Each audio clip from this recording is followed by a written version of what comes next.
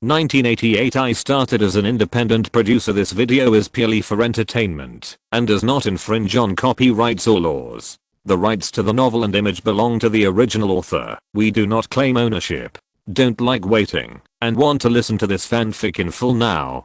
Subscribe to our Patreon, where you'll find the best fanfics. Chapter 126. I'd like to invite you to have tea. I can drink tea. Why are you asking this? In the office, Suking looked at Chen Shiping with doubts, her big eyes full of doubts. Does the role of 13th aunt have a lot of tea drinking scenes? Why didn't we see it in the first two films? Seeing Suking's doubtful look, Chen Shiping smiled and said, just asking, but you can't play the role of 13th aunt.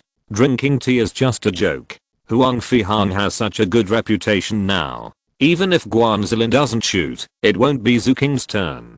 Zuking's little face was full of unhappiness, and she couldn't help but said in shame and anger, then what movie can you say? There are many movies on the list, such as Swordsman in Double Flag Town, Uniquely Liaoning, Blue Kite, and In That Distant Place and Shanghai Holiday, etc. There are too many. Shanghai Holiday is good, and director Zhu Anhe is very good. You can consider it. Chen Shiping said with a smile. Zuking looked at the plot summary with an O and couldn't help frowning and said, I haven't heard of these actors. Are you kidding me? Just thinking that she could only let Chen Shiping control her now, Zuking whispered coquettishly, please choose a good one for me. Princess Zhu's coquettish look was still very cute. Chen Shiping couldn't help laughing and said, it's not that there is no one, but you have to wait. Are you willing to wait? What movie? Zuking immediately asked curiously. Chen Shiping smiled and said, I can't tell you now, but I can tell you that the male lead is most likely Li Lianji.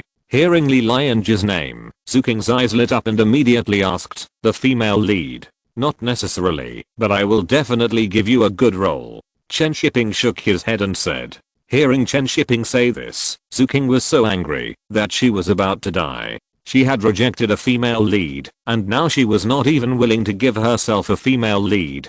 Chen Shiping was simply too much. Zuking took 2 steps forward to block the view of other people in the office. She moved her fingers on the table a few times, gently touched Chen Shiping's palm, and looked at him with pleading eyes. Chen Shiping couldn't help but coughed and said, but I can give you a supporting role first. Let you try. If you perform well. Okay. Zuking is not bad at calculating. Even if it's a supporting role, it's 2 movies, not to mention that he may act better. Chen Shiping didn't expect Zuking to agree so readily, so he nodded and said, okay, then you go back and wait for my news. I'll arrange it in the evening.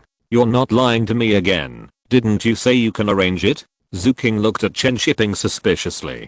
Chen Shiping couldn't help laughing. Arranging a role is not like drinking water. How can it be so easy? Looking at Chen Shiping, who was laughing, Zuking couldn't help asking, what are you laughing at? You're not really bragging, are you? If you don't believe it, forget it.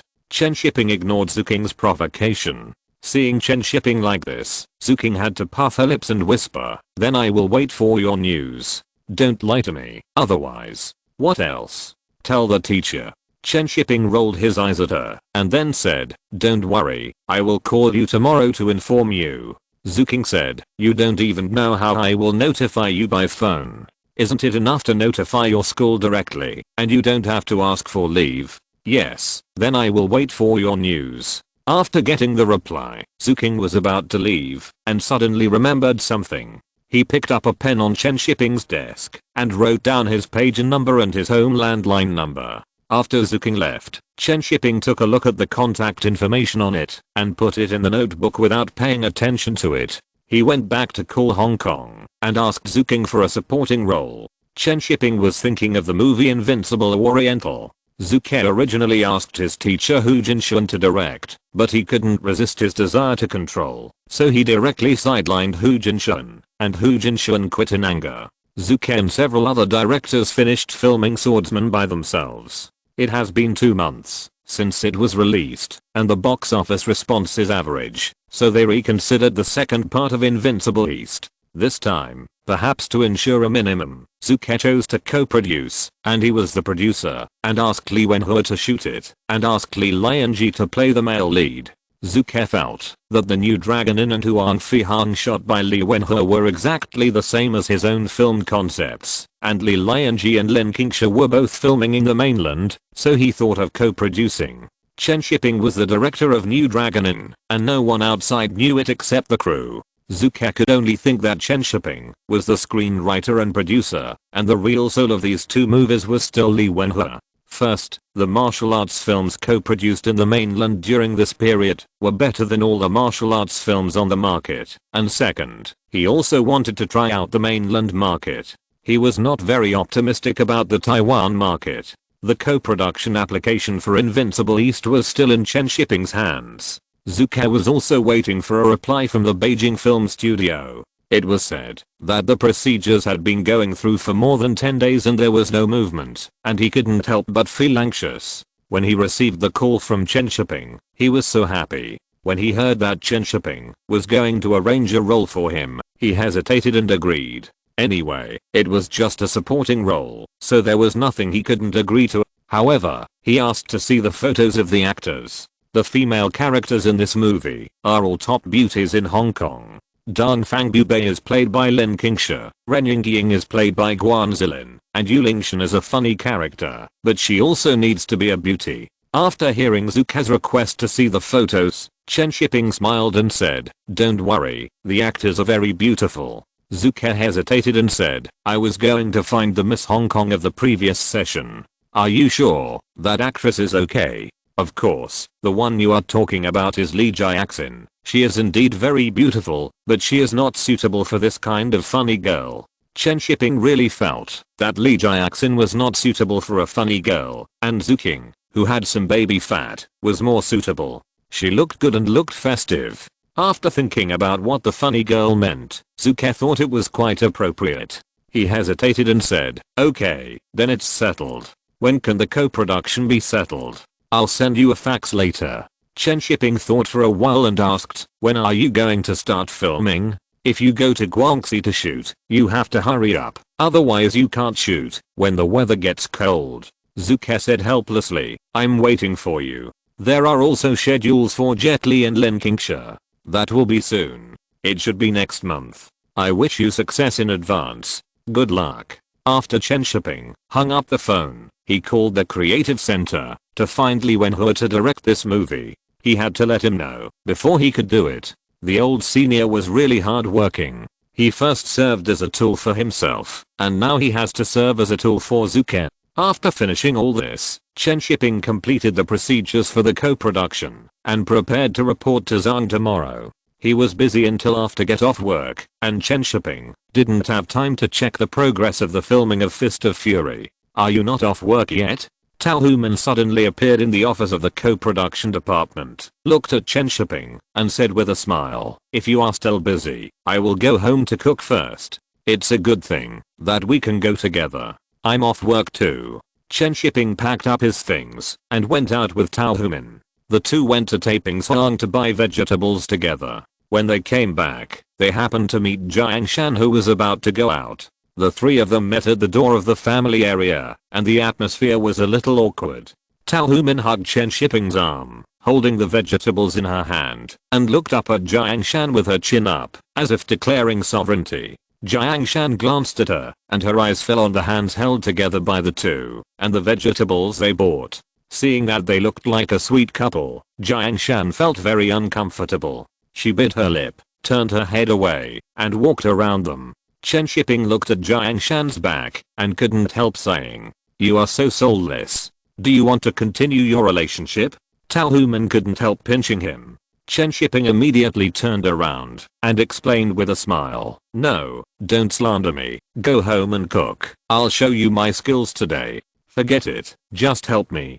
Tao Human also cared about Chen Shiping's reaction just now. After all, she was her ex-girlfriend. But he still had to move quickly, otherwise Jiang Shan would always be in front of him, which was not a big deal. Now there is no sign between the two of them, but it doesn't mean there won't be in the future. We must prevent it before it happens. The next day, Chen Shiping did not forget to go to the Fist of Fury hero set to check the progress. After checking it out, he found that the progress was quite fast, but it was hard for Li Lianji. The wound on the brow bone has not healed yet. It was originally healed, but it was injured again after falling and hitting several times during filming. During the break, Chen Shiping comforted him. "This movie is really hard for you." "Not hard," Li Lianji replied with a smile. Since he knew that the person who hurt him was hospitalized due to an accident and the movie he was shooting also had an accident, he didn't know how grateful he was to Mr. Liao and Chen Shiping.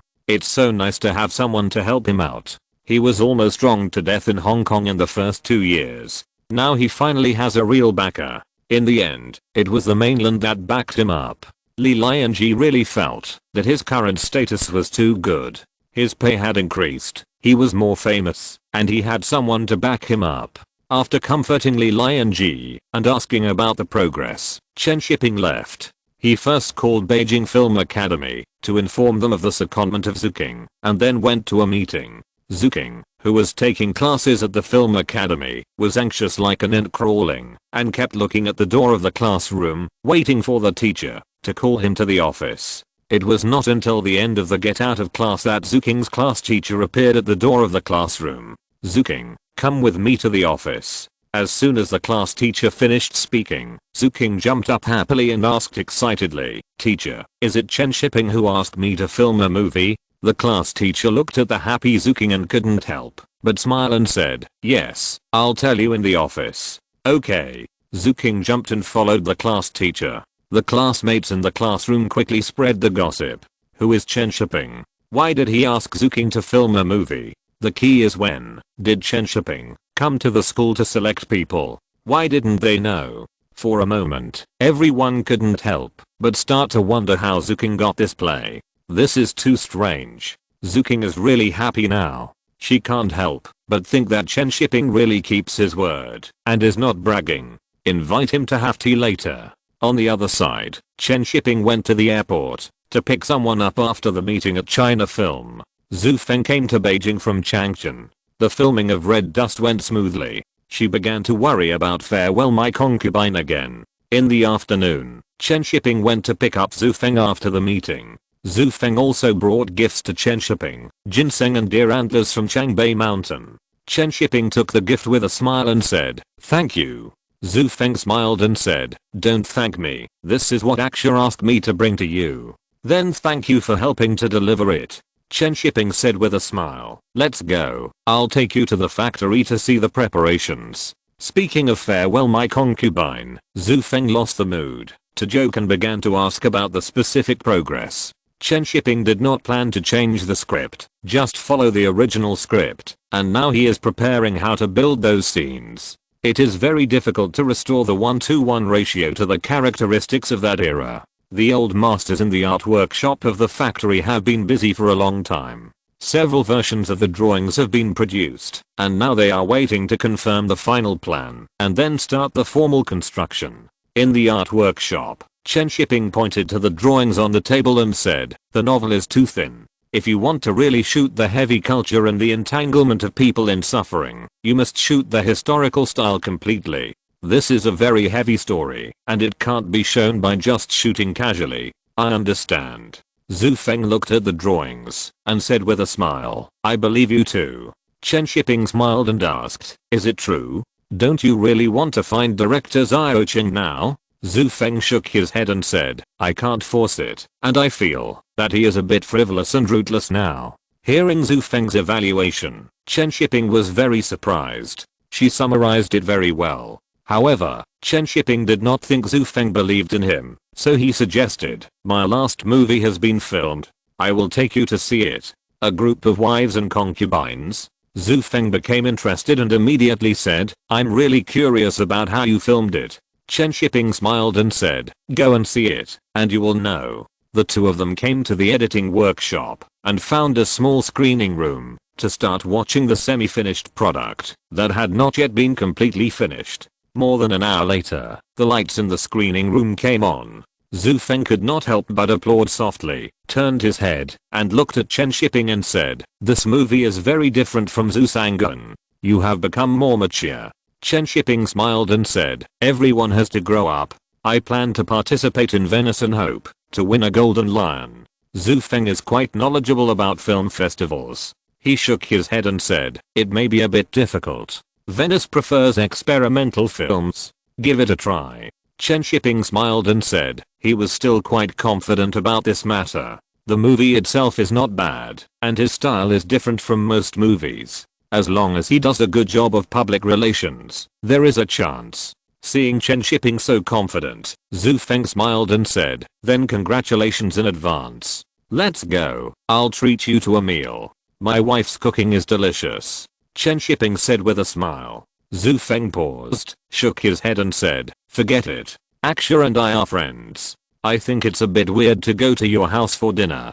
Chen Shiping, "Then forget it. What if Zhu Feng accidentally reveals some information? I'll be in trouble." After sending Zhu Feng to the hotel, Chen Shiping went home before the meal. He had to get busy again. The preparations for Farewell My Concubine had to start now. He was also busy with meetings and writing papers. Chen Shiping's originally leisurely life became busy again. Chapter 127. Free stuff is the best. The weather in November is very cold, and the temperature drops very quickly. In early October, there was still a hot autumn, but in November, people had to wear coats. Chen Shiping was writing a paper at the desk with the light on. He had already written more than 30,000 words on the development prospects of mainland films, and it was not far from the final draft. Tao Human came over to pour Chen Shiping a cup of tea without disturbing him, and turned to the kitchen to prepare noodles for Chen Shiping as a midnight snack. Chen Shiping took a sip of tea from the cup, and found that there was a ginseng beard soaked in it. This is the rhythm of not sleeping tonight. At this time, the paper has written about the sluggish film market. The popularity of televisions has led to a large loss of moviegoers. With the development of technology, video halls will become more and more common, and will even enter thousands of households in the future. Where will the way out for movies at that time? The management of theaters is improper, the viewing conditions are backward, the film studios are unable to make ends meet, there is no creative passion, and the development of genre films is slow. There are more examples than these, and the Taiwan and Hong Kong markets are compared. The film markets in Taiwan and Hong Kong have exceeded 1 billion, and the United States across the ocean is even more exaggerated. Culture and entertainment are also an important core of economic development.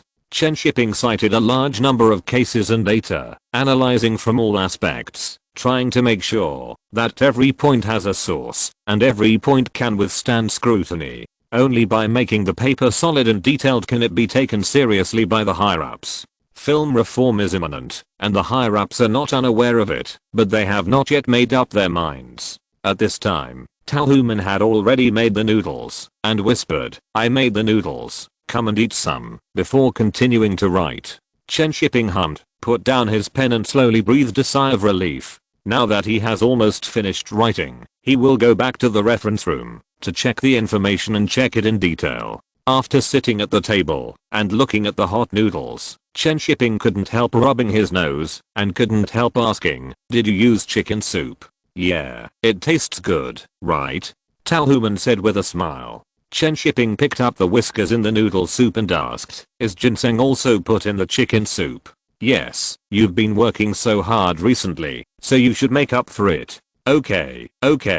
You'll know how much trouble you've caused yourself later." After saying that, Chen Shiping lowered his head and slurped the noodles. He finished a bowl of noodles in a short while, wiped his mouth, and picked up Tao Human, and walked to the bedroom. Although it was not the first time, Tao Human still blushed and said shyly, "What are you doing? The dishes haven't been washed yet. You're not writing your thesis. Who asked you to make up for me? I'm very angry now." Chen Shiping hugged Tao Human, and threw her on the bed, and threw his clothes, and pounced on her. How can ginseng be eaten casually? Although it is a little small, it is wild. It is estimated that Lin Qingsha did not expect that the gift she gave to Chen Shiping would end up like this, and became a part of Pali invisibly. The next morning, when Chen Shiping was looking up information in the factory's information room with his thesis, he received a call from Zhu Feng. "Are you busy now? I want to talk to you about something.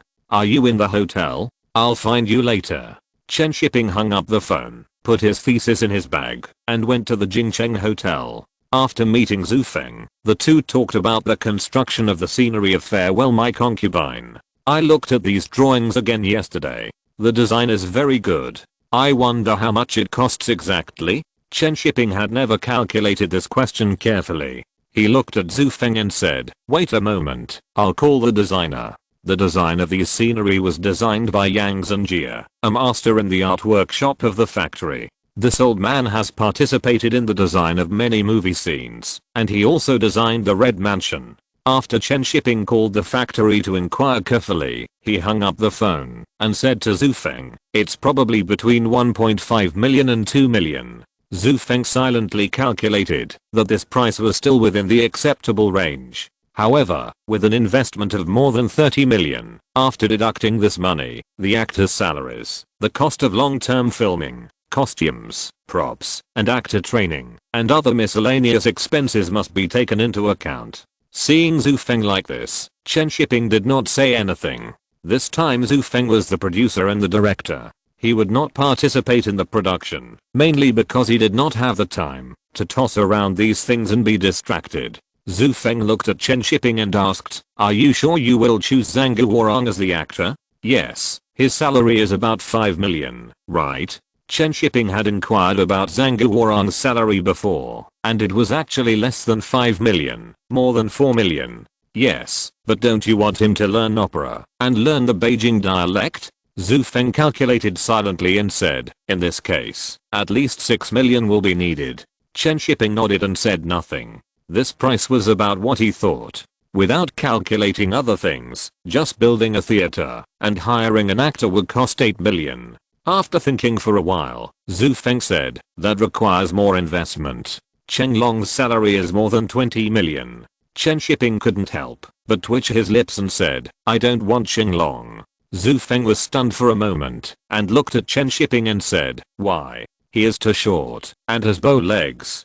The most important thing is that he is not a good actor and his screen image is not serious. Chen Shiping said seriously. Zhu Feng frowned and said, but he has a lot of box office appeal and is the hottest action movie actor. I'm not shooting action movies. Chen Shiping looked at Zhu Feng and said seriously, I don't want Chen Long. Seeing Chen Shiping like this, Zhu Feng couldn't help but frown. Thinking of investing so much money, if there is no box office guarantee, she really has no confidence. The most important thing is, have you thought about whether Chen Long will take this role? Chen Shiping asked seriously. Maybe. Zhu Feng said uncertainly. Chen Shiping felt that it would be better to let Zhu Feng face the obstacles on his own than to ask him not to use Chen Long, so he said, he will not accept homosexual themes. If you don't believe me, just go and ask him. Zhu Feng hesitated and nodded, intending to go back with the script to ask, how could Chen Long not accept such a good script?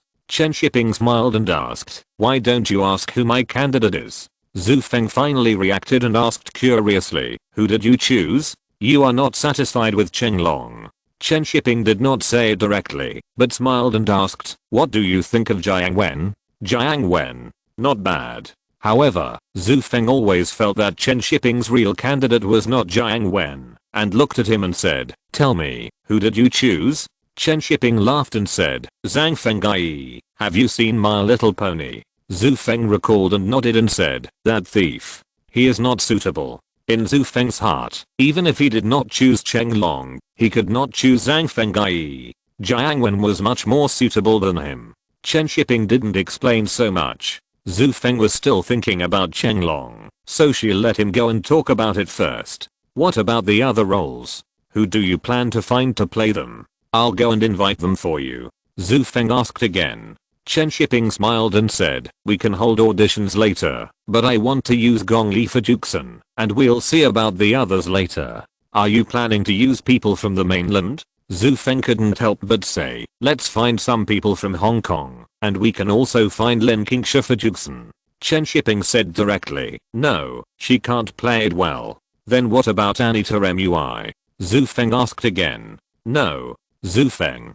Who is the producer? I'll pay for it, right? The two of them disagreed, so they could only skip the topic of actors for the time being, and settle on the two leading actors first, before talking about other things. After the two talked about other things for a while, after talking about all the expenses except the actors' salaries, the estimated cost was nearly 20 million. Chen Shiping had too many requirements, and he also wanted Zhu Feng to provide the best camera, the best film, the latest monitor, the latest jib, and the best sound equipment. After the chat, Zhu Feng couldn't help but say, "Why do I feel like you are taking advantage of me?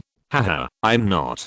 Chen Shiping looked at her and asked very seriously, "Do you want to make a mediocre movie, or do you want to make a classic among classics?" Zhu Feng said helplessly, "Okay, I understand. I'll prepare it.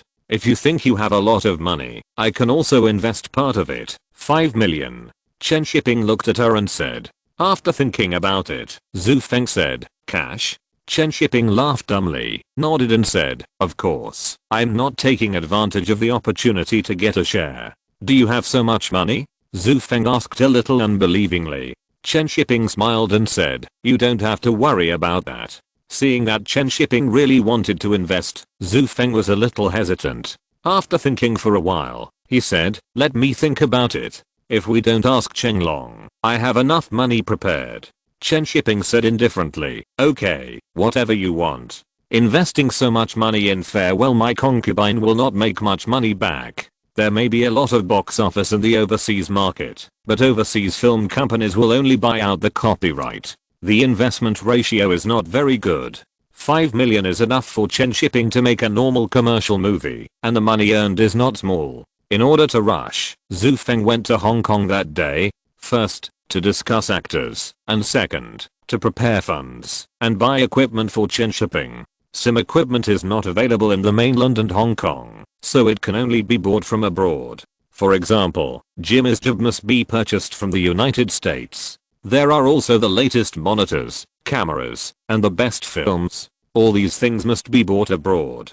Domestic cameras are actually not bad, almost the same as Hollywood cameras, but they are not the best, and the lenses are much worse. The lens is what Chen Shiping wants most, of course. The camera is equally important. Why not use the 70mm machine? After filming Farewell My Concubine, let Zhu Feng give him these machines. Free stuff is the best. After the filming, Chen Shiping did not plan to develop the film in the factory, but to send it to Hollywood. The domestic development technology is a bit backward. It is these messy things that make the overall production cost frighteningly high, but Zhu Feng is rich and is not afraid at all. The investment of 30 million is not much money when converted into US dollars. Compared with Hollywood, it can only be regarded as a Class B investment. When Chen Shiping drove back to the factory, he saw Zhu King at the intersection of the corner of the film studio gate from a distance. Zhu King also saw Chen Shiping and waved at him from the side of the road. "Are you waiting for me?" Chen Shiping asked as he rolled down the window. Zhu King nodded and said, "Yes, I waited for you at this intersection on purpose. You can't see the factory gate from this position, and you can't see here from the factory. It's a good position, but Zhu King chose this position to say this, which is a bit interesting." "What's the matter?" Chen Shiping didn't turn off the engine, wanting to see what Zhu King was trying to do. After Zhu King pulled the car door, but it didn't move, he bent over to the car window and looked at Chen Shiping and said, "I'd like to invite you to have some tea. Thank you for helping me." "You're welcome, but forget about the tea. I have something else to do today." Chen Shiping didn't feel like drinking tea right now. He was so busy that he didn't have time to drink tea. Zhu King leaned against the car window, clasped his hands together and begged, "Give me a chance. My attitude was so bad that day. I'd like to invite you to have some tea to apologize." Looking at Zhu King's round face and energetic look, Chen Shiping also felt a kind of youthful energy, but he was really busy today and didn't have time to drink tea. "In a few days, I'm really busy today." Zhu King looked at Chen Shiping's serious and helpless expression and had to say, "Okay, then when are you free?" "The day after tomorrow. Call me the day after tomorrow." After the two agreed on a time, Chen Shiping drove back to the factory, but just after parking the car, he noticed that the truck transporting equipment in the factory was moving things downstairs. Chen Shiping walked over and asked curiously, "Which movie has been completed?" "Director Chen." The person in charge of moving the equipment immediately smiled and said, "It's Director Cheng singing while walking. Just got back today." Chen Shiping said, "Oh, I haven't paid much attention to Director Cheng during this period. Now that the movie is finally finished, I don't know how it's filmed. I'll go back and wait for the film to be developed, and then go and get a copy to see. When he went to the main building to check the information, he passed by the Creative Arts Center on the second floor and heard Chen Cage's voice. It seemed that he was bragging to someone. Chen Shiping pouted and was about to go to the third floor when he saw Gong Li coming out of the Creative Arts Center. Gong Li. Chen Shiping stopped and called her. When Gong Li saw that it was Chen Shiping calling her, she quickened her pace and walked over, greeting with a smile. Director Chen, what a coincidence. It is quite a coincidence. I ran into you just after I came back. Chen Shiping said with a smile. I just happened to want to talk to you about something. Do you have time to chat? Gong Li, who had originally planned to go home, did not hesitate and said with a smile. Okay. I don't know what you want to talk to me about. Movie shooting. Chen Shiping said with a smile. Let's go upstairs and talk. The two came to the information room on the third floor. While looking for information, Chen Shiping said to Gong Li, I told you before that I have a new movie next year. Remember? Gong Li watched Chen Shiping take out books about movie distribution and screening from the bookshelf and nodded subconsciously and said, I remember. There is a role in it that suits you.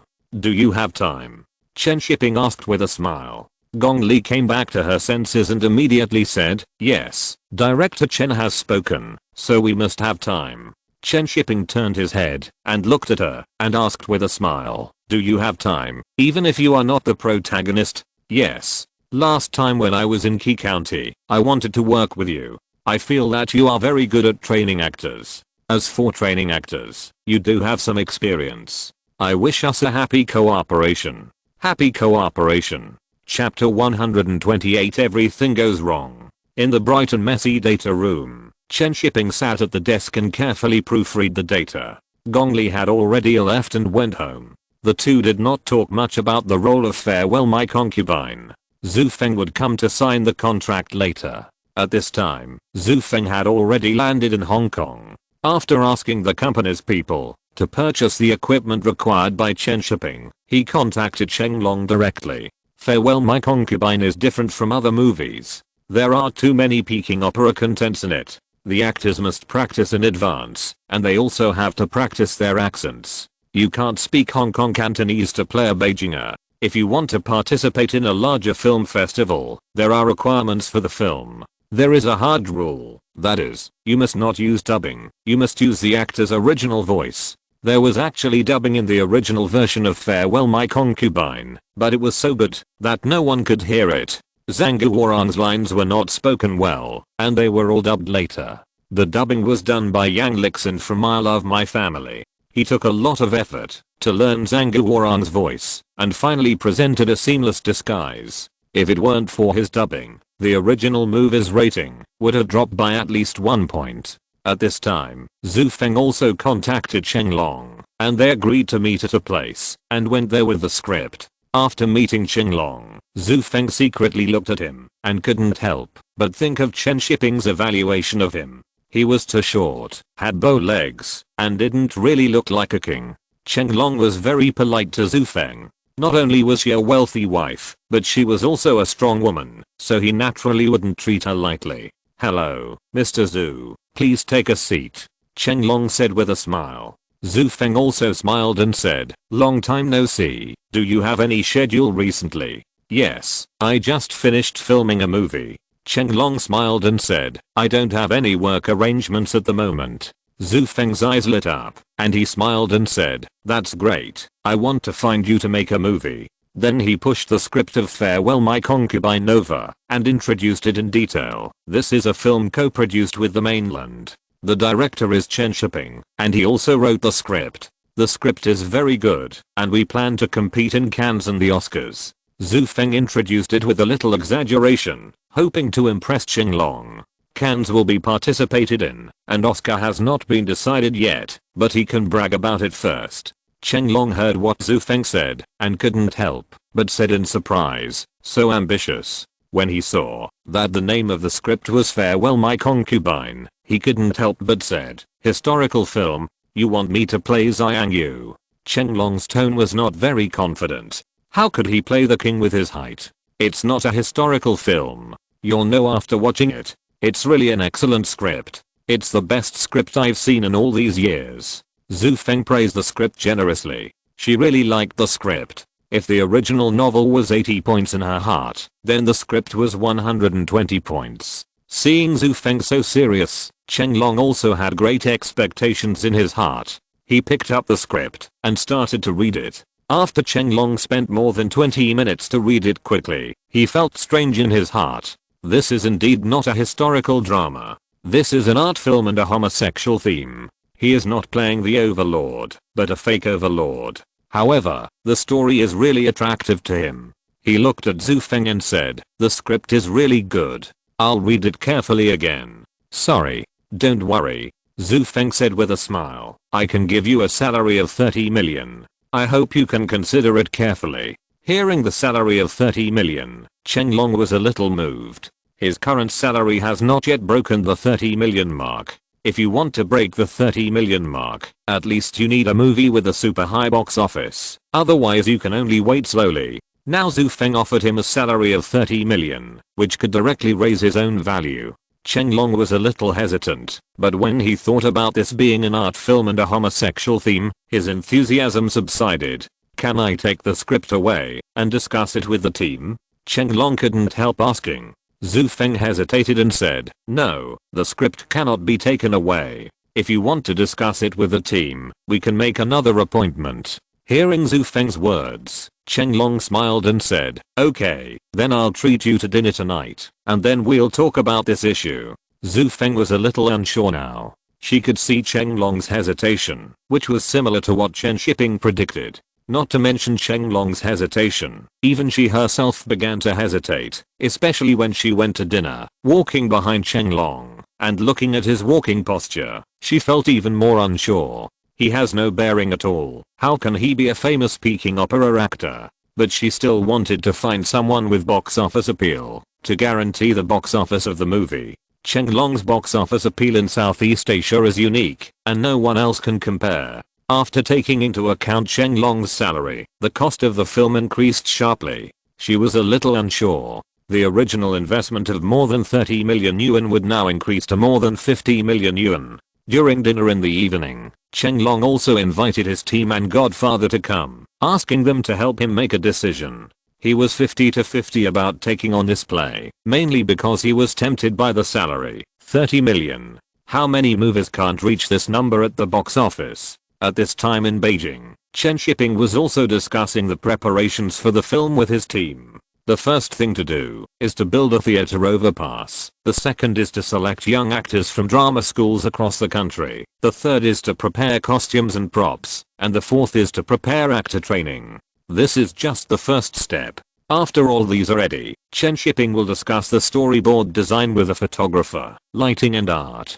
There are a lot of troubles, and we can only do it step by step. Chen Shiping looked at Yang Zhenjie and asked with a smile, "Teacher Yang, you are an expert in scenery construction. Where should we start first?" "Let's start with the opera house." Yang Zhenjie adjusted his glasses and said, "This is the most labor intensive. In order to save time, let's start from here." Chen Shiping nodded and looked at the drawings at hand. The more he looked at them, the more satisfied he was. The drawings were so beautiful, and the feeling of the opera house came out at once. In addition to the opera house, there are street scenes and opera troupes. There are too many scenes to build. Yang Zhenjie couldn't help but say, "Director, have you applied for the land use?" "It's almost there. It will be approved in 3 or 4 days at most," Chen Shiping said with a smile. "Don't worry, I will never delay your start of work." Yang Zhenjie said with a smile, "It's okay to delay me. It's mainly to delay your start of work." Everyone in the conference room laughed. Chen Shiping also laughed. It was really him who was delayed. The construction team for the scenery also needed to be found. Such a project was not something that the art workshop in the factory could do. They were not so professional in building houses. However, there are many experts in this field in Beijing, and Chen Shiping has already given the task to Yang Zhenjie. This old man is a master of Chinese film art, and he also designed the scenery of Crouching Tiger, Hidden Dragon. Professional matters should be left to professionals, and Chen Shiping will not ask too many questions. Xiaoli, this time you come to be my producer, not a deputy this time. Do a good job for me. Chen Shiping looked at the assistant who had followed him in several plays and said with a smile. Xiaoli smiled and patted his chest and said, I guarantee it will be no problem. Okay, now I'll give you a task. Contact opera schools across the country and pick young actors, 7 or 8 years old, 12 or 13 years old, and get it done before the end of the year. Chen Shiping then arranged other work, from costume design to prop design, and it was already past 7 o'clock when all the work was arranged. The progress in Beijing was very smooth, but it was not so easy in Hong Kong. After reading the script of Farewell My Concubine, Chen Long's godfather directly rejected it on behalf of Chen Long. How can a kung fu star with a tough image play a homosexual theme? And it's not a positive image. A fake overlord who eats, drinks, gambles, and prostitutes. Zhu Feng couldn't help but persuade him. This is a good opportunity for Chen Long to go international. I hope you can reconsider it. No, Mr. Zhu, don't say anything more. Chen Long's godfather refused directly, without any intention of chatting. Chen Long could only apologize to Zhu Feng. The team's concerns were right. His current screen image was fixed. He finally made it through kung fu comedy and must not let his image be damaged. Moreover, he had no confidence in playing this role well. If he could win an award, that would be the best. If he couldn't win an award, it would be a loss. Zhu Feng, who was rejected, felt a little sorry. From the time she wanted to shoot Farewell My Concubine to now, nothing went smoothly. She could only find Chen Shiping's success. However, she also found that she didn't seem to be so disappointed, and there was a sense of relief in her heart. At this time, she realized that she also felt that Chen Long was not suitable in her heart. At the beginning, she chose him just to find a box office guarantee. Now after listening to the analysis of Chen Long's team, she also felt that Chen Long might not have box office appeal if he didn't act in kung fu movies. In this case, let's just miss it. It can also save tens of millions of investment.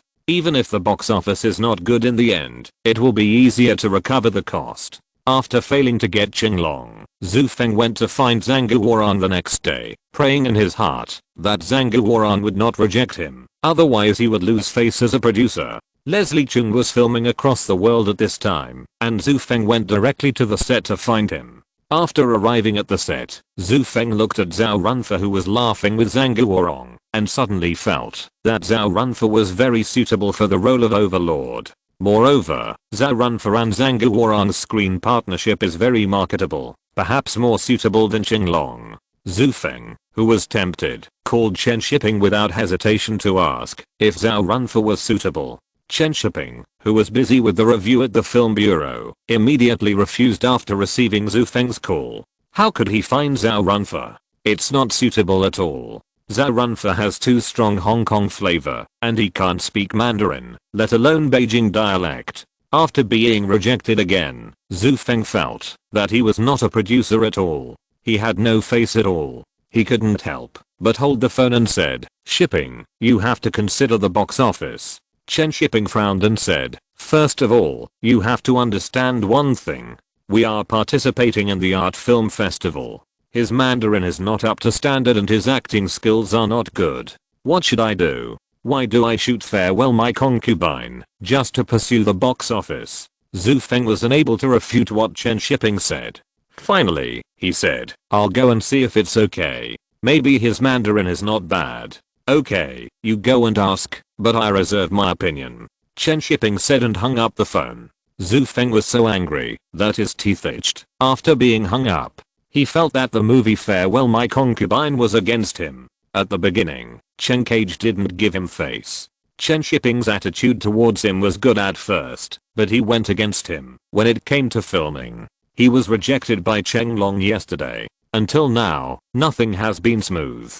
When Zhu Feng went to Zhang Guoran to talk about things, she was still aggrieved and angry. Zhang Guoran saw it at a glance and asked with a smile, you are so unhappy to see me. Looking at Zhang Guoran with a gentle temperament, Zhu Feng felt a little better and talked to him about her efforts in the past few years for Farewell My Concubine and the setbacks she encountered everywhere. Zhang Guoran smiled and comforted, good things take time. You and director Chen are both responsible for the film. I'm very interested in this play now. Zhu Feng smiled and said, this is the best news I have heard in the past few days. After giving the script to Zhang Guorong, Zhu Feng began to observe Zhao Runfa. Looking at his height and posture, she really felt that Zhao Runfa was very suitable, and was very suitable to play the role of Overlord. So Zhu Feng, who didn't believe in evil, took the initiative to talk to Zhao Runfa. Can you speak Mandarin? Zhu Feng asked curiously. Zhao Runfa chewed gum and said in Mandarin, hello, boss. Haha, sorry, Mandarin is not very fluent. Looking at Zhao Runfa, who laughed very heartily, Zhu Feng couldn't laugh. His accent was really bad. But I can practice. Zhao Runfa said with a smile. I wonder what Mr. Zhu wants me to shoot. Zhu Feng thought about it and realized that if he didn't know Mandarin, he could practice. Zhao Runfa was much better than the Zhang Feng guy mentioned by Chen Shiping, so he simply told the story of Farewell My Concubine. Zhao Runfa didn't like this story and didn't feel anything in his heart, but he still asked, how long will it take? Whether he liked the script or not, it was good to make money. 1 year. Zhu Feng said conservatively. Zhao Runfa. 1 year is enough time for me to shoot several movies. For such a long time, I have to pay more. It takes too long. I need to think about it. I'll let my agent communicate with Mr. Zhu. Zhu Feng couldn't help but frown. Don't you want to read the script? But if Zhao Runfa is willing to play it, it is really a good choice. Zhang Guorong on the other side had finished reading the script at this time, and he had a feeling in his heart that this script was too good. I like it too much. He felt that Cheng Dai was himself, like himself in another world and another time and space. After Zhu Feng came back, Zhang Guorong immediately said, I like this script, I'll take it. Thank you. Zhu Feng happily shook Zhang Guorong's hand. She finally got an actor. However, thinking that the training and filming would take a long time, she said with some worry, you need to go to Beijing to learn dialect and Peking opera, and the filming time is very long. Can you accept it? Zhang Guorong smiled and said, I have retired from the music industry, and I won't take any roles next year. I'll have time. Great. Zhu Feng said excitedly. It was not easy to finally get an actor, and it was Zhang Guorong. This way, she could explain to Li Behe that Cheng Dai in her heart was Zhang Guorong. Zhu Feng suddenly found that the only thing that went smoothly for her was that she was also the actor selected by Chen Shiping. Whose credit is this? Why didn't the actors he didn't want go so smoothly, but the ones he liked were so difficult to get? No, I'll ask Lin Qingsha tomorrow. She will definitely be willing to take Chen Shiping's play. I don't believe that I can't invite any of the actors I like. Otherwise, Chen Shiping would be so proud. I can't let him look down on me as a producer. If that happens, I will really become a cash machine. If you're listening to this novel on a channel other than Fanfic World, it means they downloaded and uploaded it without effort. We cordially invite you to visit our channel, Mundo Fanfic Novelos. There you'll find the original version of this story and you can explore many other novels of various genres. We're waiting for you to immerse yourself in a world of incredible novels. Chapter 129, Full of Flaws. Late at night, the lamp on the desk was brightly lit, and the desktop was piled with messy manuscripts. Chen Shiping was buried in the materials, trying to make his thesis more perfect. Tao Human, who had been waiting for a long time, yawned and came out of the bedroom. Seeing that Chen Shiping was still busy, she refilled his teacup with tea and went back. Tao Human, who was lying on the bed, did not turn off the lights to sleep, but looked at the half-open door of the bedroom. Chen Shiping had been working late at night for many consecutive days, and he had not hugged her to sleep for a long time. Chen Shiping, who was outside the bedroom, looked at the ginseng tea at hand, and found that there was one more ginseng whisker in it than before. Thinking of something, Chen Shiping couldn't help laughing. After picking up the cup and taking a big sip, he closed the book and went to wash up. It was rare for Xiao Beike to take the initiative to give a hint. It would be impolite to continue working. Chen Shiping, who had washed up quickly, had just walked to the door of the bedroom when Tao Human immediately closed his eyes and pretended to be asleep. But her fair and smooth face was full of blushes, and the quilt in her arms was also clamped tightly. Chen Shiping couldn't help but curl his lips when he saw Tao Human pretending to sleep. Xiao Beike liked to touch her when she was asleep. When she woke up in a daze, she was already moving back and forth. Before she could figure out the situation, she was directly attacked by a strong feeling in her brain. The strong feeling in the daze would make her forget her usual reserve and show her other side. Afterwards, even if Chen Shiping teased her, she could pretend that her mind was not clear when she was sleeping and pretended not to know. At this time, Chen Shiping had already crawled into the bed, hugged Tao Human from behind, and groped upwards with both hands. Tao Human, who pretended to be asleep, pursed her lips and pretended to know nothing, but her face became redder and her breathing became rapid. Chen Shiping also liked her like this. She was obviously very hard to endure, but she pretended to be fine until she couldn't help but burst out at last, which made people feel more excited. This is a little interest that only the two of them have. In the silent night, Chen Shiping was like a thief stealing a manhole cover, carefully groping for the button of the manhole cover. Soon, a high-pitched scream was heard from the dim bedroom, like someone shouting to catch a thief. At this time, in the executive lounge of the Peninsula Hotel in Hong Kong, Zhu Feng shook his wine glass and listened absent-mindedly to the chattering of the woman sitting opposite him. With such a long schedule, we are in a dilemma. There are several movies looking for my offer now, so the salary must be increased. Zhao Runfa's wife and agent, Kelly Chen, saw that Zhu Feng didn't seem to be very interested and was very confused. It was obviously she who took the initiative to contact him. Why is he like this now? Zhu Feng suddenly felt a little tired, looked at her and asked, "How much do you want?" Kelly Chen hesitated and said, 10 million Hong Kong dollars. Hearing this offer, Zhu Feng couldn't help but frowned and said, "This price is too high. His current salary is only 4 million. But it's been too long." Kelly Chen said seriously. Zhu Feng thought for a while and said, "I need to think about it and give you an answer tomorrow, but there is a prerequisite I want to make clear. He must speak Mandarin and go to the mainland to learn Peking opera." Kelly Chen immediately said, "I will find him a Mandarin teacher. It may not be convenient to go to the mainland. You can arrange for a Peking opera teacher to come to Hong Kong." Seeing Kelly Chen like this, Zhu Feng felt that she had some conditions, so he said, "Tell me what other conditions you have." "I have to stay in the best hotel when I go to the mainland to film. 2 assistants will be arranged for me to go with them. I will also go with them. I also need to arrange a special car to pick me up every day, and there must be a special Cantonese chef." Kelly Chen said a lot, and Zhu Feng wanted to hit her. A salary of 10 million, and there are so many conditions. She is not even willing to go to the mainland to study. Is she planning to take other roles in Hong Kong? Earn 2 jobs? After Zhu Feng listened to her patiently, he put down the cup in his hand and said, "I understand what you said. I'll go back and think about it." "Okay, then I won't bother you, Mr. Zhu," Chen Hulian said with a smile. "Mr. Zhu knows how popular our far is now. I hope Mr. Zhu will seriously consider it." Zhu Feng smiled and took her bag and went upstairs. Zhao Runfa is indeed popular now. Xiao Mojian in 1988 and this year's God of Gamblers have made him popular again. He is indeed very popular now. But she was really annoyed.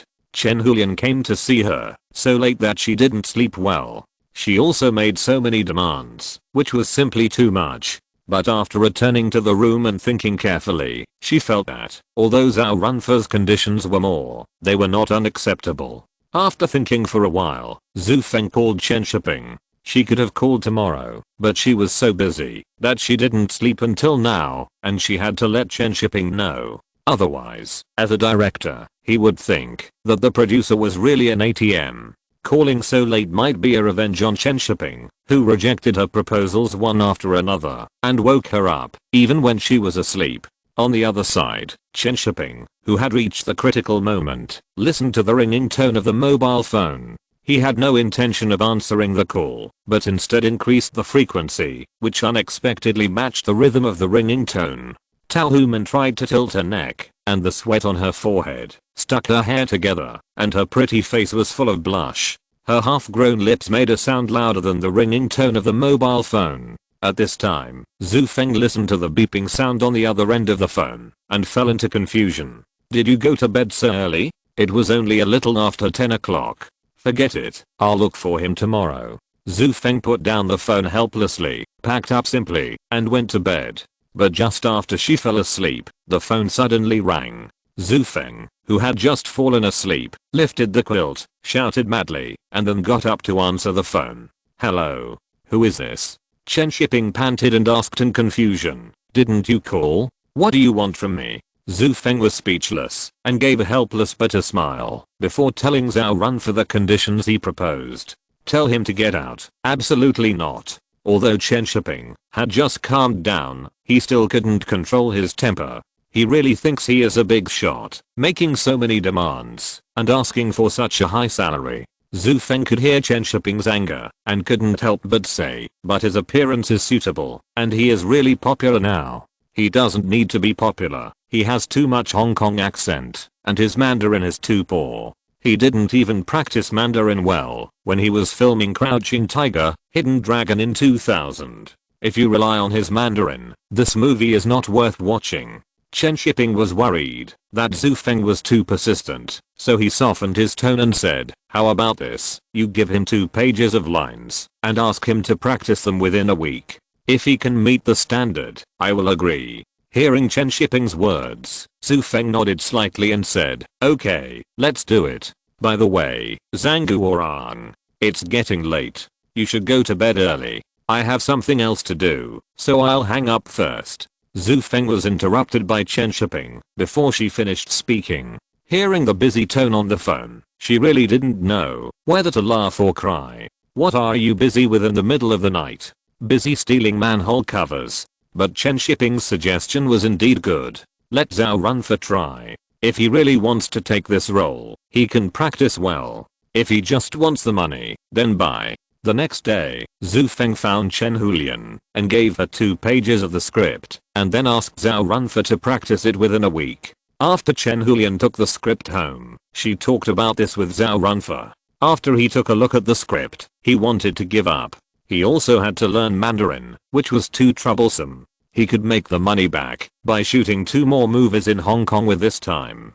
Hulian Chin couldn't help but persuade him. This is a good opportunity. You haven't filmed many art films. You can open up your acting career. You don't have to go to the mainland. You can also take roles in Hong Kong. It won't delay you. Zhao Runfa thought for a while and said, okay, find me a teacher and I'll give it a try. Zhu Feng on the other side has already started to contact female roles. Zhang Guorang has already been involved, and Zhao Runfa is also practicing. There shouldn't be any problems. Now there is only the role of Juxin left. Either Lin Qingsha or Anita Remui can play it. Zhu Feng called Lin Qingsha first. The role of Jin Xiangayu she played in New Dragon Inn has become a classic, and she is very similar to Juxin. There is no problem at all. Okay, I'll take it. Lin Qingsha said happily immediately. She was so annoyed by filming Red Dust during this period.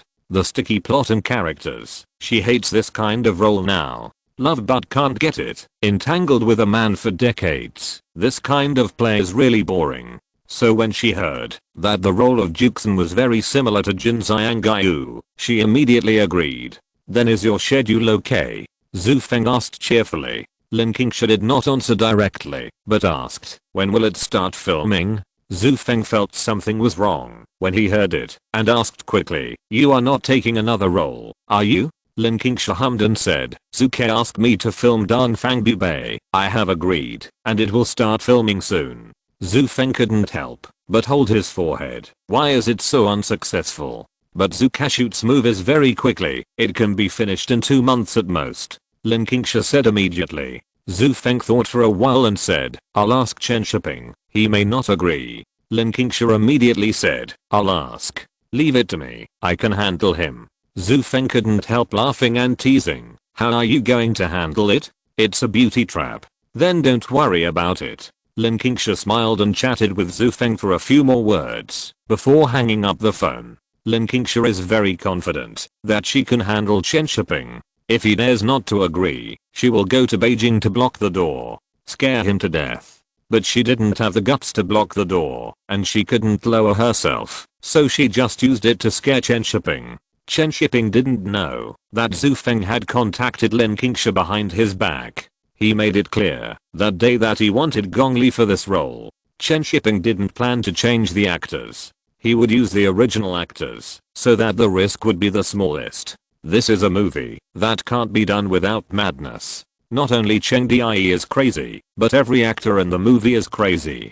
Gong Li also looked up a lot of information for this role, and also looked for the Kiln sisters at that time to learn, and completely devoted herself to this role. Even Zhang Fenggai is like this, not to mention Zhang Guoran. Chen Shiping doesn't believe that other actors in Hong Kong will have this kind of crazy energy. The most important thing is that this movie has too strong Beijing flavor, and Hong Kong actors can't play it. When Chen Shiping received Lin Qingsha's call, he was waiting for someone at the gate of Beijing Film Academy. Princess Zhu said she invited him for tea, and he couldn't break the appointment. It's rare that I don't have to go to a meeting this afternoon, so I'll take a break.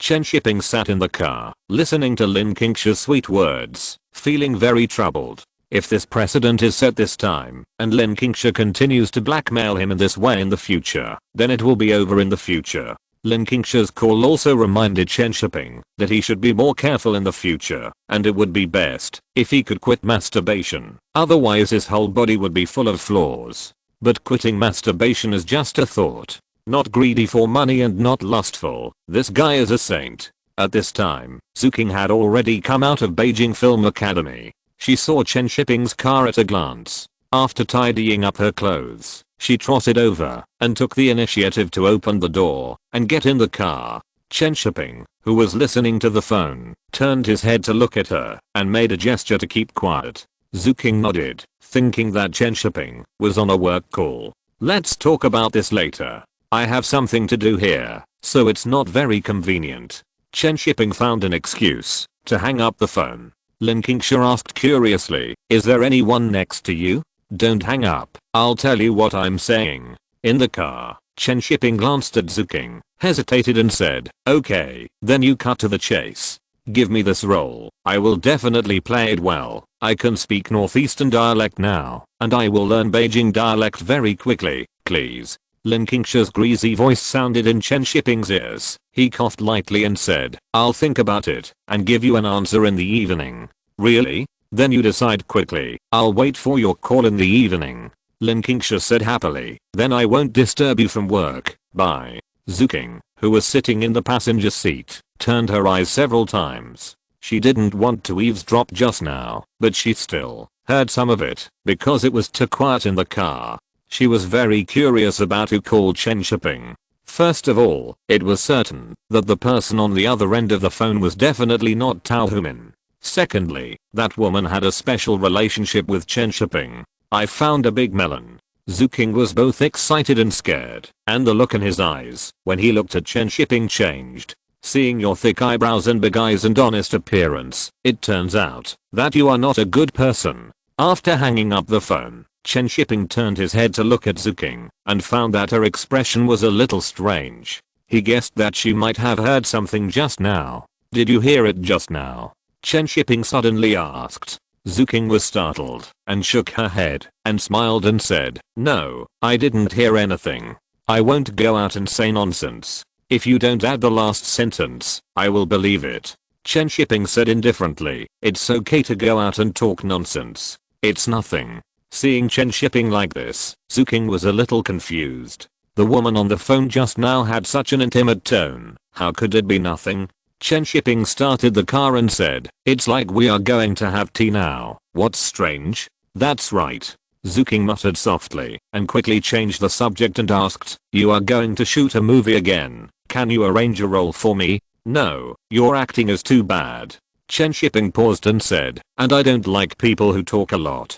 Zhu King, too much. It's okay to say that my acting is bad, but I can't tolerate people saying that I talk too much. Chapter 130, The Body of a Royal Sister and the Face of a Lalita. In a tea house with ordinary decoration, Chen Shiping took a small teapot and poured himself a cup of tea. Zhu King, who was sitting opposite, looked around the tea house and was still in a state of puzzlement. This small tea house was too ordinary, the tea was not good, and the snacks were also very bad. She really couldn't understand why Chen Shiping chose such a place.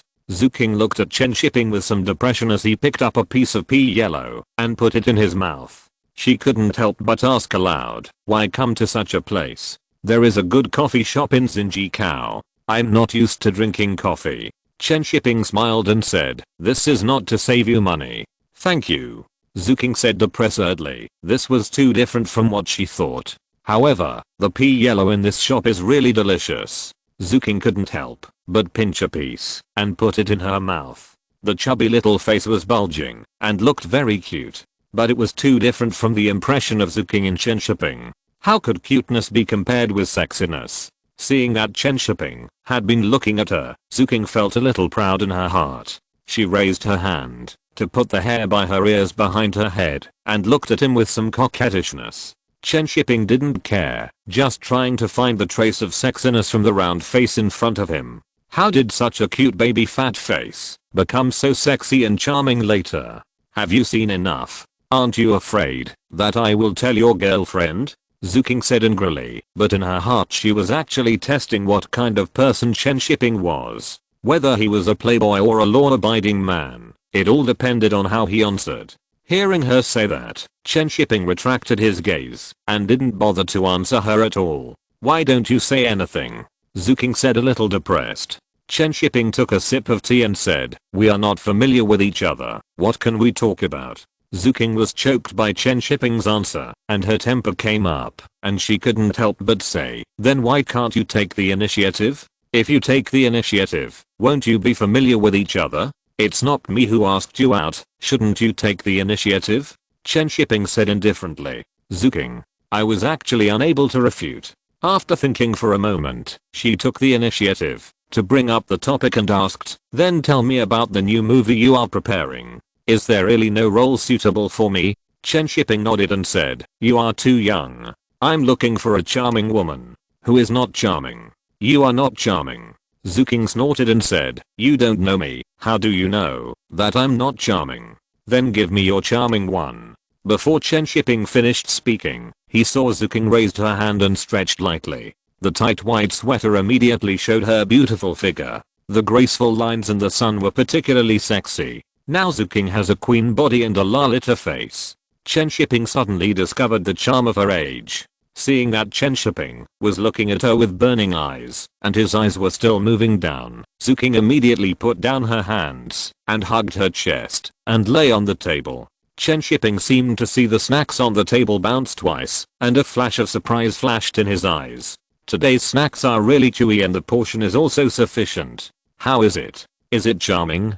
Zuking suddenly couldn't help laughing, covering her mouth and said, haha, it feels so strange. Chen Shiping couldn't help laughing. The 20-year-old Zuking was still a little immature and couldn't be as charming as a young woman, but this made her even more charming. Seeing Chen Shiping laughing, Zuking leaned forward and said, then can you tell me about your new movie now? Give me a role. Chen Shiping thought for a while and shook his head. No, I have found an actor. Who? Zuking asked curiously. She wanted to see what kind of charming woman Chen Shiping had in mind. Gongli. Hearing the name Gongli, Zuking felt that Chen Shiping's vision was problematic. Gongli was obviously rustic. How could she be charming? But thinking of the woman who called Chen Shiping before, she asked curiously, who called you just now? The accent sounded strange. You talk too much. Chen Shiping glanced at her and said, just play the role of Dan Fangbubei well. If you perform well, I will ask you to be the heroine next time. Zuking said, oh, and couldn't help asking, what is considered a good performance?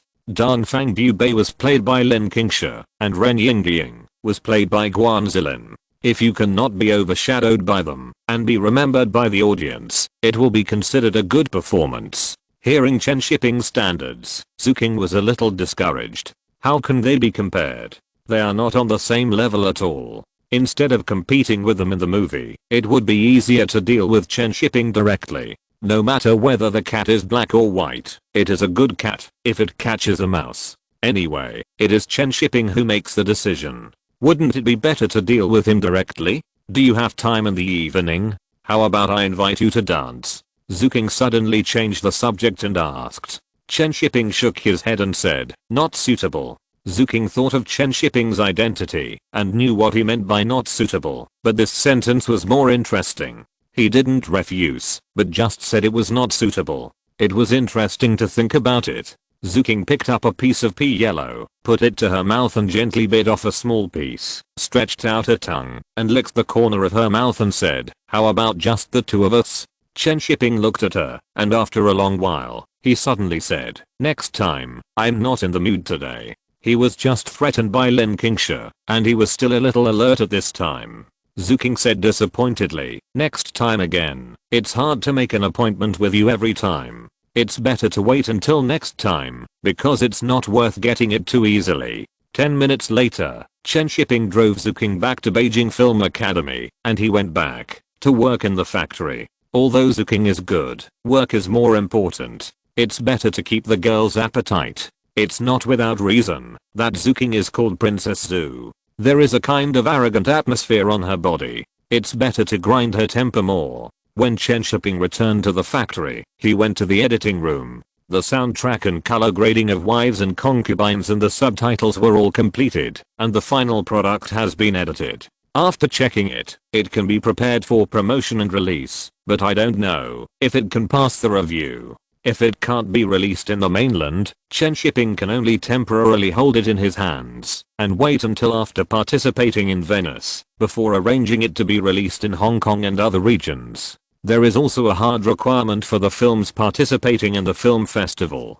The shortlisted films have either never been released or can only be released locally in the country of production. Hong Kong has not returned yet, so Chen Shiping cannot be released in Hong Kong, otherwise he will not be able to participate in the Venice Film Festival. In the editing room, after watching the movie, Chen Shiping was very satisfied with the final product. He immediately took away all the copies, even the materials, and did not leave any for them. Before the movie is released, the copies must be kept in your hands. In case of any accidents, it will be in vain. When coming out of the editing room, Chen Shiping also met Chen Cage. Seeing his haggard look, he guessed that he was also busy with post-production these days. When the two met in the corridor, Chen Cage didn't even look at Chen Shiping. He still had a grudge in his heart. Especially when Chen Cage saw Chen Shiping's success, he felt even more angry. He was busy with commercial films and art films, and most importantly, he was promoted and made money. Compared with him, he felt like a waste. The most terrible thing was that Chen Cage was worried that he couldn't catch up with Chen Shiping in art films. If that happened, he would be a complete failure and couldn't raise his head when he saw him in the future. Director Cheng, have you finished editing the movie? If you don't hurry up, you won't be able to catch up with the film selection time in Cannes. Chen Shiping said with a smile. Chen Cage snorted and said, "Don't worry about it, Director Chen." Chen Shiping said with a smile, "It doesn't matter if you can't catch up. It's the same for participating in Venice. Director Chen wants to compete with me." Chen Cage was really tempted, but Cannes was his concern. If he didn't make it to Cannes, he felt that he couldn't raise his head in front of Chen Shiping. Finally, he snorted and left. Chen Shiping didn't care about his attitude. Anyway, he couldn't get the Cannes Film Festival. The Cannes Film Festival was hypocritical and would not easily award domestic films. Cannes likes directors like Chen Cage. The reason why filmmakers all over the world are keen on Cannes is that they always give you hope, making you feel that you are unlucky, and then you work hard to come back. Only in this way can Cannes maintain its status in the film festival. Chen Shiping's ability to win the award is not small. If Zhu Sanguan had changed to another time, he might not have won the award. But after Zhu Sanguan won the award, Chen Shiping is not so confident about Farewell My Concubine now, worried that Cannes is too hypocritical and treats him as a croaker. To win an award is not just based on the quality of the film, but also on the right time, place, and people. In Chen Shiping's view, people are the most important. If you want to make a good movie, you can't do it without people. The key to the people in Farewell My Concubine is Zhu Feng. She spent so much money and has her own ideas. If you don't get Zhu Feng, I don't know how many troubles will arise later. This is also the reason why Chen Shiping allowed her to choose the role according to her own standards. If she didn't get bumped into, how could she be obedient? If a strong woman like Zhu Feng wants her to be obedient, she must show a better side than her and make her completely convinced. So when Zhu Feng said she wanted to find Chow Yun-Fat, Chen Shiping took a step back. When she heard Chow Yun-Fat's plastic mandarin, she knew how ridiculous her wishful thinking was. This is indeed the case. Chow Yun-Fat practiced Mandarin while filming across the world, but the effect was very poor. The most important thing is that he didn't put so much effort at all. The arrogance and impetuousness of Hong Kong stars are most obvious in Chow Yun-Fat, but what is most disgusting is his hypocrisy. He looks down on mainlanders in his heart, but now he can practice Mandarin for money. A week passed quickly. These days, Lin Qingsha often called Chen Shiping to ask him if he had made up his mind. Every time, Chen Shiping made excuses to perfunctorily answer. Chen Shiping was waiting for Zhu Feng to hit a wall, then he would give in, and then let Zhu Feng talk to Lin Qingsha. He didn't want to reject Lin Qingsha himself. Whoever caused the problem should solve it. At this time in Hong Kong, Zhu Feng was sitting in front of the French window of a semi-large hotel, frowning and listening to Zhao Runfa's plastic Mandarin. All his expectations were dashed. Zhao Runfa couldn't even finish his lines fluently, let alone the accent problem. Zhu Feng looked at him and couldn't help but put him into the script, and then couldn't help but sigh. If Overlord is like this, the movie will be ruined. Stop for a minute. Zhu Feng couldn't help but interrupt Zhao Runfa, frowning and saying, "You can't even say these few sentences correctly in a week." Zhao Runfa smiled awkwardly and said, "I'm busy filming and have too little time to practice." Chen Hulian also quickly made up for it. "Zhang Hengxi is about to wrap up, and I will practice hard after it wraps up." Zhu Feng felt that what they said made sense, and after thinking for a while, he said, "Then after the wrap up, are you willing to go to Beijing for training? You also need to learn Peking opera, and the most important thing is that the language environment is very important." Zhao Runfa and Chen Hulian looked at each other, and after a simple eye contact, Zhao Runfa handed the right to speak to Chen Hulian. "Mr. Zhu, this is different from what we said at the beginning. Don't worry, I will definitely find a teacher to train Arthur," Chen Hulian said with a smile. Zhu Feng frowned and said, "I can agree to the salary you asked for, but the other conditions are really not acceptable." Seeing Zhu Feng's firm attitude, Chen Hulian was worried that the negotiation would fail if she continued, so she smiled and said, "Mr. Zhu, can I discuss it with Arthur and give you an answer later?" Zhu Feng nodded and said, "Yes, but it has to be quick. It has been delayed for a week." "Okay, I will give you an answer as soon as possible." After Chen Hulian agreed, she took Zhao Runfa away. When she came out of Zhu Feng's room, she couldn't help but blame Zhao Runfa for not practicing well these days. The tall Zhao Runfa hugged Chen Hulian and said nonchalantly, "What's the point of learning Mandarin? At worst, you can just not take the job. Anyway, I don't want to go to the mainland." Chen Hulian sighed helplessly and said, "I want to find a way to negotiate conditions with Zhu Feng. Maybe I have to lower the salary a little." Chen Hulian thought too simply. Zhu Feng didn't care about the little salary, but to make the movie well. If it was just to save money, why would she bother? In the hotel room, Zhu Feng couldn't help but sigh as she looked at the scenery outside. Zhao Runfa's choice had already been rejected in her mind. If he couldn't practice a few lines in a week, how could she expect him to practice well later? It's good looking but useless. Thinking of this, Zhu Feng couldn't help but called Chen Shiping to tell him about Zhao Runfa's situation. Chen Shiping said without surprise, "Now you know that what I said is right, right?" "I know." Zhu Feng sighed helplessly and couldn't help asking, "What should we do now? If he is willing to study in the mainland, can we still consider it?" "No, he will never agree. He looks down on the mainland." Chen Shiping couldn't help but say, "Even if he is willing, I won't use him. I asked you to talk to him just to make you understand. Don't doubt my vision." Hearing Chen Shiping's words, Zhu Feng couldn't help laughing. This is fooling her like a child. You made up your mind not to use him from the beginning, and you still fooled me. But now she is really convinced by Chen Shiping. Zhao Runfa's performance, Chen Long's refusal, and Zhang Guorong's straightforwardness are all the same as his judgment at the time. Everything he did now really seemed like a child's prank to prove himself. A little irritated, Zhu Feng couldn't help but say, "I don't care about the casting, just do as you say." No, you want to run away. After making a fuss, you should reject Lin Kingsha first. I'm bombarded with her calls every day. I'm getting a migraine. So there are things that director Chen can't handle. Just beg me, and I'll help you reject her. Don't even think about it. Chapter 131 I'll help you try Dio-chan's role. What? You don't want me? Lin Kingsha, who had just finished filming in Changchun, said angrily while holding the phone. Are we sisters? Zhu Feng said awkwardly. I thought about it, and it's really not suitable.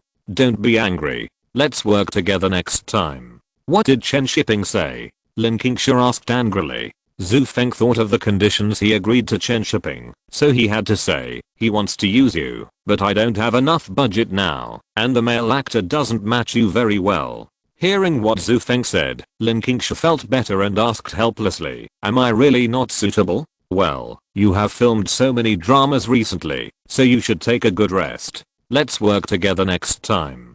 Zhu Feng comforted her for a while, before hanging up the phone. He couldn't help but complain about Chen Shiping alone.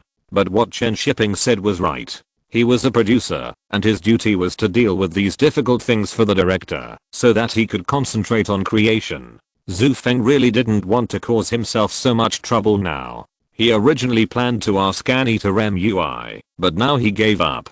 Chen Shiping insisted on using Gongli, and it was useless for her to insist on it alone. Facts have also proved that Chen Shiping's vision is much better than hers, but she was a little angry that Chen Shiping had let her play for so long. After thinking for a while, Zhu Feng let go of his knot. At least Chen Shiping didn't confront him, otherwise he would still be angry when he worked together later, which would affect the normal filming. Looking back now, Zhu Feng felt that Chen Shiping really knew how to handle personnel and had solved possible problems in the future.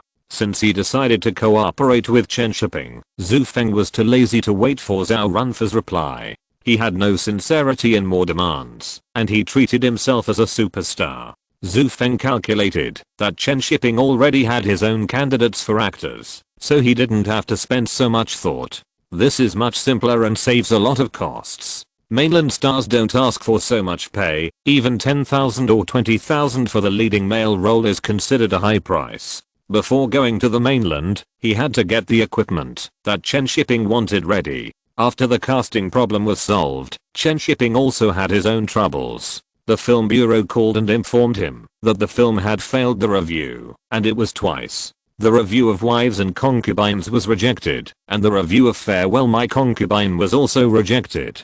Two bad news came in one day, and Chen Shiping was numb. He originally thought that he should have more face than Zhang Yimou and Chen Cage, but now it seems that they are all the same in front of the review. Wives and Concubines cannot be released in the mainland, but Wives and Concubines is not considered a banned film, otherwise Chen Shiping would be considered a violation of the rules if he took Wives and Concubines to participate in the National Film Festival. Chen Shiping is not so anxious. If he waits until he wins the Golden Lion in Venice next year, there is still hope that it will be released. Now he can only keep it in his hands for a while. The script of Farewell My Concubine has the biggest problem, and it was directly rejected. It was required to delete the later scenes and not involve historical sensitive issues. Chen Shiping could only obediently delete those plots and submit a clean version. Get the filming permit first and shoot according to the original script. Deceiving the superiors is also a crime, but the problem is not that big, as long as it is not publicized everywhere. At the Film Bureau's censorship department, Chen Shiping did not leave after submitting the script, but sat in the office waiting for a reply. He had to get the filming permit today, and he did not have time to run back and forth to revise the script repeatedly. More than half an hour later, the office door was pushed open.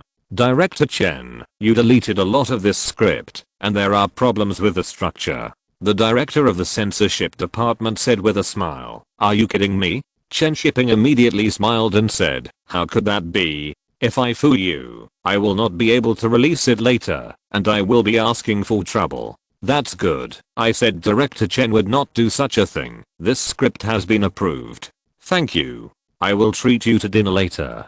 Chen Shiping successfully obtained the filming permit, and the film was officially filed at this time, and could be filmed normally. Otherwise, he could only treat Farewell My Concubine as an independent film, and that would be a big problem. At the least, he would be banned from directing, and at the worst, he would probably be punished. Sometimes the system is very rigid, no matter who you are. If you can't pass, you can't pass. But the system is rigid and gives people the opportunity to be flexible. For Chen Shiping, he could only shoot normally. As for whether it could be released in the mainland in the end, it depended on whether he could win an award.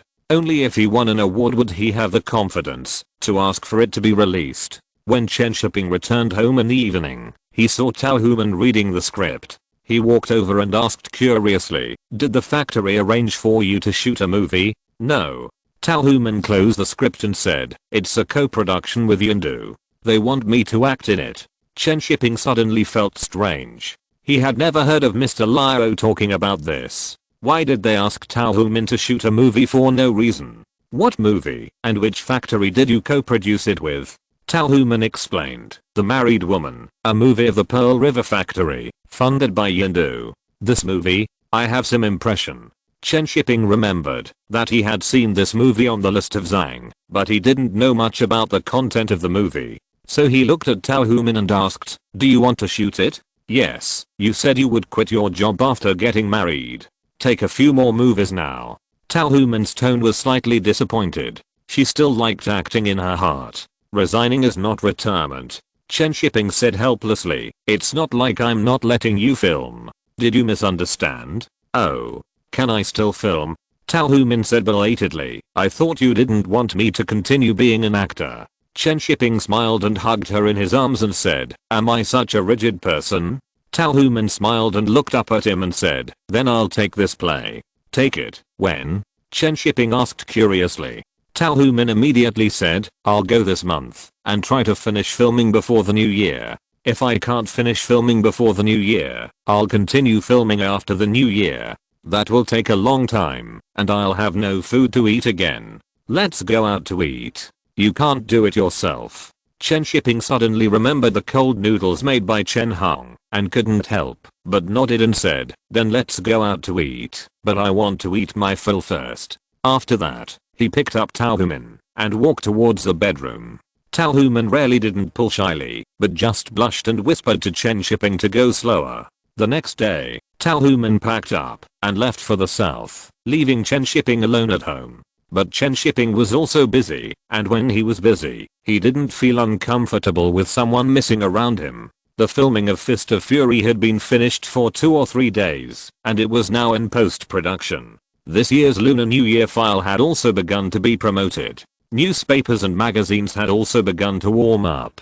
Both the Beijing Film Studio and China Film Studio attached great importance to the concept of the Lunar New Year file, and were very attentive in promoting it. If it were other movies, China Film Studio would not care about you, and would just send the copies directly to the theaters and not care. But Jet Li didn't have time to participate in the promotion now, as he had to go to Guangxi to shoot Invincible East, and would come back to participate in the promotion before the movie was released. In the end, there were only 2 actresses left to promote it. Mainland film magazines were all learning from popular movies, and they almost didn't use male actors on the cover, but always asked actresses to shoot the cover. Popular movies found Nakayama Miho and Chen Hong to shoot the cover, and Chinese and Japanese actresses were on the cover together. Chen Hong was so happy. This was her first time on a popular movie. Although it was because of the movie, she still jumped for joy. Not everyone can be on the cover of a popular movie. The cover girls in the 1990s were all well-known actresses. Even the back cover was full of well-known foreign actresses. It was difficult for ordinary actresses to be on the cover. Unless a big director's movie was released, the heroine would be asked to be on the cover for promotion. "Do you think I will be outdone by Nakayama Miho?" Chen Hong asked worriedly. Chen Shiping smiled and said, "Why don't you have any confidence at all? You are much prettier than her. You are not lying to me, are you?" Chen Hong asked in a greasy way. "Of course not. You are the most beautiful woman," Chen Shiping said with a smile, and then he suddenly remembered that at this time, Chen Hong was still promoted by Kang Yeo as the most beautiful woman in the mainland. Chen Hong didn't know what Chen Shiping was thinking, and immediately hugged him and kissed him happily. She didn't expect Chen Shiping to have such a high opinion of her. Thinking of the most beautiful woman, Chen Shiping remembered that he had forgotten to recommend Chen Hong to the Three Kingdoms crew, so he pinched Chen Hong's face and said, "Wait a minute, I have a gift for you." Chen Shiping took out his address book and found the phone number to call the Three Kingdoms crew. CCTV has given great support to the Three Kingdoms, with a special office and a dedicated line for the crew. Chen Hong watched Chen Shiping curiously as he made the call. She didn't know what gift he had prepared for her. Usually when Tao Human was around, Chen Shiping would never come to her, but this time he actually prepared a gift for her. The call was quickly connected, and Chen Shiping said to the phone, "Is this the Three Kingdoms crew? I'm Chen Shiping from the Beijing Film Studio. Please help me find teacher Li Fazan." After Chen Hong heard what Chen Shiping said, her eyes lit up immediately. The Three Kingdoms crew? Was he going to recommend her to star in the Three Kingdoms TV series? What role would that be, Zenji, Dakio, or the most beautiful woman in the Three Kingdoms, Dao-chan? Thinking of what Chen Shiping had just said about herself being the most beautiful woman, Chen Hong vaguely guessed the answer, and her expectation was written all over her face. Director Chen? Wait a minute, I'll go call teacher Li over. Chen Shiping listened to the words on the other end of the phone, smiled and responded, then pinched Chen Hong's face. Soon, Li Fazan's full-bodied voice came from the other end of the phone. Director Chen, are you planning to join the screenwriter team? Li Fazan asked with a smile. Chen Shiping smiled and said, "I'm too busy recently. I'm sorry that I can't participate in the creation of the Three Kingdoms, but I heard that you are selecting actors, so I want to recommend an actor to you." Li Fazan's heart flashed with disappointment. Countless people have recommended actors to him during this period, but he still asked politely, "Who do you recommend? What role do you want to play?" Chen Hong, the school beauty of Shanghai Theatre Academy. "I recommend her to play Dao-chan," Chen Shiping said directly. After hearing this, Li Fazan was stunned for a moment, and then smiled and said, "What a coincidence. I saw her photo when I went to the theater before, and I was attracted to her, but I didn't see her in person. She is in Beijing now, so I asked her to meet you. You can see if it is suitable in person. Okay, ask her to come to the TV station directly. We are worried about the candidate for Dao-chan now."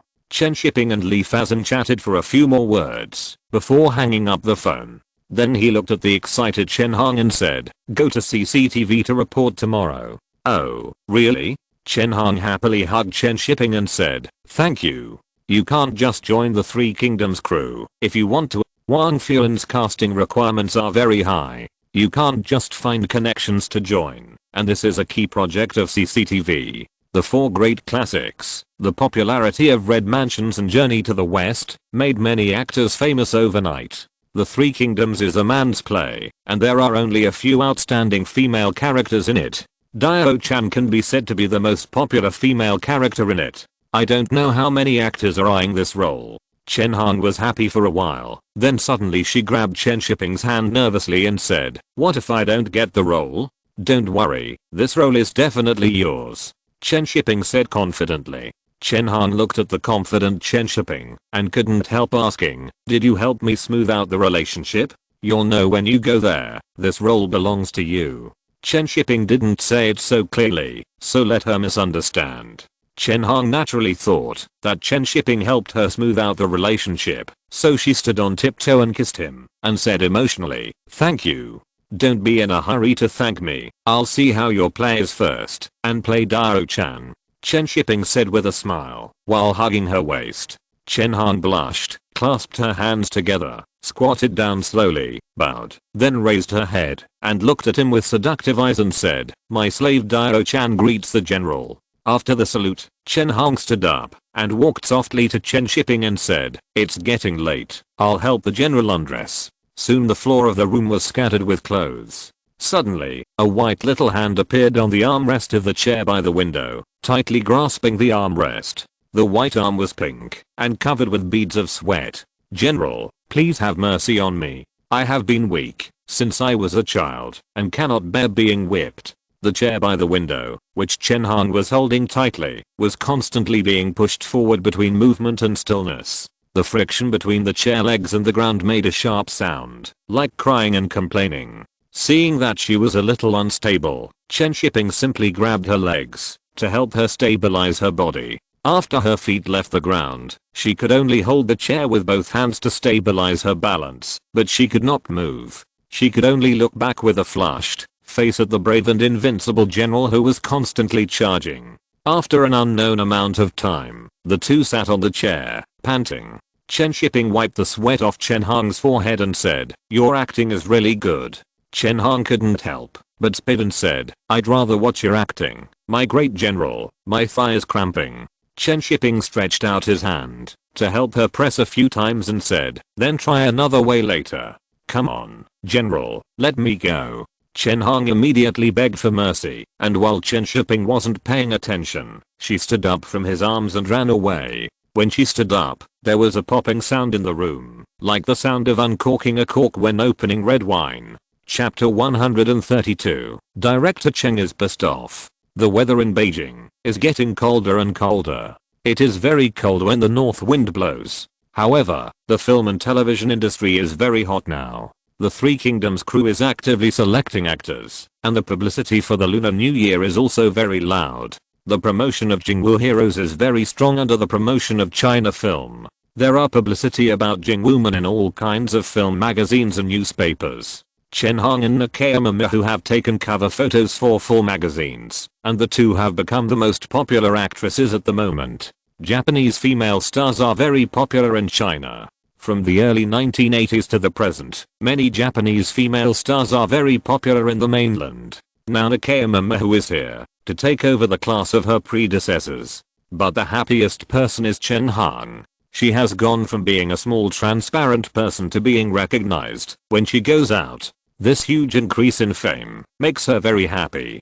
Chen Hong felt that she was not very happy at first because she was just playing a small supporting role, but she didn't expect to become the main force of publicity. If it weren't for Chen Shiping's contribution, she wouldn't believe it. This is the first time she has been so determined in her thoughts after being with Chen Shiping for so long. First, she used Jingwu Heroes to help her gain popularity, and then she pushed herself into the most popular Three Kingdoms crew. Now the most discussed topic outside is the issue of actor selection. The selection of roles such as Liu Bei, Guan Yu, Zhang Fei and Ko is certainly talked about by everyone, but people are more curious about who can play the most beautiful woman in the Three Kingdoms. Among the 4 beauties in ancient times, the casting of Dio-chan, the most beautiful woman in the Three Kingdoms, is naturally the focus of everyone's attention.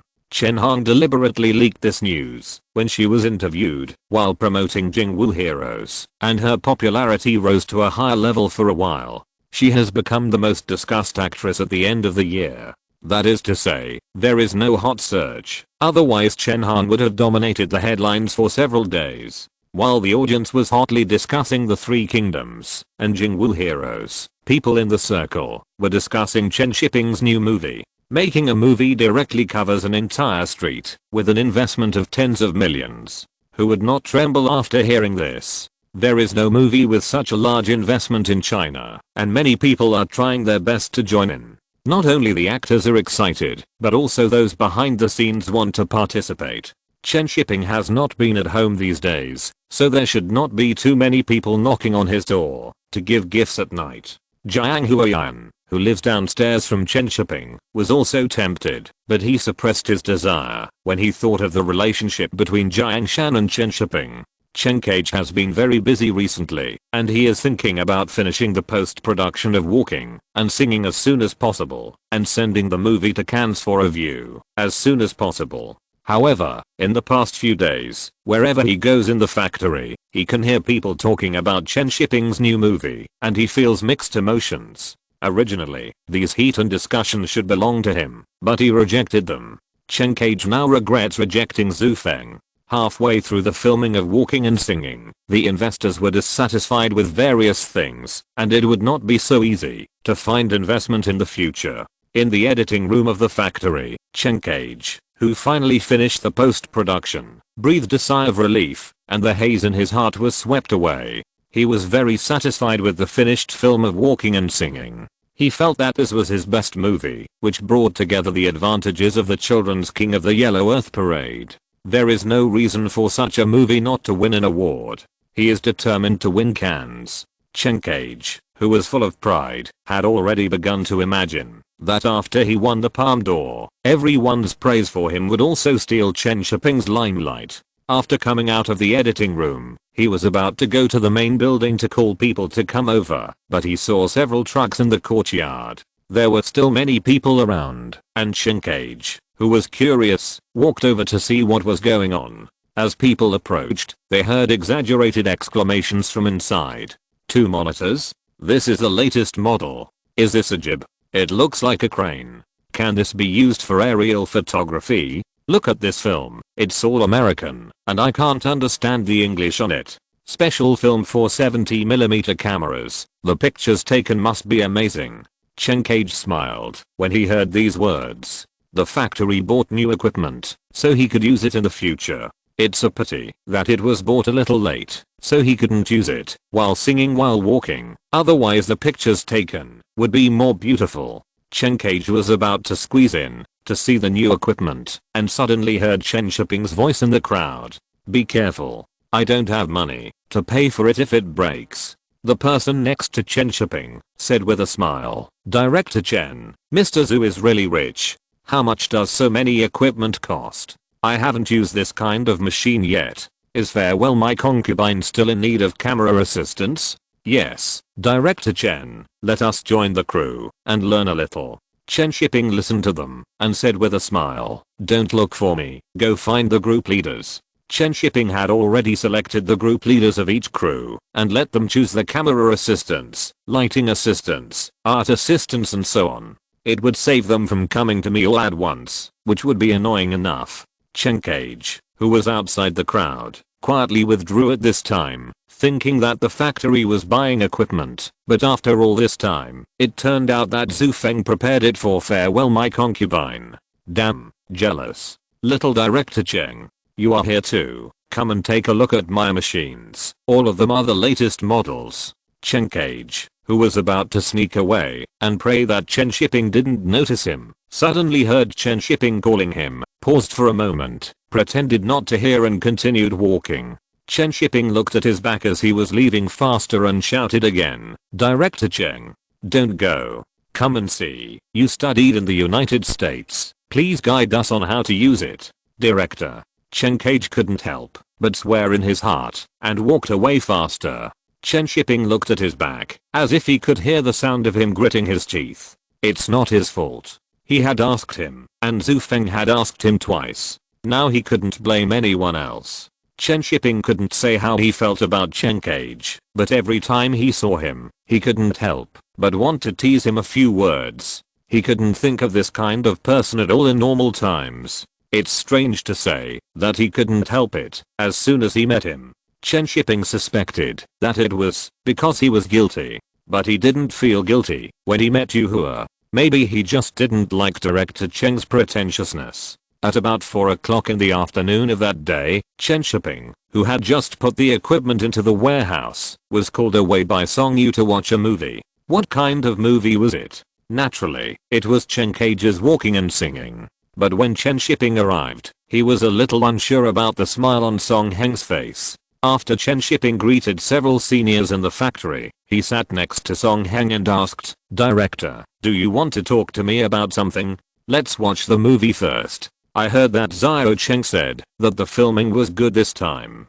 Song Heng said with a smile. Chen Shiping didn't believe that it was just as simple as watching a movie, but now there were so many people that he could only bear it for the time being. Chen Cage had already communicated with the projectionist at this time. When he came over to greet everyone, he saw Chen Shiping and ignored him directly. Instead, his father took the initiative to say a few words to Chen Shiping, praising his group of wives and concubines for being well filmed.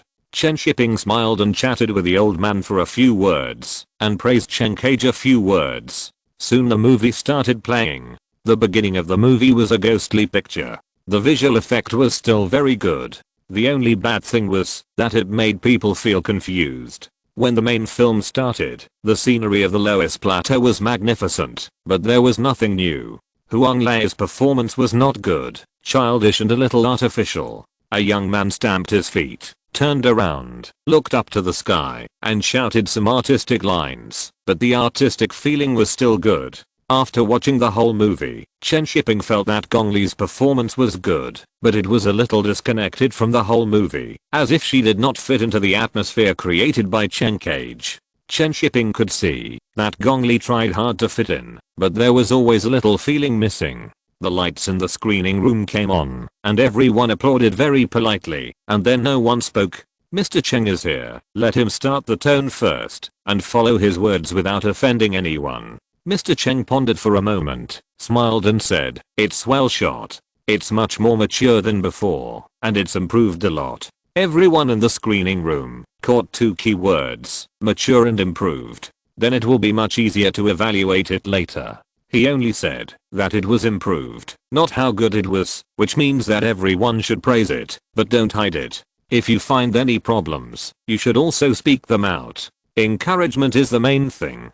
Chen Shiping smiled and glanced at Chen Cage, who was full of satisfaction. He wondered if he would be disappointed. Seeing Chen Shiping looking at him meaningfully, Chen Cage couldn't help but say, "What do you think of my movie, Director Chen?" "Very good. There will be no problem participating in Cannes," Chen Shiping said with a smile. "There is no problem participating, but it will be difficult to win an award."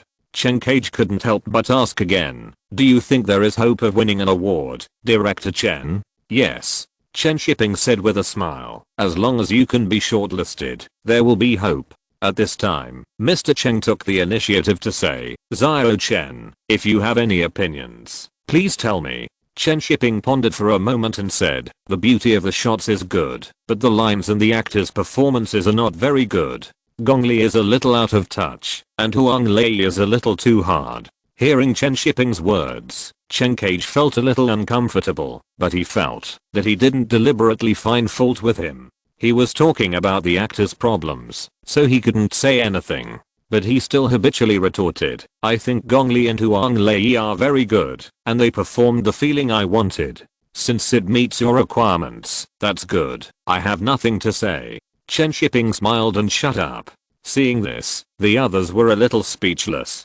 They commented and you retorted. And the problem itself is very obvious. It's not a big problem. You can't stand it? Then let's talk about the problem or not. When it was the turn of others, everyone held back and said something good.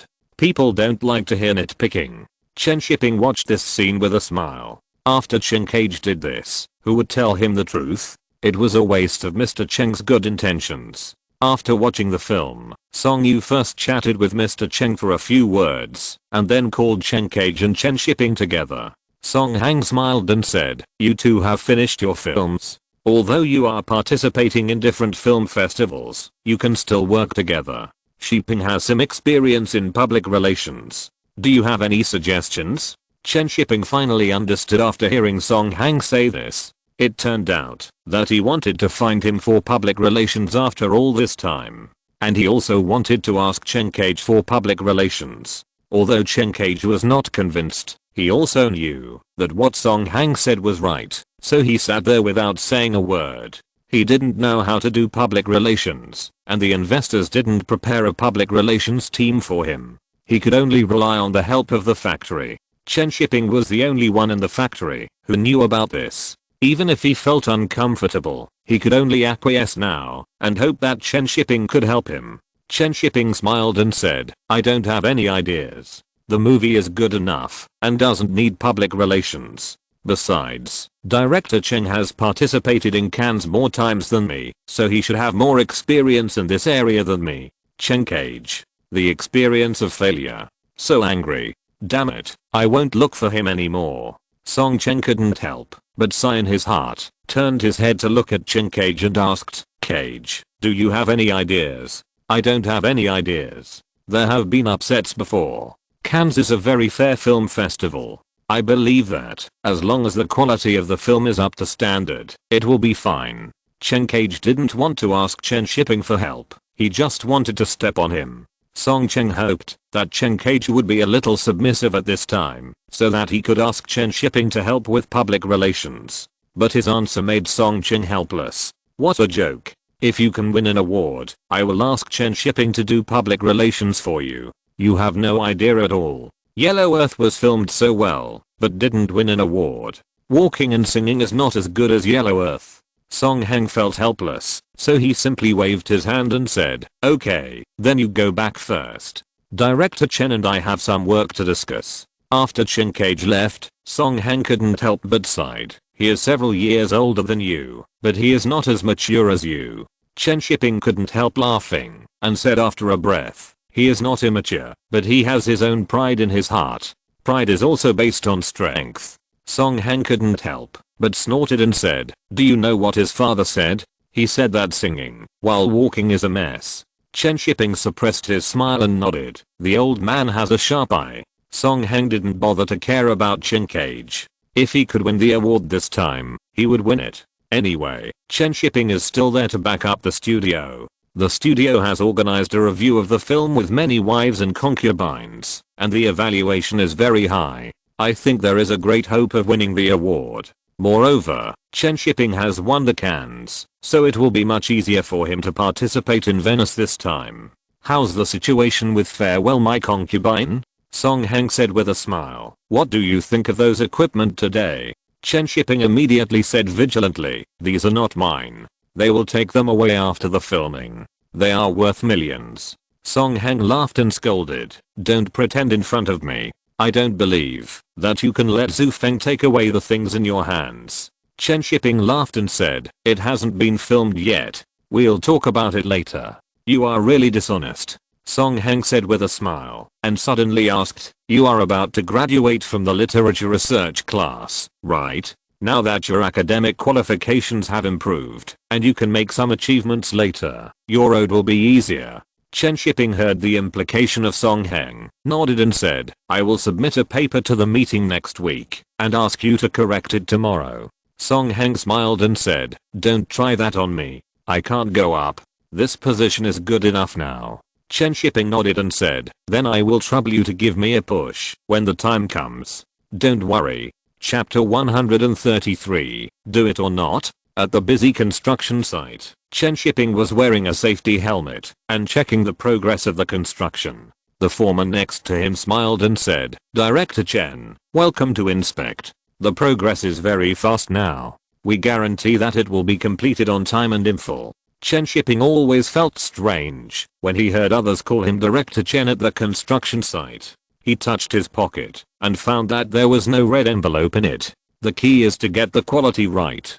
Chen Shiping looked at the already laid foundation and was satisfied with the current progress. However, even if the speed is faster, it will take until May next year to complete the construction. There are quite a few houses on a street. After building one by one, we will go to set up the scenery. It is considered a good progress to start filming in July. The workload of Farewell My Concubine is really not small. According to the current filming standards in the mainland, the production cost of more than 30 million is not worse than Hollywood's A-level production. After all, the prices in the two places are different, and we can't just look at the investment.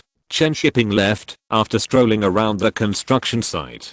He was going to attend the premiere of Fist of Fury today, so he came to take a look. This time, the premiere was not chosen in the morning, but in the afternoon. The two previous popular shows paralyzed the traffic at the intersection, seriously affecting the normal life of the residents. It was difficult to squeeze out to buy vegetables, so the time was changed to the afternoon, so that it would not affect the surrounding traffic too much. At 3 o'clock in the afternoon, Chen Shiping came to the Jingcheng Hotel, where Zhang Shenmihu lived. She had flown back to Japan for a while before, and just flew back yesterday. After the promotion in the mainland, she will fly to Hong Kong, and then go to Japan for promotion. When Chen Shiping was waiting downstairs in the hotel, he was thinking about recruiting a few foreign language learners in the co-production department. I can't let myself, the director, pick up and drop off people when encountering such things in the future. It's too time consuming. Just when Chen Shiping was thinking, Zhang Shenmihu and her assistant came down from the building. After seeing Chen Shiping, they bowed and greeted him very politely, but the Japanese-style English spoken sounded a little strange. Chen Shiping smiled and said, "Thank you for coming from Japan. Did you rest well?" "Very well. Thank you for your reception, Zangshan Mihu said with a smile. Chen Shiping nodded and said, that's good. If you need anything, please let me know at any time. Chen Shiping learned his lesson this time. He did not take the actors to the Victory Theatre with great fanfare, but let them sneak over and meet up at the theatre. Li Lianji and the actors from Hong Kong have already arrived at the theatre. As for Chen Hong, she went there early and was now immersed in the joy of becoming an overpass sensation.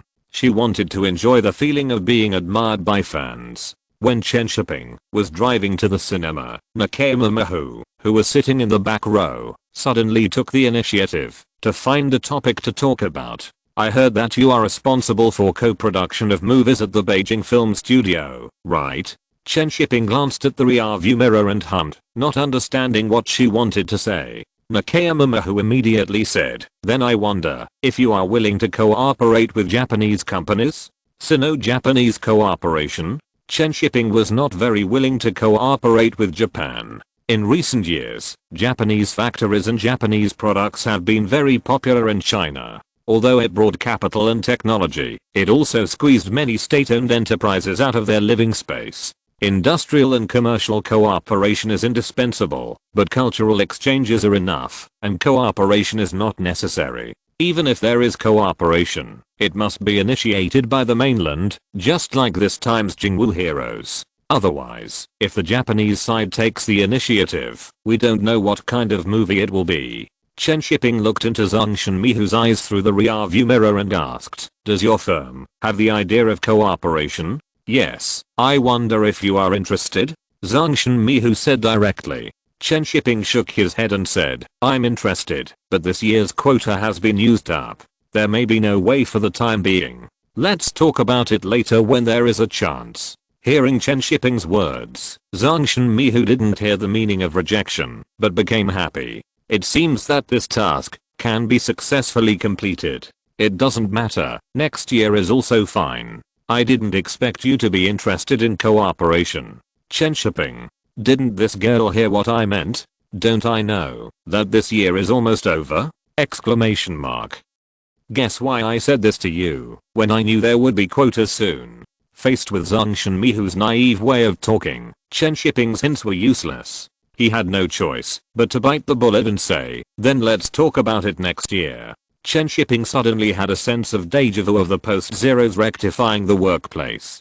Fortunately, Zangshan Mihu didn't continue, otherwise Chen Shiping really didn't know how to perfunctorily deal with it. When Chen Shiping arrived at the intersection of Shengli Theatre, he was still shocked. There were no fewer people than before, and there were even more than last year. There were a lot more street vendors. These people who set up stalls would also take advantage of the popularity. Chen Shiping estimated that, if he continued for a few more years, the Lunar New Year period would really be a success. However, he would have to shoot some other types of movies in the future. Sooner or later, the audience would get tired of making action movies all the time.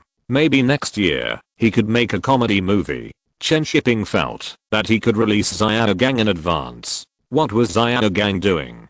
Chen Shiping thought for a while and couldn't remember. He was probably still following Wang Shuo and calling him brother. Zangshan Mihu looked at so many people outside and couldn't help asking curiously, is today your traditional festival? No, everyone is here to watch a movie. Chen Shiping explained with a smile. So many people. Nakayama Mahu was surprised. Chen Shiping smiled and said, there are 3 cinemas at this intersection, each of which can accommodate thousands of people. There are several shows from now until the evening, and the audience has come in advance. Nakayama Mahu leaned on the window and looked at the noisy crowd outside, feeling a little incredible. After Chen Shiping honked the horn a few times, he successfully drove the car to the door of Victory Cinema. After asking Nakayama Mahu to put on her hat and glasses, he took her out of the car and into the theater. After arriving at the theater, the rest was much simpler. When the time came, the premiere would start directly. Backstage at the Victory Theatre, Chen Han was chatting with the family members of several theater staff members and taking photos with them. Chen Han smiled like a flower. She really enjoyed the feeling of being a big star. But after Nakayama Mahu appeared, the group of people changed their target and ran over to surround Nakayama Mahu to ask for autographs. A trace of depression flashed across Chen Hong's face, but she still ran over happily when she saw Chen Shiping. "Director Chen, you're here." Chen Shiping hummed, not showing too much familiarity with her, but turned to ask the manager of the theater next to him about the ticket sales today. "The standing tickets in the aisle are all sold out." The manager smiled like a flower. Chen Shiping chose Victory for several consecutive movies, which brought them too many customers and income. In 1988, the annual net profit of Victory Theater was only tens of thousands of yuan, and the same was true for the Red House Theater next door. In the past 2 years, the several martial arts films shot by Chen Shiping have boosted the income of these theaters. It also makes the audience willing to come here at other times, and invisibly cultivates a group of loyal customers. "I heard that the Red House Theater has replaced new equipment this year." The manager of Victory Theater smiled and said to Chen Shiping, "Director Chen, New Year's Day is coming in a few days. The theater has purchased a lot of gifts and will send one to you later." Chen Shiping smiled and refused. How could he accept the gift? The manager also smiled and said, "Then I'll trouble you with one more thing. It's not convenient to park your car at the door. Why don't you give me the key and I'll find someone to park it again?" Chen Shiping said with a serious expression, "Yes, there are many people watching the movie today. It's not good to affect the audience. Please park it again." Chen Han watched from the side and couldn't help laughing. What parking? He just wanted to give a gift. Chen Shiping was too stupid to see that. After giving the key, Chen Shiping talked to the manager about the theater's business situation in the past 2 years and also talked about the reform of the theater chain. The theater chain manager was very excited and couldn't wait for the reform to happen. The theater has had a hard time in the past few years. After deducting various costs in the first few years, it only made tens of thousands of yuan a year. It's outrageous. Even if such a large theater is converted into a snack shop, it will make more than this amount a year. China Film bought a copy for 9,000 or 10,000, but the price it gave to the theater chain was not this. Either rent it to the cinema at a high price or sell it to the cinema at a high price. The cinema not only has to spend money to buy copies, but also has to pay various fees to the higher authorities, as well as rent, water, electricity, and equipment maintenance staff. It really doesn't make much money all year round. The theater manager couldn't help complaining. Where did all the money go at the end of the year? All the companies are crying poor. Chen Shiping sighed. He knew where the money went. It was all given to the projection teams and various units that went to the countryside. Without the support from above, where would there be so many projection teams, and where would the vast rural areas go to watch free movies? This is a good thing, and Chen Shiping couldn't say anything. However, it's not a good thing to go on like this. We have to develop the market and make more money to keep this market alive. The countryside supports the city in other aspects, and the city should support the countryside in terms of movies. This point was also mentioned in the thesis report written by Chen Shiping. It is necessary for movies to go to the countryside, and it cannot be cancelled. TV sets can't be bought, and if the movie projection team is cancelled again, it will be too unfair. After chatting with the cinema manager for a while, it was time for the premiere event to begin. The theater staff were very experienced, and they made all the work clear without Chen Shiping having to worry about it. The actors and directors followed the staff to the front to organize the activities, and Chen Shiping also relaxed. Before he sat down and had a sip of tea, there was a huge applause and shouting from the front. Chen Shiping couldn't help but smile. The audience was still so enthusiastic. What a good audience. How could he let them go? He had to keep them. Chen Shiping felt that it was time to launch other schedules, such as May Day, National Day, Summer Vacation, and Kixi Festival. Cultivate the audience's consumption habits and viewing habits. At the same time, we must try more genre films and enrich the content of the movies. Now many film studios make movies that are the same as TV series, which are not interesting at all. In the final analysis, it's all about money.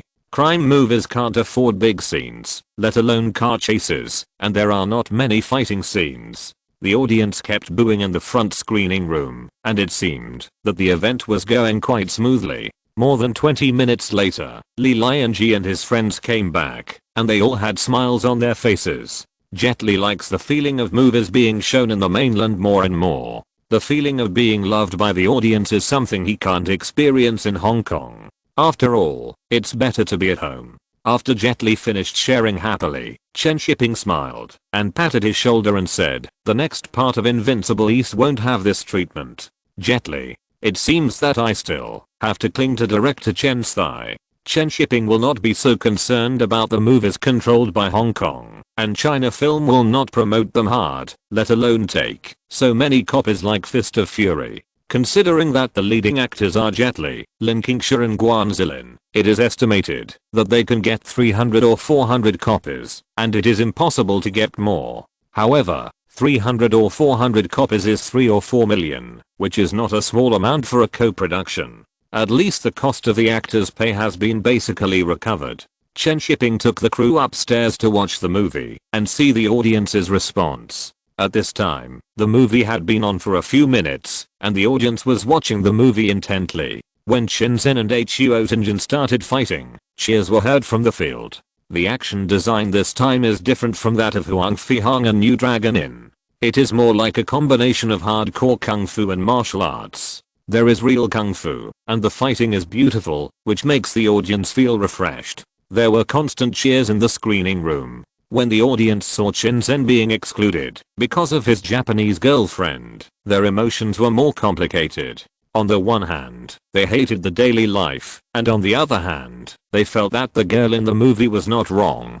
For a while, they didn't know who to support. This movie is actually very meaningful. It criticizes jingoism and blindly hates everyone. Chen Shiping originally wanted to change this plot, but after thinking about it, he kept it. After all, there are still many left-wing filmmakers in Japan now, so just treat it as a tribute to them. At the end of the movie, when Shenzhen kicked the sick man of East Asia to pieces and rushed to the Hankao dojo, the cheers in the theater reached a climax. Especially after Shenzhen beat the entire Hankao dojo alone, the feeling of blood boiling made many viewers clench their fists and want to kick on the spot. "Fuck Zhao Rizi. Fuck Zhao Rizi." I don't know who shouted first, and then the whole cinema followed suit. Chen Shiping subconsciously turned his head to look at Zhang Shenmihu and her assistant, and found that they didn't understand, so he turned his head away. During the promotion after the movie, Chen Shiping was thinking about not letting Zhang Shenmihu go, for fear that some audience members would throw a soda bottle at him on impulse. These days, everyone's patriotic feelings are very high, but their tolerance and yearning for foreign countries are also the highest. It's a very contradictory era, but at this moment, the audience who shouted, "Fuck Zhao Rizi," after watching the movie are pure and lovely. Chen Shiping believes that they really want to fuck Zhao Rizi. If there is a chance, Chen Shiping would also like to. After the premiere, Chen Shiping was on his way to send Zhang Shenmihu back. She sat in the back row and leaned forward and suddenly asked, "Mr. Chen, are you free tonight? Can I treat you to dinner?" Chen Shiping was silent, as if there were many ways to fuck Zhao Rizi. "Do it or not. Should I go or not? I have an appointment with you who are to have dinner with me tonight." Chapter 134 Deputy Director Chen! Exclamation mark. In the quiet car, when Chen Shiping was hesitating whether to agree to Zhang Shenmihu's request, the mobile phone on the passenger seat suddenly rang. After answering the phone, Yu Hua's voice came from the other end. "Why haven't you arrived yet? The classmates are all here and are waiting for you." Chen Shiping immediately said, "I just finished my work and will be there soon." After hanging up the phone, he turned to Zhang Shenmihu and said, "Sorry, I have an appointment tonight." "It's okay," Zhang Shenmihu said with some disappointment. "Then let's make an appointment next time." After sending Zhang Shenmihu back to the hotel, Chen Shiping went to find Yu Hua and the others. The literature research class is about to graduate, and it would be bad not to go to this gathering, but Chen Shiping has not written his graduation work yet. He has been busy making movies during this period, and has not attended many classes, and has not written a new novel. The main reason is that Chen Shiping is still controversial in the literary circle. If he rashly writes a new book, he doesn't know what the result will be. It has been less than a year since the publication of Red Wall, and the controversy in the literary circle about this novel has not been completely settled.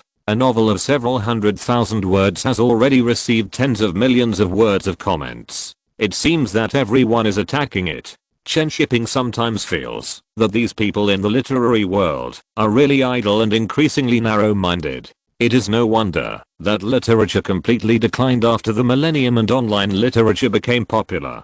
If it were not for the narrow-mindedness of the above group of people, contemporary literature would not have developed to the point it is now. The Chinese have always had the means to castrate good things so that they will not die or grow in their hands. Just like the national football team and literature, there are many such cases. The root cause is nothing more than the word interest.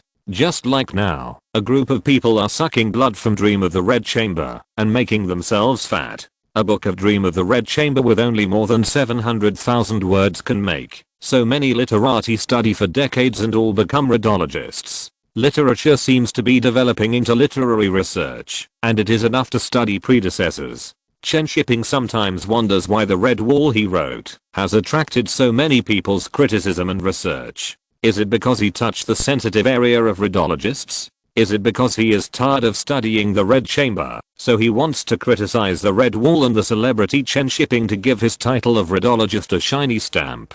There are still many controversies about whether to ban the Red Wall. Chen Shiping has never responded. It doesn't matter whether it is banned or not. It doesn't matter if he is called a rogue writer. At least he still has the word writer, not just the former. Chen Shiping drove to the vicinity of Taiping's Huang shopping mall and saw Yu Hua playing with the dog at the door of the restaurant from a distance. When Bei Gong saw Chen Shiping coming, he wagged his tail and ran over barking. Yu Hua couldn't help scolding, "You can't raise a puppy." Chen Shiping stroked Bei Gong's dog head and raised his eyebrows provocatively at Yu Hua. What kind of person raises what kind of dog? Yu Hua couldn't help scolding, "As conscienceless as you." Chen Shiping laughed, walked to his side and asked, "Why are you so resentful? Where is my script? Where is my adaptation?" Yu Hua rolled his eyes and said. Chen Shiping smiled awkwardly and said, "It's almost done. The literature department has already found someone to collect manuscripts.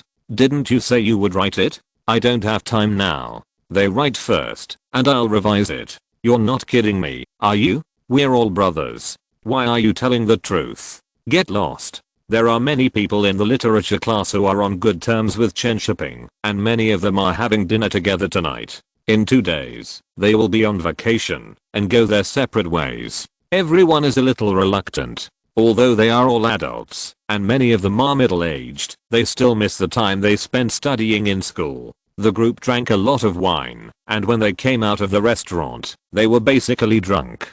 Chen Shiping was about to go home with Bei Gong, but was stopped by Yu Hua. "I'm going back to Hangzhou tomorrow. Give Bei Gong to me, and I'll take him back to you tomorrow," Yu Hua said with a bit of a big tongue. Chen Shiping also knew that Yu Hua was in a hurry to report to Yan'yu Tower, so he didn't think much about it. He handed the dog leash to him and staggered back with them singing songs. The next morning, when Chen Shiping woke up, it was already past 9 o'clock. It took him a while to come back to his senses. "No, where's my dog?" Chen Shiping suddenly realized that Yu Hua's bus was at 9:30 in the morning, and it was already 9:45. Chen Shiping jumped out of bed, put on his clothes, and ran to Beijing Normal University. Yu Hua must have stolen the dog. When Chen Shiping arrived at the dormitory of Beijing Normal University, he really didn't see his dog. After waking Mo Yan up, he realized that Yu Hua had left. "Damn it. You stole my dog." Chen Shiping cursed angrily, and Mo Yan couldn't help laughing beside him, saying that they were getting divorced and fighting for the child. At this time on the road, Yu Hua, who was taking a ride with a friend, looked at the dog barking in the back seat and laughed so happily. "Why are you laughing so obscenely? It feels like you stole this dog." Yu Hua's friend couldn't help but tease. Yu Hua smiled and said, "I stole it. This is Chen Shiping's dog." His friend was speechless. "Why did he steal a dog?" Yu Hua smiled and said, "You don't understand." Then he took out a piece of beef jerky and put it next to the dog's mouth and said, "When we get to Hangzhou, I will find you a gentle Jiangnan dog to be your wife." The spineless dog immediately drooled and bit the beef jerky into his mouth. Chen Shiping, who had lost his beloved dog, was thinking about whether to ask for leave to get the dog back. However, thinking about so many things in the factory and going to a meeting in 2 days, he had to give up for the time being. He could only wait until the holiday to get the dog back. Shameless Yuhua. Chen Shiping couldn't help but curse. He almost wanted to copy Huo to get revenge on him. It just so happened that he hadn't submitted his graduation project yet. But this idea was just a thought. This kind of thing only needs to be done once. It would be immoral if you do it too much. But the graduation project really needs to be written as soon as possible, otherwise it will be too late to submit it. Chen Shiping originally wanted to write White Night Walk, but when he started writing, he somehow thought of Zhongshan Mihu, and in the end, the words White Night Walk became love letter. It happened that he had written a controversial rogue novel such as Red Wall before, and now he would write a romantic love story to see how those people would criticize him. Chen Shiping was full of evil tastes in his heart and wanted to see how the outside world would comment on him under such a contrast. Love Letter is a good novel, but everyone's focus is on the movie, ignoring the novel itself. The discussion of youth and death in the book is very good, but it is much weaker than the explanation of death in The Undertaker. Chen Shiping spent a few days to write the novel. The whole text is only 110,000 words. After changing the background, the number of words is even less, and it has changed from a novel to a novella, which is not very laborious to write. Chen Shiping first made a copy and submitted it to the school, and then sent another copy to Contemporary magazine. After finishing his graduation project, Chen Shiping had nothing to do before the new year. The only thing he was busy with was the meeting on film reform.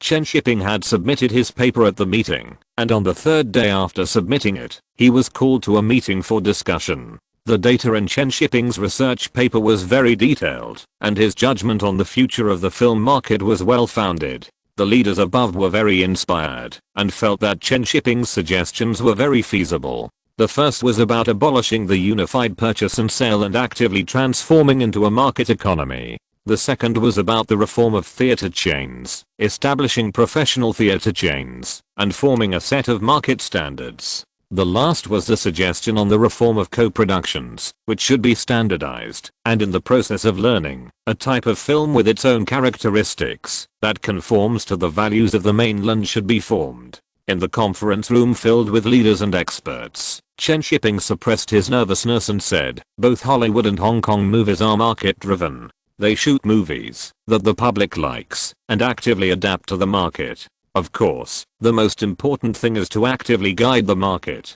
Cultivate audiences in the market. Unified purchase and sales greatly affect the creative passion of film workers. How can the producers have passion without profits? Many directors are troubled by funding problems in the early stages of their creation. The studio has no money, and investors are worried about not being able to make a profit. Many good ideas and scripts are wasted. Without movies that the public likes to watch, the audience will gradually disappear.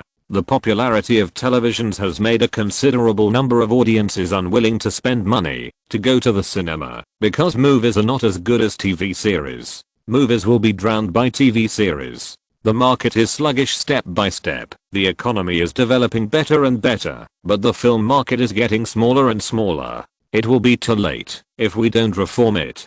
Chen Shiping analyzed and elaborated his views from all aspects, including the market, audience, economic development, and ideology. Experts and leaders in the conference room also interrupted Chen Shiping from time to time to ask questions, and Chen Shiping was able to explain and answer their doubts one by one. The original discussion meeting had turned into a battlefield where Chen Shiping argued with many scholars, and it did not end from 9 in the morning to 6 in the afternoon.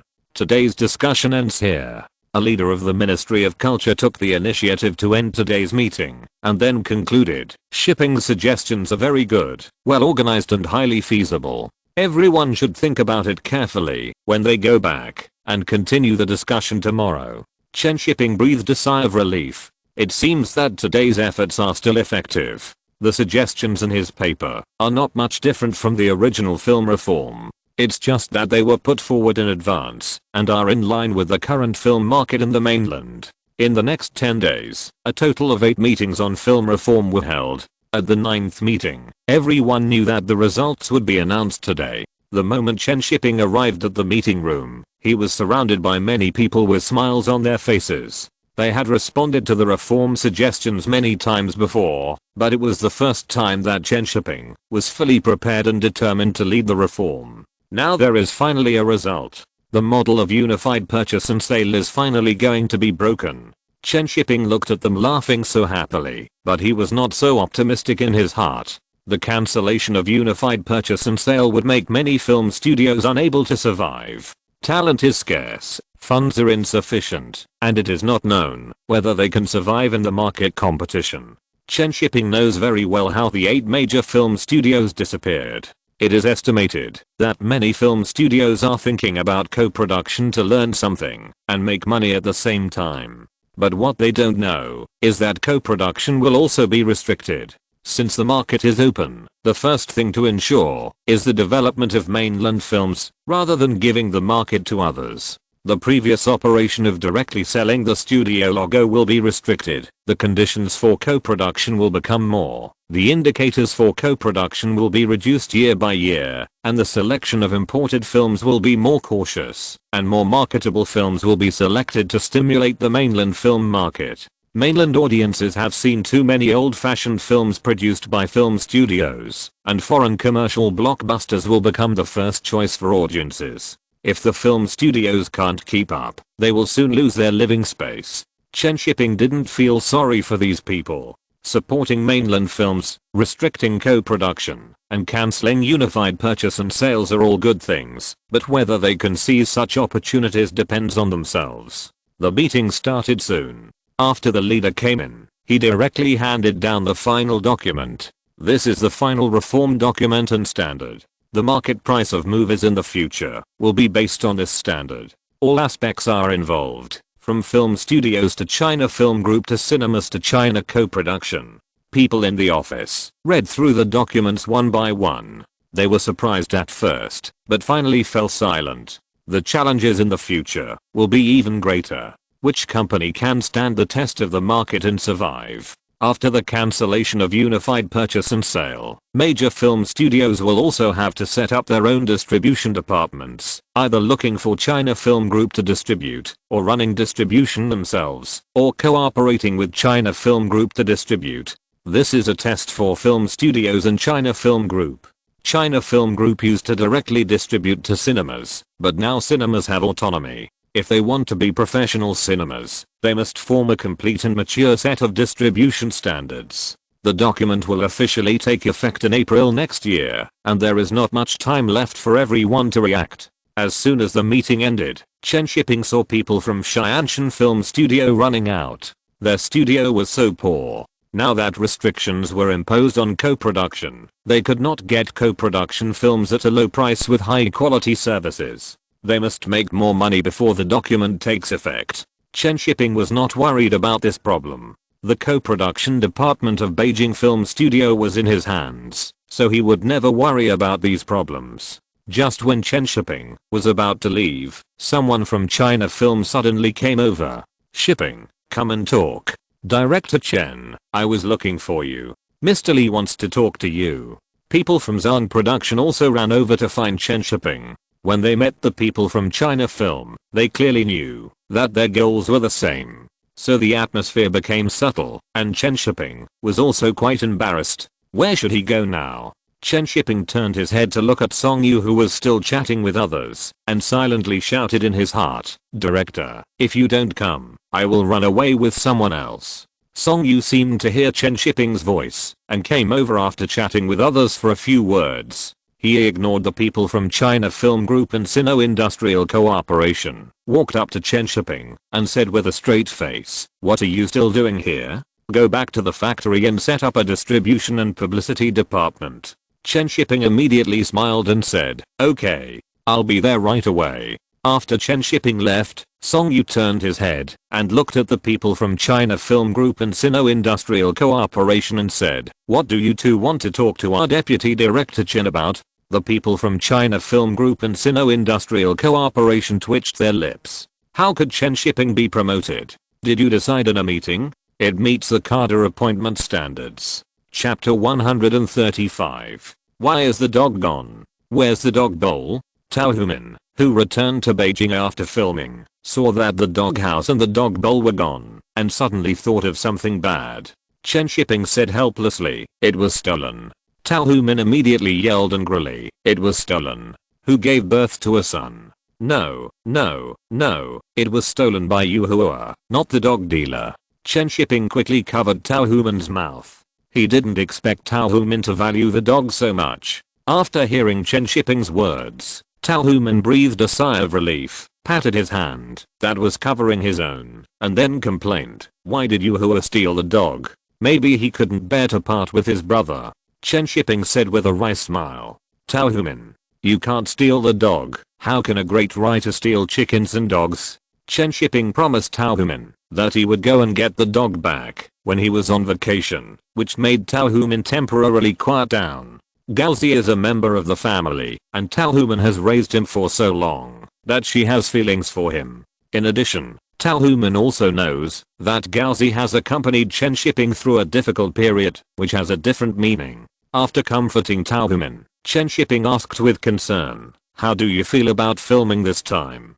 Tao Human tilted her head and said, "Very good. The director kept praising my good acting, and I also feel that my acting skills have improved a lot." "That's good. It will get better and better in the future," Chen Shiping said with a smile, and then told Tao Human about the family affairs during her absence. Chen Shiping was the only one at home, and there was actually nothing to say. The main thing was to tell Tao Human about his promotion. So soon. The years of service are not enough, right? Tao Human asked curiously. Chen Shiping nodded and said, "It is indeed not enough, but now that everything has been reformed, it is normal to promote it." Tao Human nodded and said, "That's right. The factory can't find anyone more suitable than you. There is really no professional distribution person in the factory. The publicity department often communicates with China Film and theaters, but it is also vague about distribution. Moreover, to set up a distribution department, someone needs to be in charge." Chen Shiping played a very important role in promoting the reform this time, and it would be unreasonable not to show his promotion. Anyway, the leaders of the factory have no objections, and the competent departments above are also happy to do so. Chen Shiping is a special case this time, but the people of China Film and China Co-Production are still thinking about how to transfer Chen Shiping. It is a bit of a waste to keep such a talent in Beijing Film Studio. However, there is no suitable position for Chen Shiping. China Film is in a dilemma now. If Chen Shiping is transferred to be in charge of the distribution of mainland films, it is not appropriate. China Film itself has people who do distribution, and they can't just dismiss them. China Co-Production also wants to grab Chen Shiping, but China Co-Production is not as good as Beijing Film Studio to some extent. After all, it only manages co-production matters. Chen Shiping's goal is China Film, but not now. If he goes to China Film now, his position will be awkward. If he wants to move up, he has to start from scratch. Beijing Film Studio is Chen Shiping's base camp. It is easy to move up in Beijing Film Studio, but it is more difficult to move up in China Film. It is better to stay in Beijing Film Studio first. Anyway, China Film will merge with Beijing Film Studio and many other studios in the future. By then, Chen Shiping will have accumulated enough rank in Beijing Film Studio. It would be great if he could directly become the vice president without being constrained. If there is a shortcut, he should take it. Chen Shiping has a lot of things to do in setting up a new department. The publicity department of the theater chain will be assigned to him, but he still needs to recruit new talents. However, he can only recruit new people after the Chinese New Year when the new batch of college students graduate. Chen Shiping suddenly thought of Yu Dang, who seems to be only a freshman now, and he is still several years away from graduation. There are not many people in China who specialize in distribution. Beijing Film Academy did graduate a batch in June this year, but they have all been assigned. Chen Shiping can only wait for the college class to graduate in June next year. Last year, Beijing Film Academy recruited the first batch of undergraduates majoring in distribution, but they are still several years away from graduation. The mainland is now seriously lacking professional talents in distribution. Whether it is the major film studios or China Film, they can only cross the river by feeling the stones. Before the reform document officially takes effect, a suitable path must be found. Chen Shiping is already preparing to report to the factory to lead a team to Hong Kong for study. However, it will have to wait until after the new year. The new year is coming soon. If I lead a team to Hong Kong now, no one will study seriously. They will definitely think about shopping and traveling. It is better to go after the new year. Chen Shiping put the written application in the drawer and prepared to submit it later. The factory has been quite wealthy in the past 2 years. Everyone has money in their hands. It is much better than in previous years. That night, Chen Shiping suddenly received a call from Qin Zhaoyang, informing him that the novel Love Letter has been finalized and will be published in the next issue. Your writing style has changed a lot, and your narrative method has also changed a lot. It seems that you have gained a lot from the literature class. Qin Zhaoyang said with a smile on the other end of the phone. Chen Shiping said with a smile, I mainly want to try a different style. I have written a lot of movie scripts recently, which has been greatly affected. In addition, the reviews after the publication of Red Wall were not very good, so I tried to change it. Hearing Chen Shiping's words, Qin Zhaoyang sighed and said, you are compromising, but the novel is well written. The description of the characters' inner emotions is very detailed, and the sense of picture is very strong. You are writing it according to the script model. Try a different style. Thank you for your approval. Chen Shiping said with a smile. Qin Zhaoyang couldn't help but laugh and tease him a few words, saying that the novel will gain a lot of female readers after it is published. Chen Shiping smiled and thanked him, but he didn't notice the lost expression on Tao Human's face behind him. When Chen Shiping hung up the phone, he turned his head and saw Tao Human looking unhappy. Why didn't I know you wrote a new book? You didn't even tell me. Tao Human said unhappily. Chen Shiping smiled awkwardly and said, I was quite busy some time ago, and I rushed to finish it. Later, I forgot to tell you. What kind of story is it? Why is the title called Love Letter? This is the key to Tao Human's unhappiness. Her man has written a new novel, and the name is also called Love Letter. The most important thing is that she doesn't even know it. That means this is not a love letter written to her. Then who is it written to? Chen Shiping took out the manuscript and handed it to Tao Human and said, the manuscript is here. You will know after you read it. After pulling Tao Human to sit down and making her a cup of tea, Chen Shiping sighed helplessly in his heart. He didn't know if it was because they were about to get married. Tao Human's nerves became obviously tense. But he was also wrong. He didn't tell her that he was writing a novel.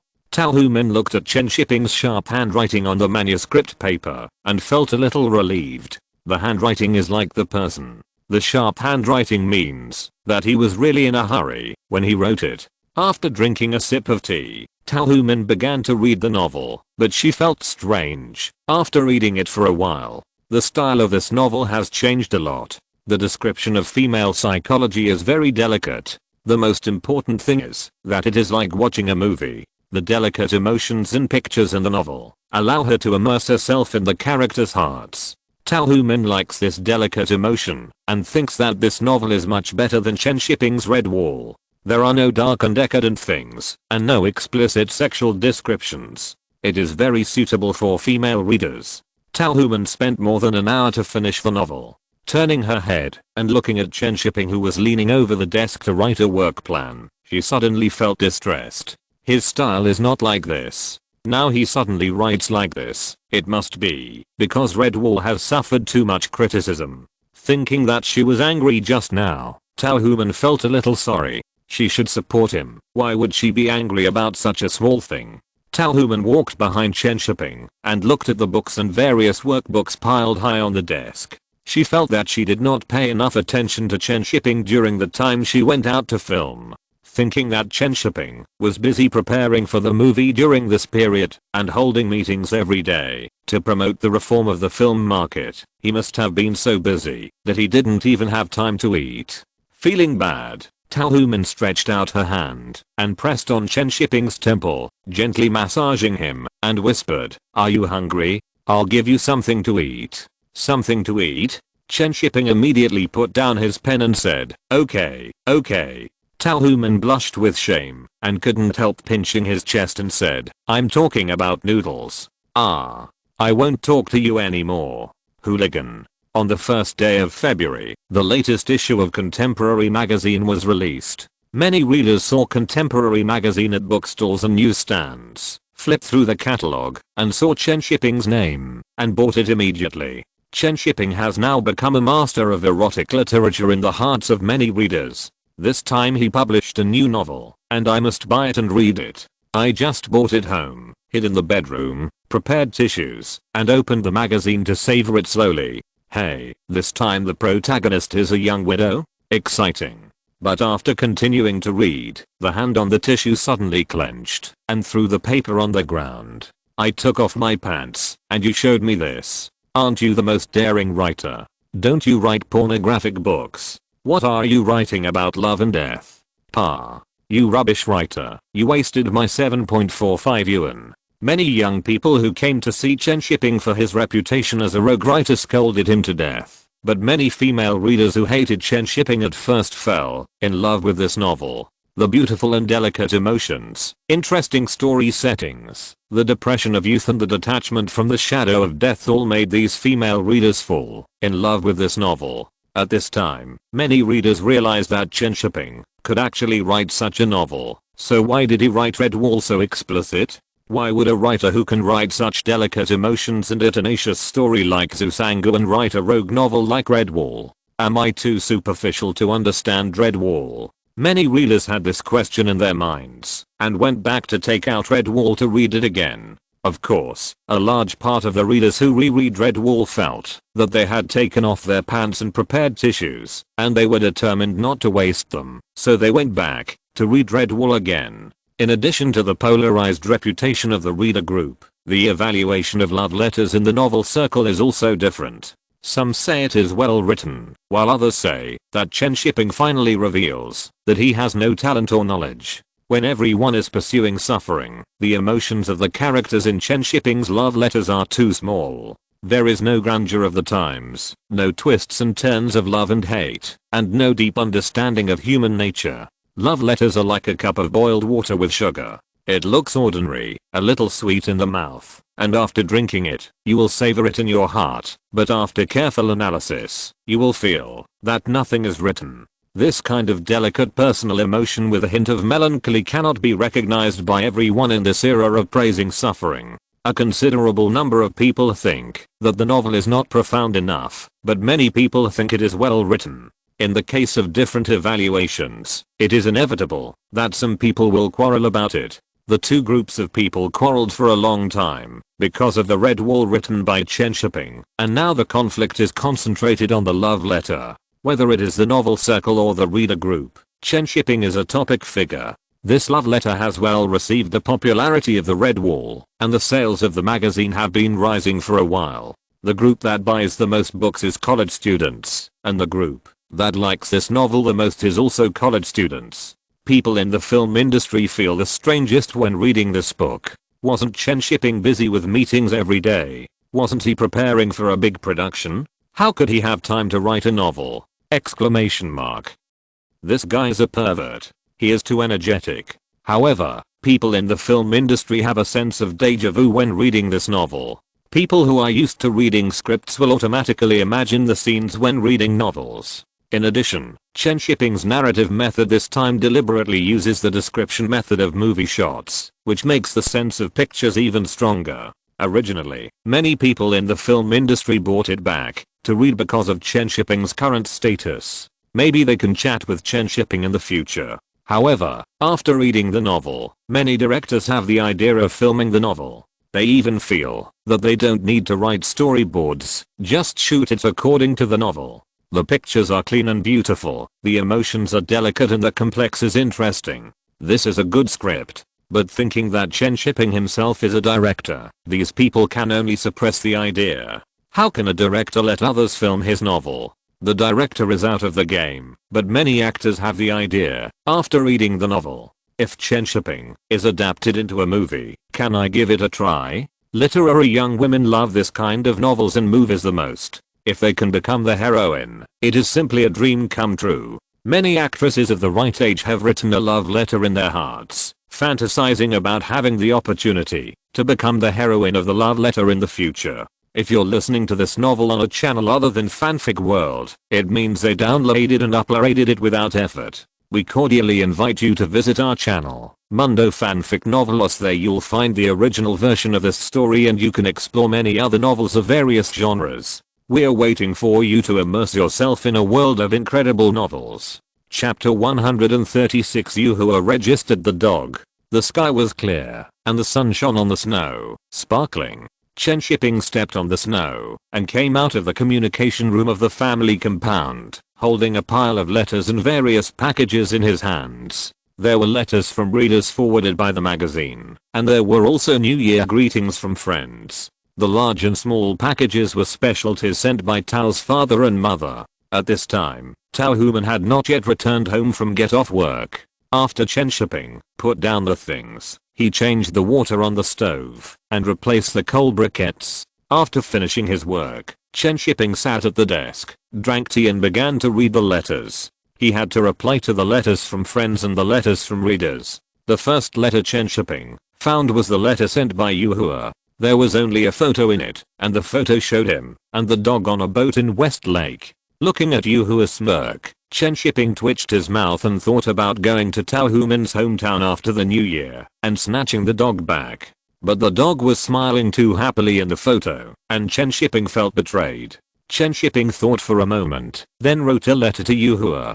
Although he could make a phone call, the meaning of writing a letter was different. For example, Chen Shiping used more than 500 words to scold Yuhua. If he had called, Yuhua would have hung up before he could finish the first sentence. After reading Yuhua's letter, Chen Shiping read other friends' letters, most of which were sent by classmates in the literature class. People in the film and television industry basically don't write to themselves. Of course, there are exceptions, such as ZH Yulin, who wrote a letter to himself. The letter was just a simple greeting, and then asked Chen Shiping when the movie would be released. Chen Shiping is now a little sure about the review of Herbal Wives and Concubines. He has just become famous in the circle, so he naturally wants to take this opportunity to ask the leader for leniency. Chen Shiping wrote a letter to ZH Yulin, telling her to wait, and there will be a reply by the end of March at the latest. After reading and replying to his friends' letters one by one,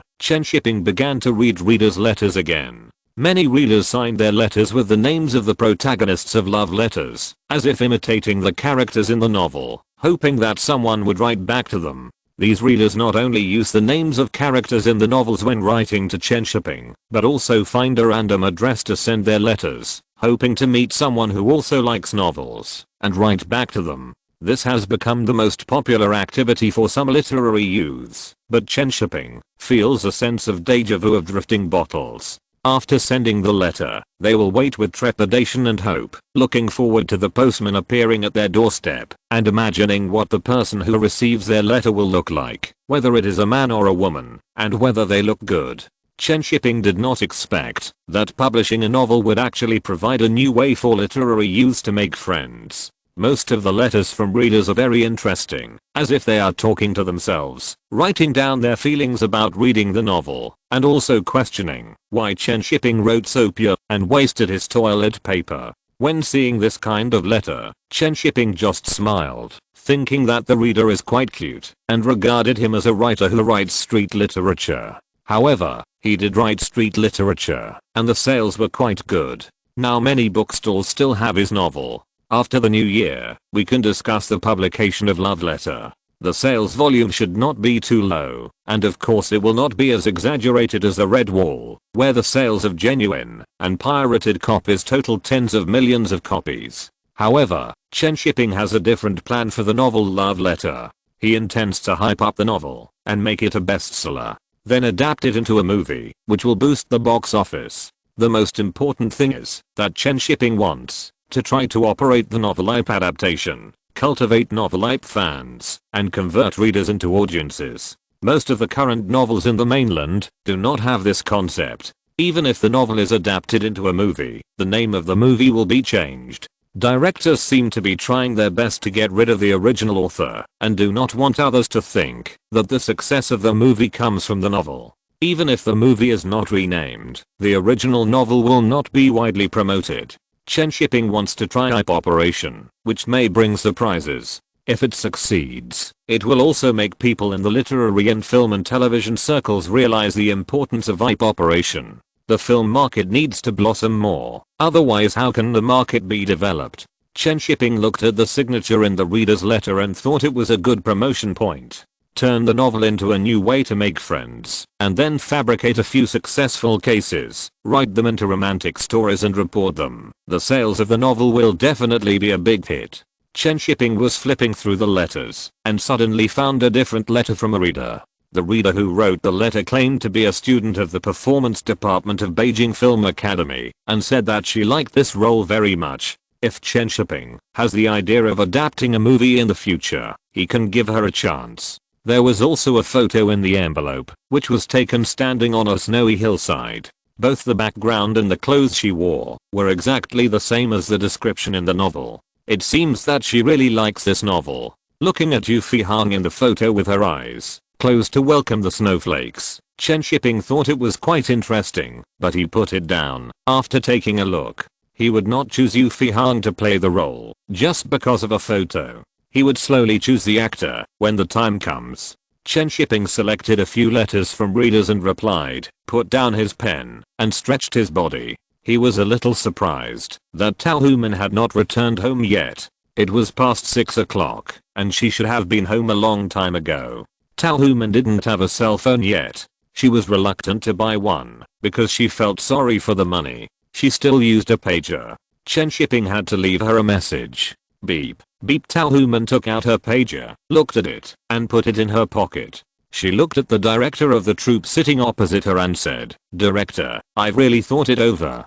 Please give me a leave of absence without pay. Okay, since you've made up your mind, I won't stay either. The director of the troupe thought it was a pity that Tao Human resigned. With Tao Human in the troupe, she could get in touch with Chen Shiping and get a lot of gossip in advance. But he couldn't stop her from resigning. He was quite puzzled. Chen Shiping was about to be promoted now, and Tao Human would be promoted if she worked in the troupe for a few more years. Why did she leave? Are you resigning now to go home and be a good wife and mother? The director of the troupe asked with a smile while signing the report.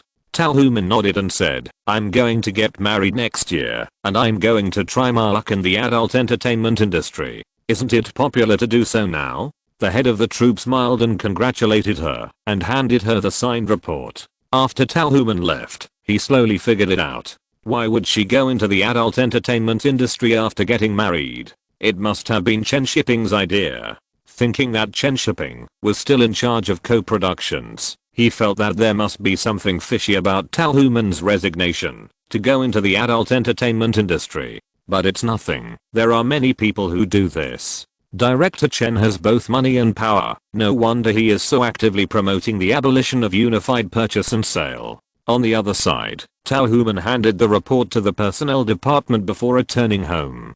Tomorrow is the New Year holiday, and Tao Human doesn't want to resign after the New Year, so she resigned before then. Resigning and going into the adult entertainment industry is a good thing in itself, and there is no need to delay it.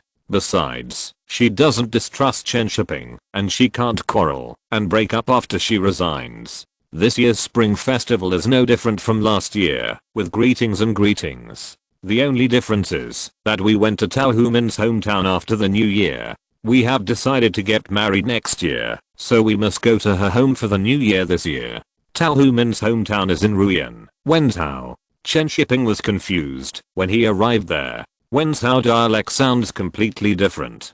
Chen Shiping feels that everyone around him is speaking a foreign language. But Tao Human is much more lively. The feeling of returning to her hometown is completely different. She hugged Chen Shiping and introduced him to what delicious and fun things there are here. My old high school is in front. I was very famous in school at that time. Many people pursued me. The rice cakes there are delicious. I was greedy every time I passed by when I was in school. I haven't eaten bayberry for several years. The bayberry here is big and sweet. Chen Shiping listened to Tao Human's words, and a little girl with a ponytail appeared in his mind. She turned her head frequently and left disappointed when she passed by the rice cake shop. Ruyan is a small county with good economic development. When's how people will do business and study first. In the future, Ruian will still be one of the top 100 counties. Chen Shiping's arrival was taken seriously by Tao's parents. To be more precise, all the aunts and uncles took it very seriously and came to see the new son-in-law. As expected, he drank too much in the evening. Chen Shiping originally thought that southerners couldn't drink, but he didn't expect that Ruian was rich in famous wines and the people here had a good alcohol tolerance, which knocked him down directly. Chen Shiping was basically in a dizzy state in the next few days. Although southerners are not as heroic as northerners in urging people to drink, they never give you a chance to refuse. After Chen Shiping and Tao Human got on the train and left Ruian, Chen Shiping, who had been dizzy, was a little sober. Chen Shiping, who didn't like drinking in the first place, hated drinking even more now. You said Yuhua is at home. What if he's not at home? Tao Human asked worriedly in the car and stuffed a slice of orange into Chen Shiping's mouth. Chen Shiping snorted and said, I was on the phone with him last night, on a landline. You're so smart.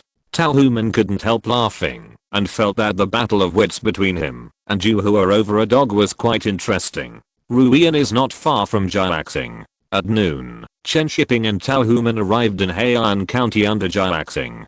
The damp and cold wind blew over, and Chen Shiping became much more sober. He asked around along the way, and finally found Yuhua's house. When he saw Chen Shiping at the door of his house, Yuhua was not surprised at all, and welcomed him in with a smile. Seeing Yuhua like this, Tao Human whispered in Chen Shiping's ear, he should come tomorrow. He should have guessed it when you called him yesterday. Chen Shiping. How could this devil boy be so cunning? As soon as Chen Shiping and his wife entered the door, they began to look for the dog, intending to grab the dog first. Hachiko. Hachiko, come out. Yuhua looked at them looking for the dog and smiled, then said, the dog is not at home. It went to look for its wife. Tao Human. How come he has found a wife? Are you planning to settle down here? You are so good, Yuhua. You actually use this method. Dirty. Chen Shiping couldn't help but laugh and scold, feeling helpless. Yuhua laughed and said, Liu Zenlan taught me. It has settled here. Tao Human pulled Chen Shiping's clothes a little at a loss. What should I do now? Should I tear the dog apart or let it go? I can only let the dog go. At noon, Chen Shiping angrily poured Yuhua a lot of wine, and the next day he returned to Beijing with Tao Human. After returning to Beijing, the annual leave was over. Chen Shiping started to work, and Tao Human had already resigned and started to prepare for marriage. The first thing Chen Shiping did after the beginning of the year was to talk to the publishing house about the publication of the love letter and discuss a complete publicity plan with the publishing house. First, some letters from readers should be published in contemporary magazines, and then the newspaper should report on readers writing letters to make friends, and then write a few short stories to stir up the heat. Chen Shiping also revealed in an interview that he intended to adapt the love letter into a movie and planned to recruit actors from all over the country. Novel publishing requires heat, and only with heat can there be sales. After discussing the publication with the publisher, the publicity has already begun. First with the publicity of contemporary magazines, and then various reports appeared in newspapers. Chen Shiping's new work Love Letter has set off a wave of letter writing to make friends. Love Letter will be adapted into a movie, and actors will be selected nationwide. A young man in Beijing found his soulmate through writing letters. The emergence of various reports directly stirred up the heat of love letters. The novel was popular with readers as soon as it was released, and sales soared. It has become the first best-selling book after the new year, and may even be the best-selling novel this year. The more popular the love letter is, the more people will pay attention to the film adaptation. However, everyone in the circle knows that Chen Shiping is now busy preparing for Farewell My Concubine, and the filming of the love letter may have to wait for a while. Many people in film studios have started to think about adapting best-selling novels after seeing the case of love letters. Having a reader base means that there will be a certain audience base after the film is released. Now that the film market is being reformed, what kind of movie can have box office success is a matter of great concern to major film studios. Some are busy following the trend to shoot martial arts movies, while others are learning from the police and gangster film model of Hong Kong and starting to shoot crime-themed movies. Now that the market has changed, film studios must also change with it. If they don't change, they will die. Chen Shiping's previous report made it very clear that once the market decides, it will be a huge opportunity and a huge crisis. If they can't grasp it well, film studios will fall in the tide of the market. Many people in Hong Kong already know that the mainland has cancelled the unified purchase and sale, which means that co-production films are no longer just for copy money, but for box office results. This is a huge temptation. They can eat more cakes in the huge mainland market. The only annoying thing is that the cooperation model of co-production films must also change. This forces Hong Kong film companies to make movies that mainland audiences like to watch if they want to get a share of the mainland market. At this time, many people realized that what Chen Shiping said during his last visit to Hong Kong was true. Embracing the mainland market means embracing the mainland audience. They should film what the mainland audience likes to watch. But what do the mainland audience like to watch? Many filmmakers think of Chen Shiping's martial arts films and the Taiwanese film Mom, Love Me Again. Perhaps they should move towards this direction. Chapter 137 Director Chen is backstabbed again. It is not difficult for Hong Kong people to get close to the mainland and do things according to the needs of the mainland. Since the reform and opening up of the mainland, a large number of super rich people who have risen in Hong Kong have made their fortunes by eating the dividends of the mainland. The mainland is a huge market, and Hong Kong is the mainland's external port.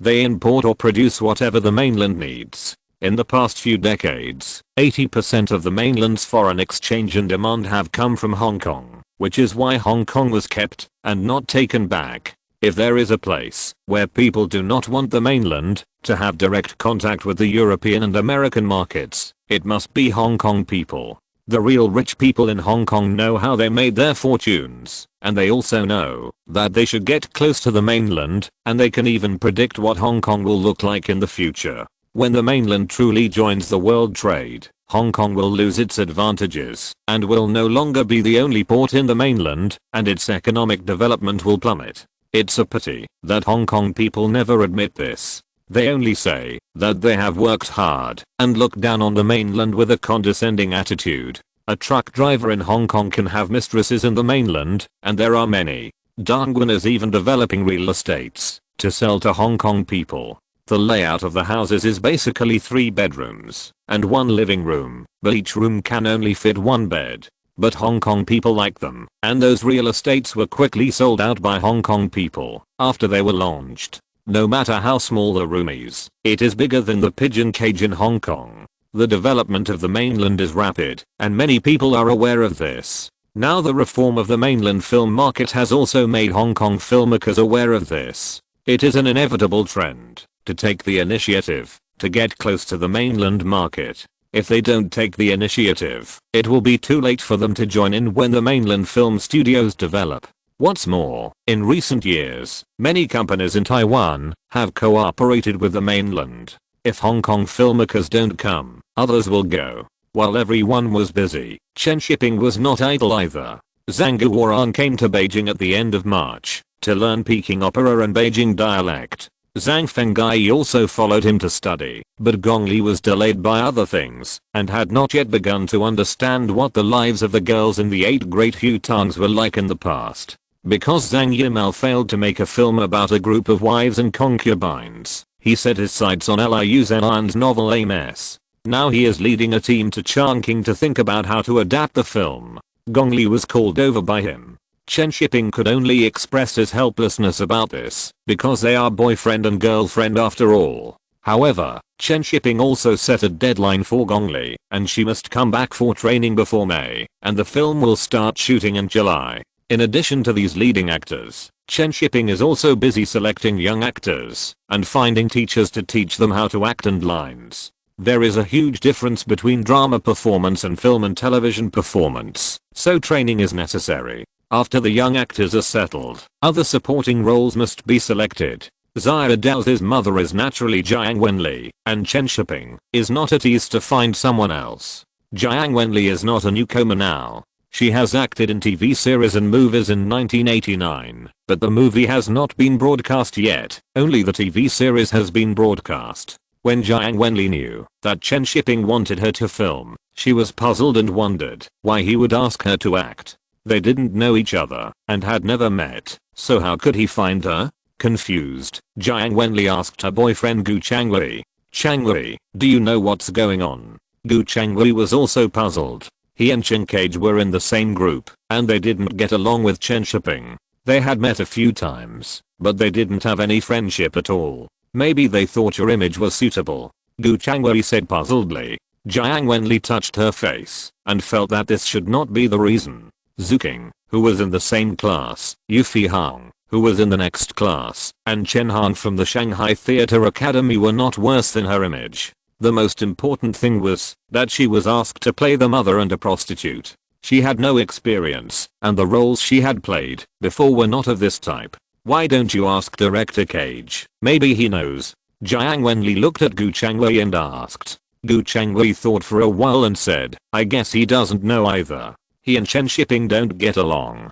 Jiang Wenli nodded. She also knew that Chen Shiping and Chen Cage didn't get along, so it stands to reason that he shouldn't ask her. What do you think is the reason why Chen Shiping and Chen Cage don't get along? Jiang Wenli has always been curious about this question.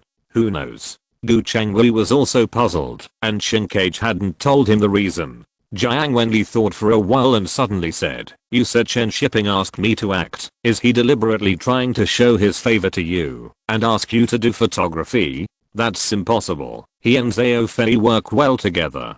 Gu Changlui said uncertainly. Jiang Wenli thought it was very likely and analyzed enthusiastically. Look, he and Chen Cage don't get along, and Zhang Yimou doesn't do photography for Chen Cage anymore. Maybe he is deliberately trying to steal Chen Cage's girl. Gu Changlui was shocked, and after thinking about it carefully, it was really possible. If Chen Shiping asked you, would you go? Jiang Wenli asked curiously. Gu Changlui immediately said, no, I can't stand that guy either. Really not going? It's a big production worth tens of millions, and the cameras are the latest models. I heard that they are all 70mm machines and Hollywood films. Then Gu Changlui was tempted, but thinking of his friendship with Chen Cage, he said, then I won't go either. Jiang Wenli disagreed with Gu Changlui's idea, and couldn't help saying, friendship can't be eaten. Can Chen Cage compare with Chen Shiping now? If you don't go, I will. Hearing Jiang Wenli's words, Gu Changlui hesitated. He didn't look good, and it was not easy to find a girlfriend. If I don't watch her by her side, what if she is kidnapped? Yes, I'm going to see my girlfriend. If Chen Shiping finds me, I will reluctantly agree. Gu Changlui, who had an idea in his mind, felt very sorry for Chen Cage when he asked him to study walking and singing to participate in the Cannes Film Festival. Chen Shiping was planning to ask Gu Changlui to be the photographer for him. He was not trying to steal Chen Cage's talent, but wanted to ask Gu Changlui to be a reference. Gu Changlui was the photographer of the original version, so Chen Shiping planned to ask him to be the photographer for safety. Gu Changlui and Zhao Fei would shoot together, and Gu Changlui would be responsible for providing suggestions. After meeting Jiang Wenli, Chen Shiping told her that he was planning to ask Gu Changlui to be the photographer. Jiang Wenli immediately showed her pride. She smiled and said to Chen Shiping, I'll go back and ask Lao Gu for you. I'll be tied up and brought to you. Chen Shiping laughed and said, then I'm waiting. Chen Shiping didn't talk much with Jiang Wenli. He arranged for her to go for training and left. When Jiang Wenli returned home at night, she told Gu Changlui about this. Gu Changlui pretended to refuse, saying that he and Chen Cage were good brothers, and it was impossible for him to go to Chen Shiping's crew. After that, he ran to Chen Cage to complain, saying that Jiang Wenli forced him to go to Chen Shiping's crew, saying that it was not easy for him to find a partner. Chen Cage was so smart that he immediately saw his thoughts and said with a temper in his heart, we are going to Cannes soon, you can't not go. Go, I will definitely go. Gu Changlui looked at him, hesitated and said, Chen Shiping also said that he can join the crew now and wait for me to come back from Cannes. If I don't go, Wenli will break up with me. Chen Cage almost couldn't control his temper when he heard it. Chen Shiping, this villain, would do anything to dig his corner. Even the lady route was used. Go, what else can I say? Chen Cage said unhappily. You are not manly at all, and you can't even control a woman. Gu Changlui pursed his lips and complained in his heart, you are also controlled by your wife, and you have the nerve to say me. Chen Shiping, who waited for Jiang Wenli to reply, also took this matter to heart. Gu Changlui was just an insurance. Whether there was a problem or not was not a big deal. It was not worth his attention. He was very busy now. Zhang asked him to attend meetings every day. There were more and more applications for co-production in Hong Kong. China Film also asked him to attend meetings every day to study distribution. Sometimes he would participate in the meetings of the cinema. The unified purchase and sale was cancelled. Whether the movie ticket price should be increased, how much, and how to improve the service of the cinema were all problems. Although Chen Shiping was just a decoration to provide opinions most of the time, he had to go when he was called. Busy with meetings, setting up the distribution department of the factory, and recruiting people from various universities, Chen Shiping was busy every day. He was busy until May. After the reform document was officially issued, Chen Shiping finally had some free time. The first thing Chen Shiping did after he had some free time was to apply to the factory to go to Hong Kong to learn distribution. However, this time he was not leading the team, but followed China Film. Chen Shiping had no time to lead the team to Hong Kong, as the filming of Farewell My Concubine was on the agenda. At this time in Chongqing, Gongli looked at Zhang Yimou standing on the roof and looking down, and couldn't help asking, don't you have any ideas yet? Or you can think about it slowly. I have accepted Farewell My Concubine, so I have to go. Zhang Yimou rubbed his head and said a little depressed, you go first, I haven't thought about it yet. Seeing Zhang Yimou like this, Gongli stepped forward to comfort him. Don't push yourself too hard. Maybe you will get inspiration after stopping. And the whole team is here, which is time consuming and labor intensive. Well, I know. Zhang Yimou sighed, always thinking about his many wives and concubines, but it was a pity that it had been filmed by Chen Shiping. After Gongli comforted him for a while, she said goodbye to Zhang Yimou and packed up to return to Beijing. At this time in Beijing, Chen Shiping was checking the preparations for Farewell My Concubine. From the preparations last year to now, all the work has been done. Hundreds of thousands of people have been busy for several months, and all the work has been done to the extreme. Chen Shiping checked everything and felt relieved after finding no problems. With tens of millions of dollars of investment, if he couldn't make a classic, Chen Shiping would have to give up. However, it is still unknown whether Chen Shiping can continue to make it, but Chen Cage was really hit too hard this time. At this time, the Cannes Film Festival has been going on for 3 days, and Chen Cage's film has been released, but the filmmakers gathered in Cannes have a low opinion of singing while walking. No one regards singing while walking as a seed player, and no one is optimistic about his impact on Cannes. Some even think that singing while walking is not as good as Zhang Yimou's Judao last year. Some film critics who have seen the movie have written reviews about singing while walking. Chen Shiping also saw a reporter in China send back the film, and he almost laughed after watching it. The film is so dull that it makes people feel collapsed. The technique is obscure, the editing is inexplicable, and it tries hard to blend in the national and local complexes, but makes people unable to understand. The rhythm of the story, the dialogue of the characters and other expressions are difficult to accept. The most interesting thing is that Chen Cage said in an interview that the reason why it is obscure is because it has a metaphorical nature.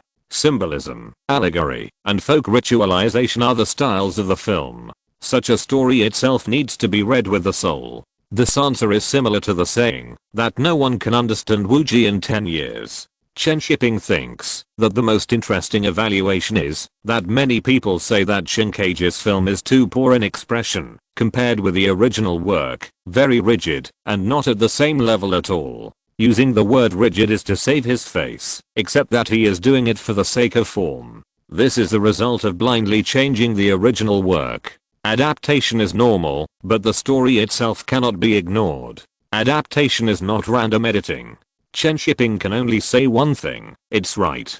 You are allowed to make blind changes. After reading these reports, Chen Shiping suddenly felt that this failure might be related to Chen Cage's future. If he can recognize his shortcomings and correct them, he may become a good director in the future. If he still arrogantly thinks that the audience can't understand and has no connotation, it is very likely that Yellow Earth will be his glory. Chen Shiping still hopes that Chen Cage can rise.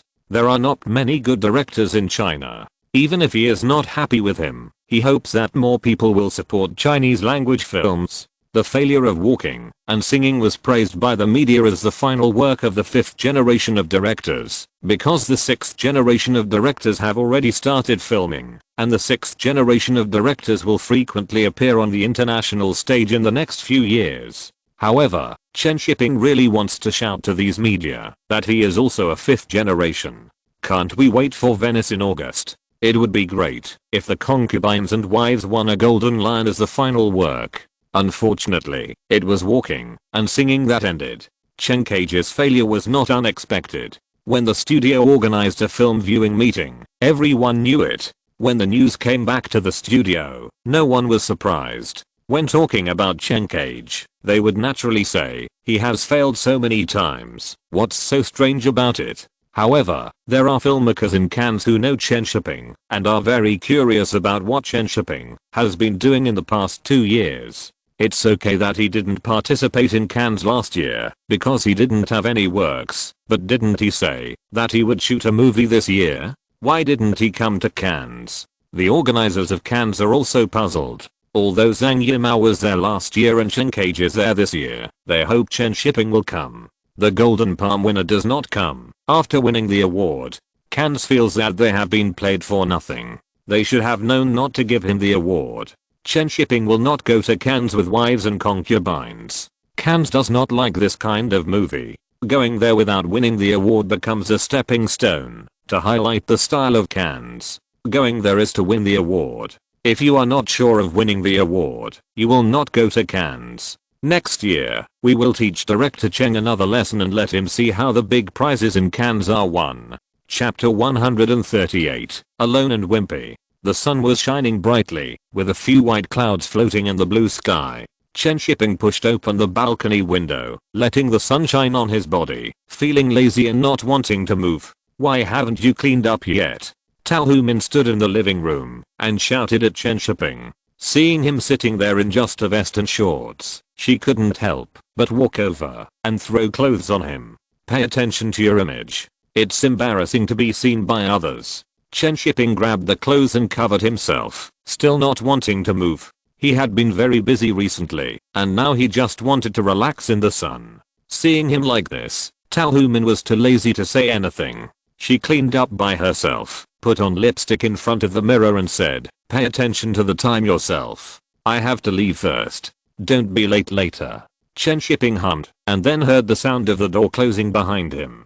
After sitting on the balcony for a long time, Chen Shiping got up, put on clothes and went out. "I'm going to the troupe today to see how the actors are training." It's already the end of May, and Chen Shiping plans to start filming ahead of schedule. First filming Cheng Di's childhood and teenage scenes. It will be almost July after filming the teenage scenes, and Zhang Guorong and the others should have learned almost everything. By then, we can seamlessly connect and strive to finish filming all the scenes by the end of the year. After slowly arriving at the troupe, Chen Shiping heard the humming of Peking opera lyrics coming from inside. Zhang Guorong and Zhang Fenggai are also training in the troupe, but they still don't understand the lyrics. Chen Shiping's appearance attracted everyone's attention, and several young actors ran over and called him Uncle Chen with a smile. "I didn't bring any food today," Chen Shiping said to them with a smile. Before, when Chen Shiping came, he would bring some snacks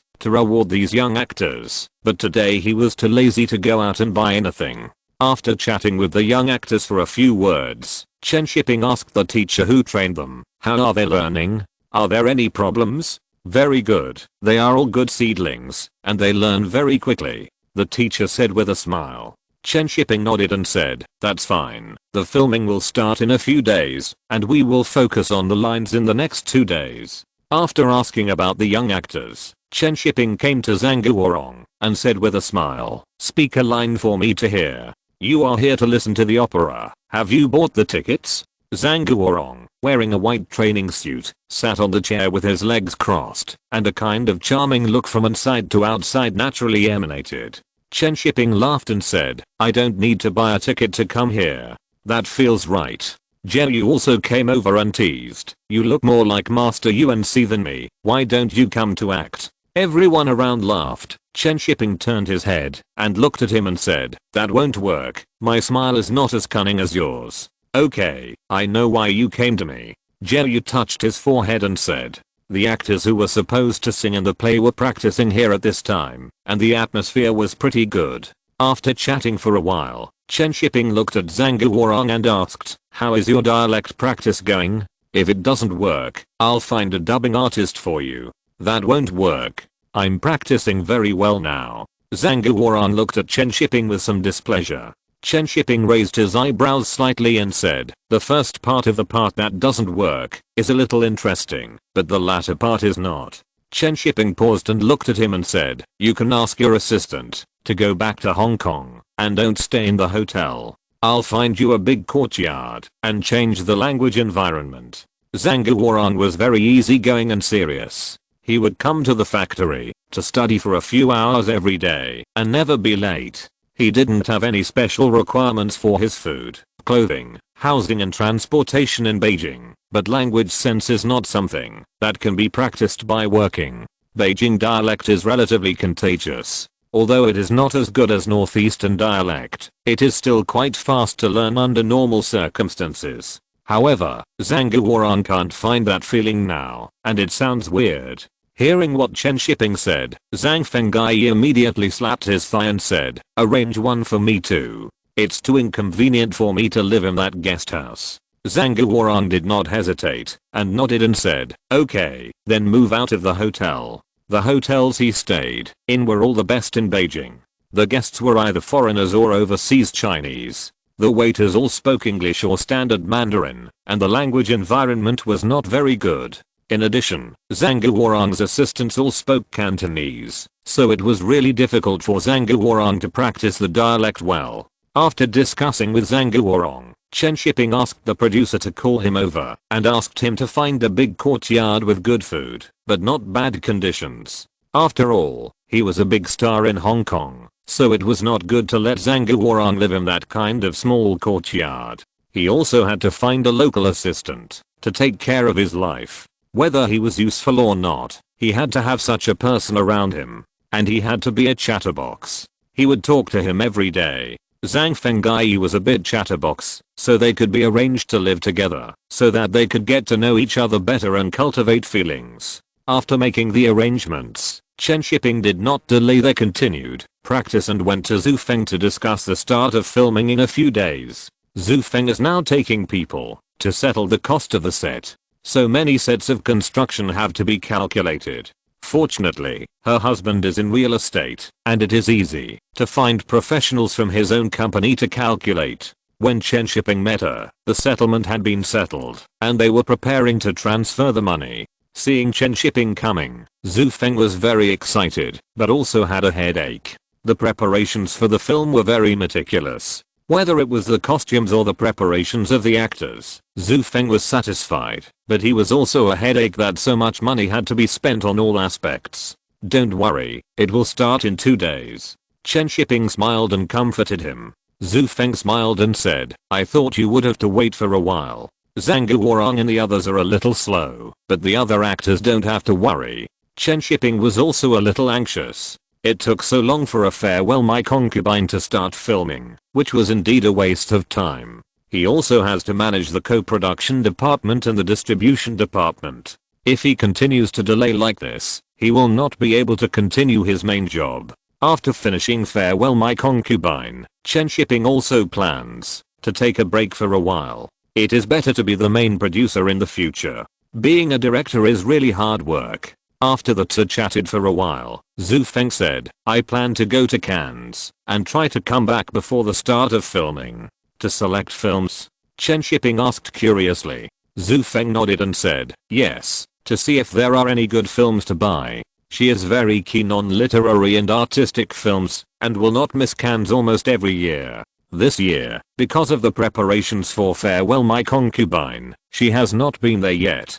Chen Shiping suddenly thought of Chen Cage, who is now in Cannes. I wonder if Chen Cage will regret it after Zhu Feng goes to Cannes this time. According to the original development, Chen Cage met Zhu Feng again in Cannes after the failure of Walking and Singing again. This time he did not refuse Zhu Feng and agreed to the request to shoot Farewell My Concubine. I think Chen Cage knew that his future was worrying at that time, so he was no longer reserved and agreed to accept Zhu Feng's invitation. Even if he thought Farewell My Concubine was a third-rate novel, his reputation and value in the eyes of investors at that time had fallen to the lowest point. If he didn't seize the opportunity, he might not have another chance. This is also why Chen Cage was so honest when filming Farewell My Concubine, and he also invited a group of great gods to help. The script was made by Lu Wei in a year, and the art department, whether from the set or the costumes, was the top talent in the film studio.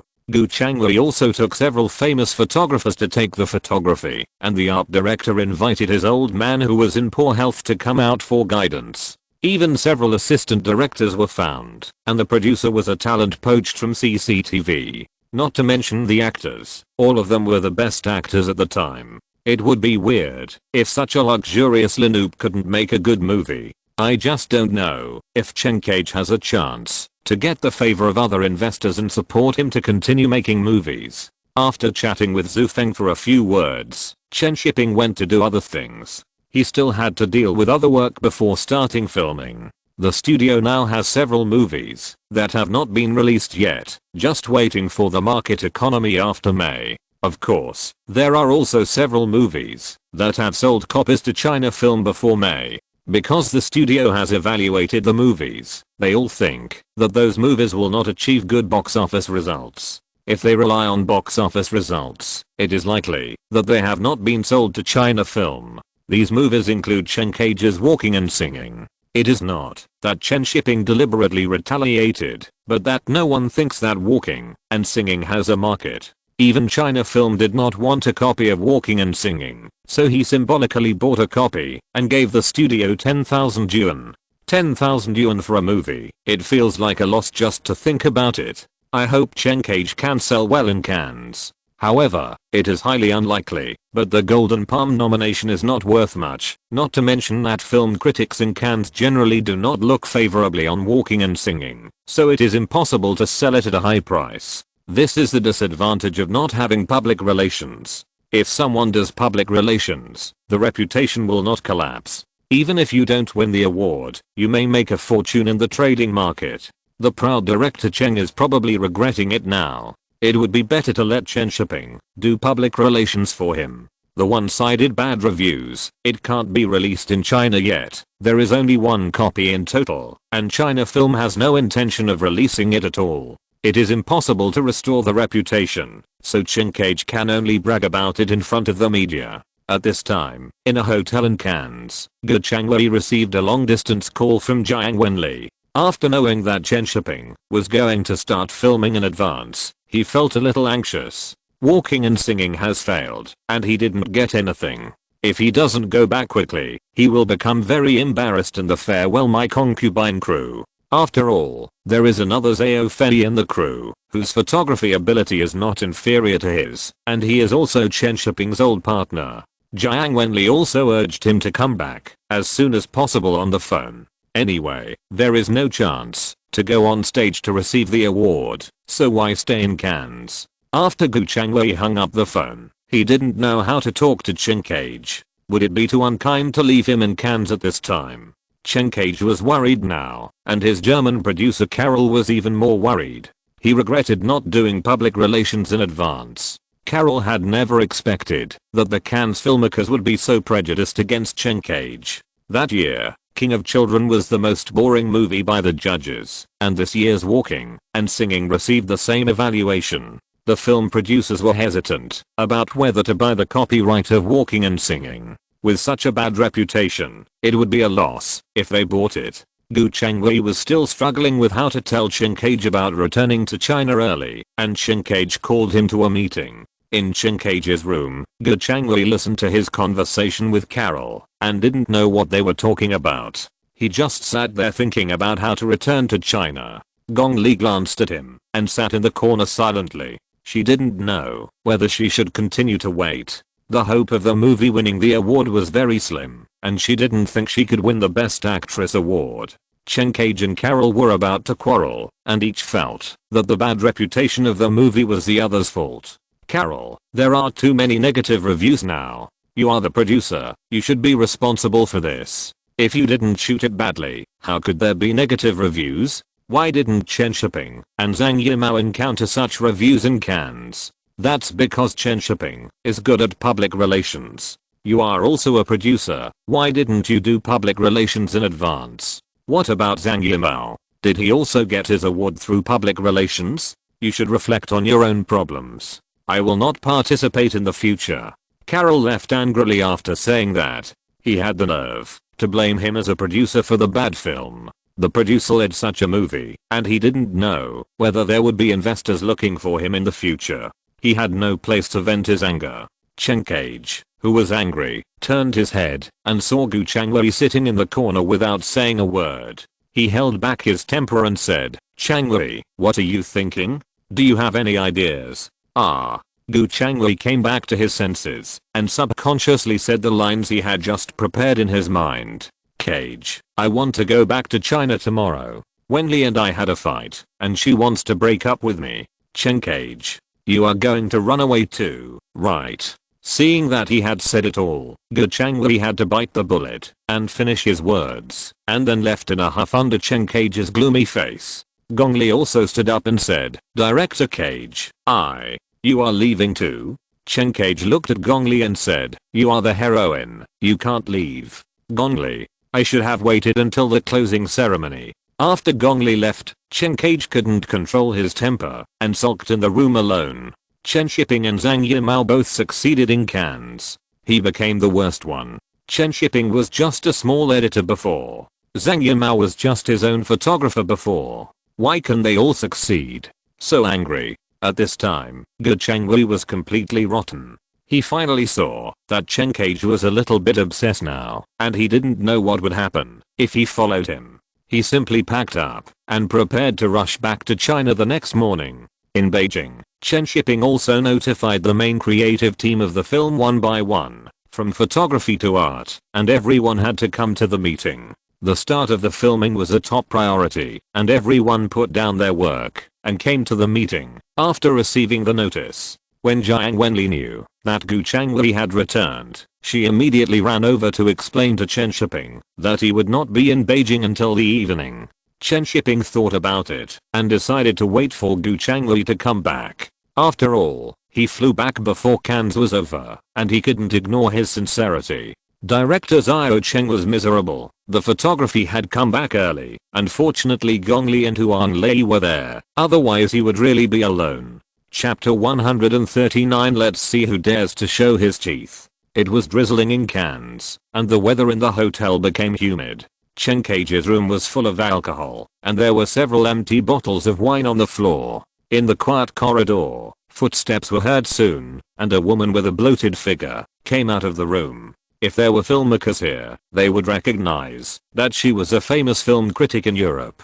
The woman with a bright face quietly left the hotel, drove back to her residence, and began to think about how to write a film review, and she had to deny the film review she had published before. This is a difficult technical job, but thinking of the difficult technical job she enjoyed last night, she was still willing to use her brain to write a new film. At this time, Chen Cage woke up in the small hotel, staring at the ceiling for a long time, and then got up to wash.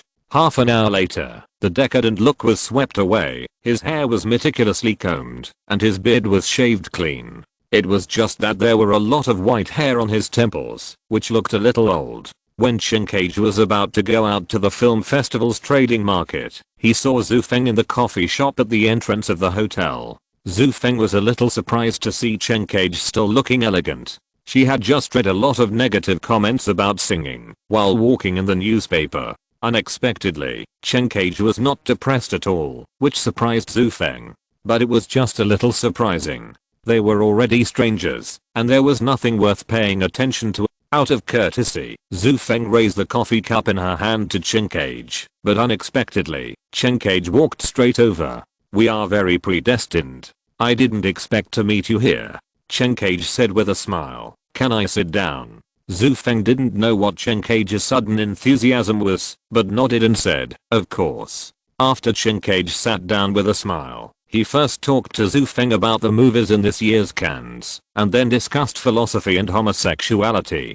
Finally, the topic naturally turned to Farewell My Concubine. Later, I reread the novel Farewell My Concubine, and found many wonderful things that I hadn't discovered before. Chen Cage said with a smile, "I rejected your invitation at the beginning, because I felt that I couldn't grasp that kind of subject matter." Zhu Feng's eyes flashed with a hint of humor, as if he had seen a ghost, but he still followed his words and asked, "What about now? Now I feel that I'm mature." Chen Cage paused, and suddenly raised his little finger, picked up the cup, and took a sip and said, "I met a friend when I was studying in the United States. His name is Paul. He is the one I have met before." Zhu Feng's eyes were on Chen Cage's little finger. He didn't know how to describe his mood at this moment. He was even more surprised by the little story between himself and his friend. There was nothing wrong with the little story between friends, but Zhu Feng didn't like Chen Cage's style now. He invited you to film Farewell My Concubine before, but you didn't want to. Now this kind of means is really disgusting. Zhu Feng endured the discomfort and put down the cup to interrupt him and said, "I have something to do, and I'll leave first. We'll talk next time when we have a chance." After that, Zhu Feng took out a few banknotes and put them on the table, got up and left quickly. Chen Cage looked at the banknotes on the table, reached out to pick them up, and looked at them for several times, and suddenly sighed. He shouldn't have been so hypocritical before. Zhu Feng, who left with an excuse, felt so uncomfortable that he couldn't help but call Chen Shiping to complain about what happened just now. "Shipping, do you know who I just met?" "Chen Cage, do you know what he said to me?" "He said he was." It was evening in Beijing at this time. In an office of Beijing Film Studio, the main creators of Farewell My Concubine were in a meeting together. Gu Changwei came directly to the studio to participate in the meeting after getting off the plane. It's just that the conference room is so quiet that you can hear a pin drop. Everyone looked at Chen Shiping, who was on the phone with strange expressions. Chen Shiping was also helpless. He was in a meeting just now when Zhu Feng called, and he answered it without thinking much. But who would have thought that Zhu Feng was so excited and complained so loudly that everyone sitting next to Chen Shiping heard a sentence or two, and then the atmosphere in the conference room became like this. Chen Shiping looked at their gossiping and surprised expressions and hurriedly covered the receiver and walked out. "I'm a leader now, and I have to pay attention to the reputation of my colleagues in the factory." After Chen Shiping left, the conference room exploded instantly. Did I hear it right? Is that what was said on the phone? I don't know. I didn't hear anything. Ahem. Stop arguing. Just pretend you didn't hear anything and continue the meeting. The oldest comrade in the conference room knocked on the table to stop everyone's discussion, but the effect was not obvious. Zhao Fei, who was sitting next to Gu Changwei, asked in a low voice, "Brother Gu, do you know what's going on? Is it true or not?" Gu Changwei immediately shook his head and said, "I don't know, don't ask me. TSK, how come I didn't see it?"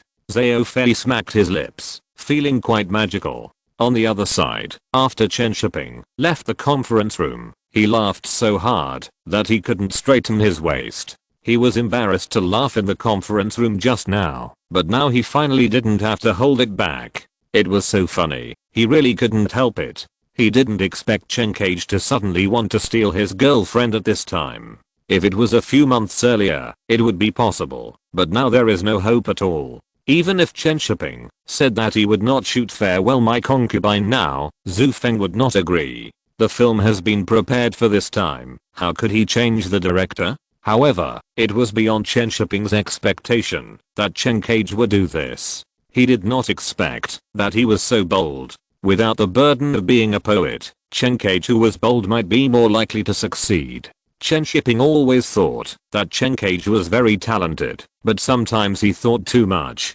If he could really calm down, he would definitely succeed. Chen Shiping laughed for a long time and made Zhu Feng laugh on the other end of the phone. After chatting with him for a while, he hung up the phone. After Chen Shiping put away the phone and adjusted his expression, he returned to the meeting room to continue the meeting. As soon as he pushed the door in, the noisy meeting room suddenly became quiet. Chen Shiping said with a stern face, "What are you talking about? You are sure to start shooting next week, right?" Everyone shut up awkwardly. "I don't want to hear anything I shouldn't hear tomorrow." After Chen Shiping finished his lecture with a stern face, he sat down and said, "Okay, let's talk about tomorrow's work arrangements. Zhao Fei and Gu Changwei will go to King to find a scene tomorrow. The art team will prepare all the costumes in advance tomorrow. The lighting team will take the young actors to the troupe for a light test. The production team will do all the logistics work." After arranging all the work, Chen Shiping ended the meeting. "I hope these people will not spread today's events as gossip. Otherwise how will Zhao Cheng director live after he comes back? The most important thing is that the source of this news is here. If it spreads, others will think that he deliberately discredited Zhao Cheng director." In the next few days, Chen Shiping didn't hear any rumors, so he put the matter behind him. At this time, Cannes also ushered in the closing ceremony and awards ceremony. Although the reputation of singing while walking has improved in the next few days, it still did not win any awards. However, producer Carl still helped sell a lot of film copyrights, and after recovering some funds, it can be regarded as recovering some losses for investors. Chen Cage flew to the United States after the award ceremony. He had to find a way to find investment on his own. Now he could only rely on his wife. It was just that their relationship was about to break down, and now they had to find a way to save it.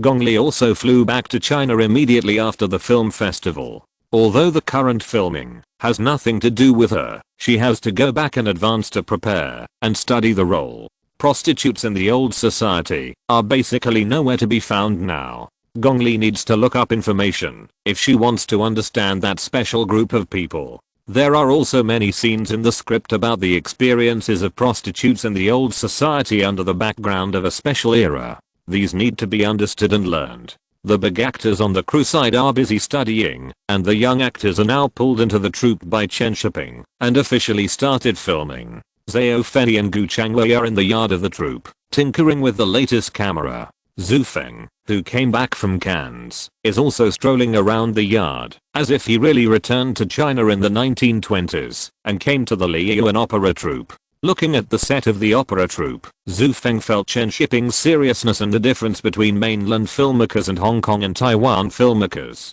All the costumes and props were refined. Zhu Feng suddenly thought of the Chess King shot by Zuke. Although it was also set in the same period, the sense of time and reality were very different. Chen Shiping didn't have time to greet Zhu Feng at this time.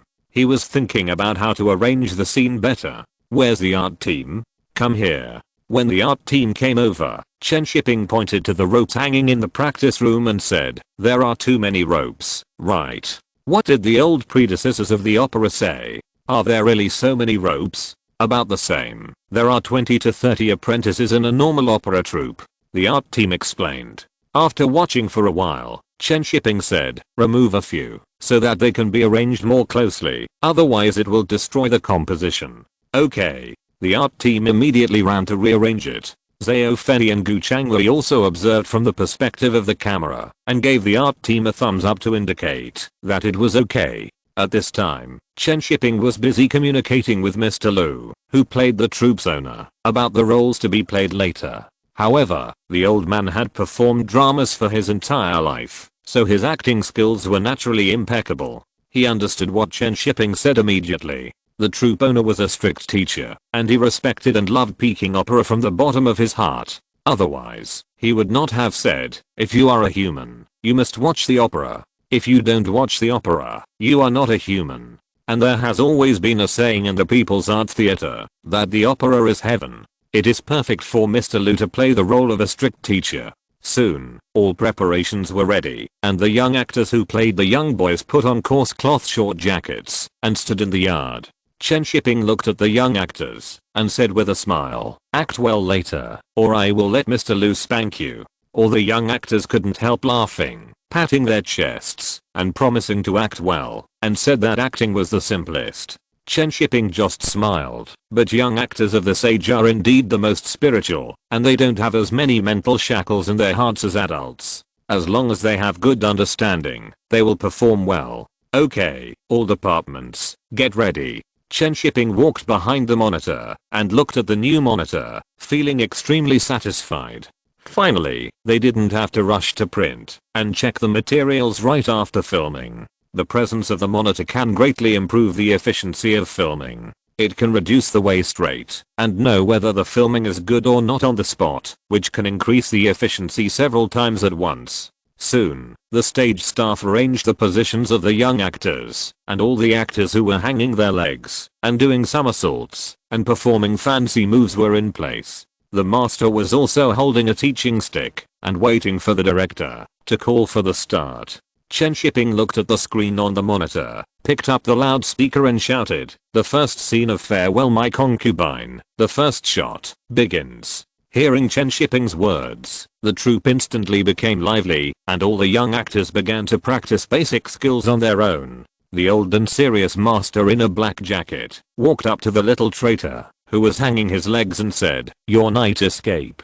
The little lazy immediately raised his hand and posed to recite. Looking back at the heaven, I hurriedly ran away. The little lazy couldn't remember the next line. Looking at the serious master, he began to get nervous and stuttered when reciting the line, "I can't care about it." The master immediately grabbed Zio Lazy's hand and beat him while asking, "I can't care about what?" Ouch. Zio Lazy screamed in pain, but he didn't dare to stop, and he was still muttering, "I can't care about it." The master hit him hard again and reminded him, "I can't care about loyalty and filial piety." Cut. Chen Shiping shouted to stop. The set suddenly became quiet, and everyone turned to look at Chen Shiping, not understanding why he suddenly shouted cut. The photographer in charge of shooting the behind the scenes also watched silently as the camera walked to Chen Shiping's side. Chen Shiping stretched out his hand to Zhao Fei and Gu Changwei and shouted, "You two come here." When the two of them came over, Chen Shiping frowned and said, "Look, isn't the picture too bright?" Zio Lazy and the others were beaten and wore short coats. They haven't finished their apprenticeship yet. It should be darker. The brothers behind them who are wearing costumes should be brighter. Zhao Fei and Gu Changwei thought about it and realized that it was true. They hurried to readjust the lens. Also, put another rope next to Little Lazy for him to grab. Chen Shiping shouted at the props again. The actor of Little Lazy couldn't help shouting, "Uncle Chen, I don't need to grab the rope. My basic skills are very good. Just grab it when I tell you to, otherwise there will be no chicken legs at noon." Chen Shiping said with a smile, "You have to pretend that your basic skills are not good, otherwise how can you not remember the words of Night Run?" Little Lazy said, "Oh, then I understand."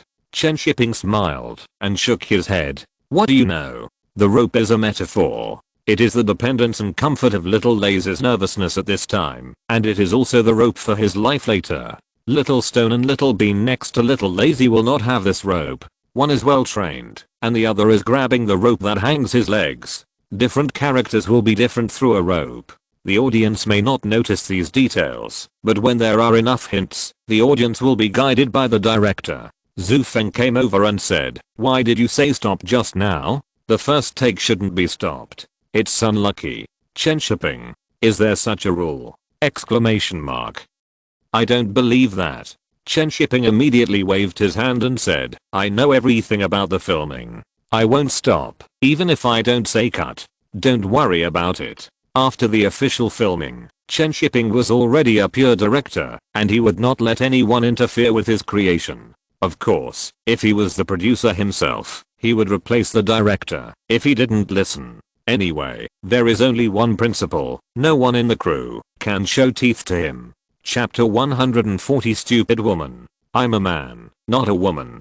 Zia Dao's pretty face was covered with sweat and fear, but he still said he was a man. The master tapped his folding fan a few times, and a hint of mockery appeared on his old face. "Is an a man or a woman?" Zia Dao's lips were trembling, and he said nervously, "A man." The master's face changed, and he snorted and said, "You are really in the state of transformation. You can't tell male from female." Chen Shiping sat in front of the monitor and nodded uncontrollably. The acting skills of these teenagers really opened his eyes. Whether it was Zyro Lazy or Zyro Dowsy, their acting was so vivid and natural, without any childish affectation or twisting, which was better than many adult actors nowadays. If Chen Shiping really wanted to say, the acting skills of these young actors were much better than Zhang Guorong and Zhang Fengai. Crack. It's done. Put your legs down. After Chen Shiping shouted, he turned his head and looked at Zhang Guorong and asked, "Do you feel pressure?" Zhang Guorong couldn't help but nod. He really felt the pressure. Yes, his performance was really good. Chen Shiping laughed and said, "It's a good thing to have pressure. I will act well later. How is your dialect learning going?" The teacher said, "That I'm quite authentic now." Zhang Guorong's pronunciation was strange, but he was very confident. Everyone around couldn't help but laugh. Zhang Guorong looked at them strangely, thinking that his accent was quite heavy. Chen Shiping patted his shoulder and said, "You have a strong accent too." As soon as Chen Shiping spoke in northeastern dialect, everyone laughed even harder. After a short interlude, the crew became busy again. Zhang Guorong and Zhang Fengai stayed on the set for a while, and then went back to the film studio to continue training. Chen Shiping also had to continue filming. Although the performance of the young actors was very good, the filming was not so smooth. The most difficult thing about filming the scenes of the young actors was to make the emotions and reactions of the characters clear.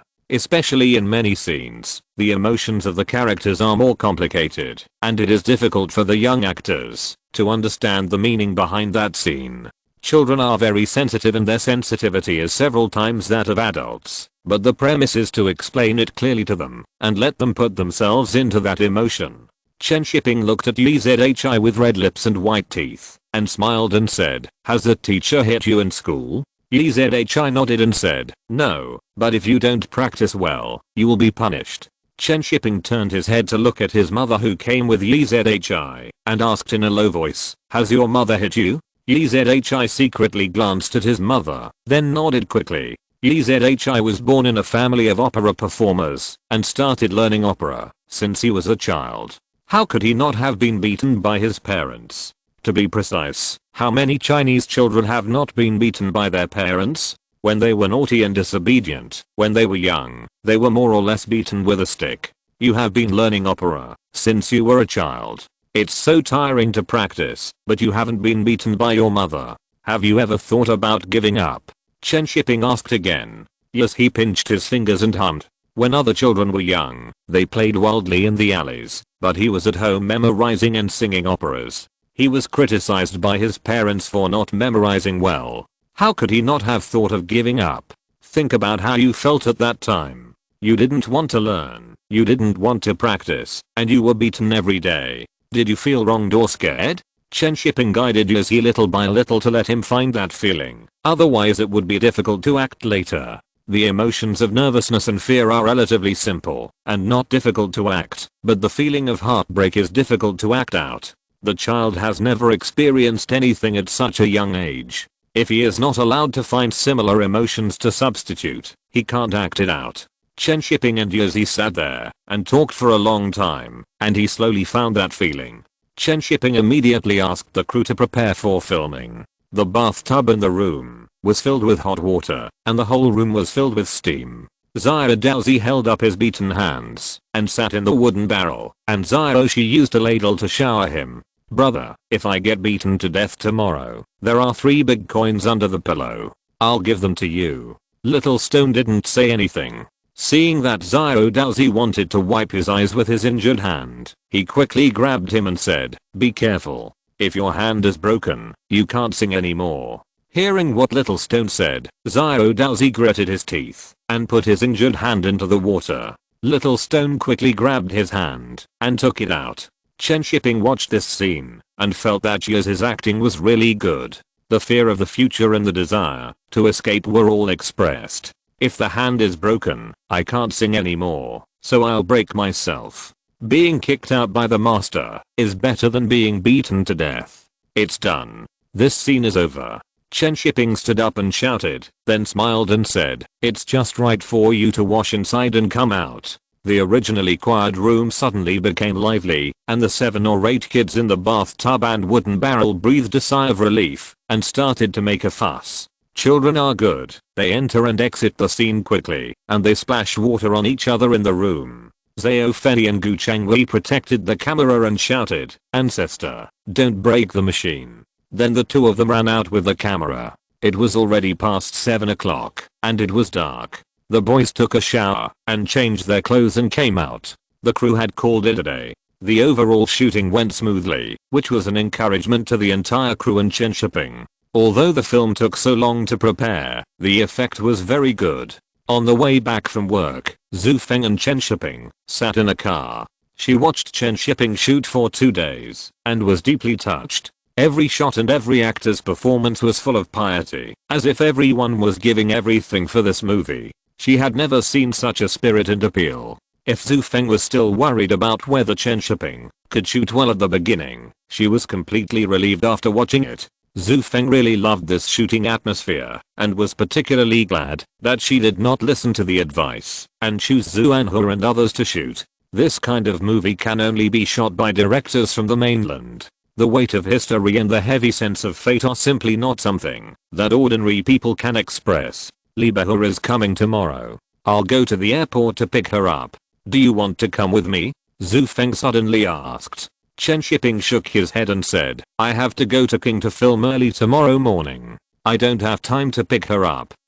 Listening to Chen Shiping's Beijing dialect, Zhu Feng couldn't help laughing and said, why are you speaking the dialect too? The whole crew has to speak it, and I can't be an exception.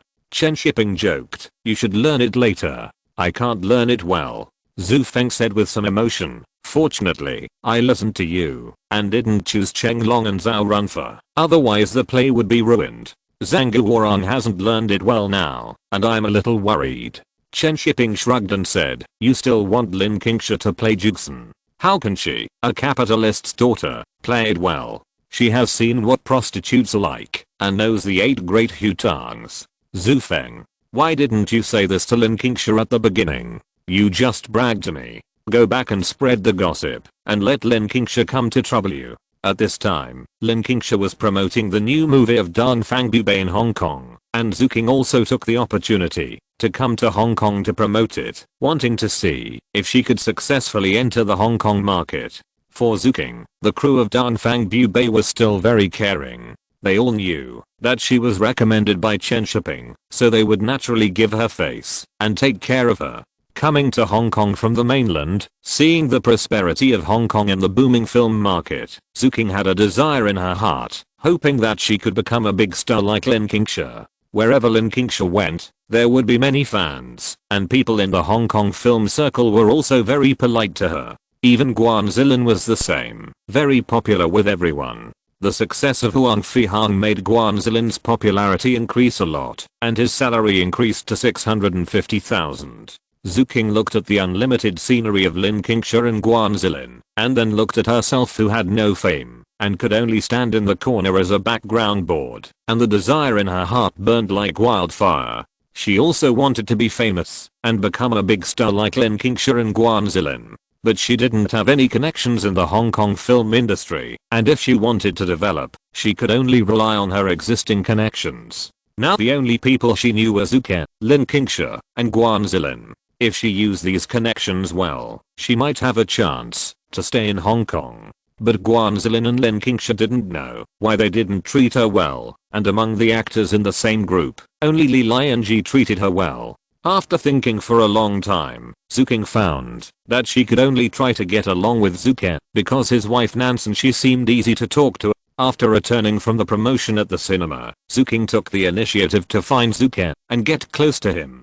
Zhu King was with Nansen Shi, and seeing Zhu King's enthusiasm, he guessed what she was thinking, but he thought she was stupid. Why did she come to him when she had the relationship with Chen Shiping? Zhu King was still worried about how to get along with Chen Shiping. However, thinking that Zhu King and Chen Shiping should have a good relationship, Shi Nansheng thought and asked with a smile, how is your relationship with director Chen? Zhu King hesitated and said, it's good, but he is now the factory director. Yes, I forgot that he was promoted.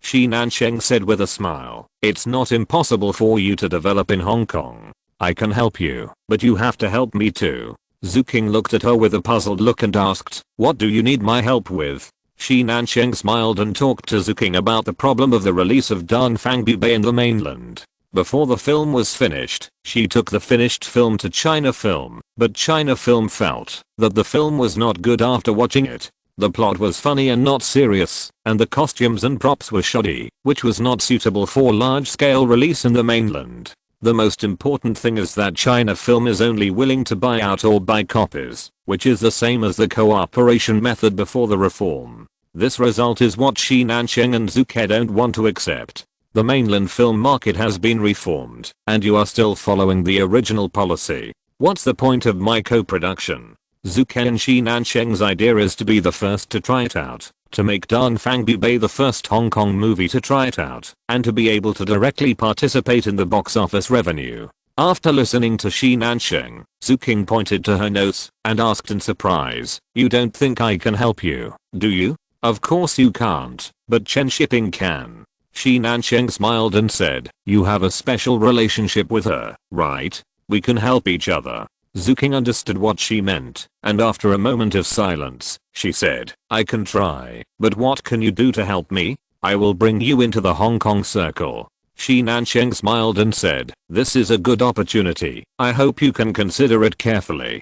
Zuking naturally didn't dare to agree, because her relationship with Chen Shiping was not as good as others thought. It's just that with such a good opportunity in front of her, she couldn't remain indifferent, so she gritted her teeth and said, I can, but I can't guarantee whether I can succeed. Your words are enough. Shi Nansheng said with a smile. After Zuking left, Zuke said indifferently, she and Chen Shiping should have nothing to do with each other, otherwise they wouldn't have found us. Why did you say so much to her? Shi Nansheng said with a smile. It's fun. It's just right to see Chen Shiping's reaction through her. What is his attitude towards co-production? He wants to dominate the industry. He really came here for cooperation. Zuke nodded and didn't care. He didn't expect Zuking to really help him. At night, Zuking returned to the hotel room and calmed down. He felt that he was a little too excited at the time and dared to answer anything.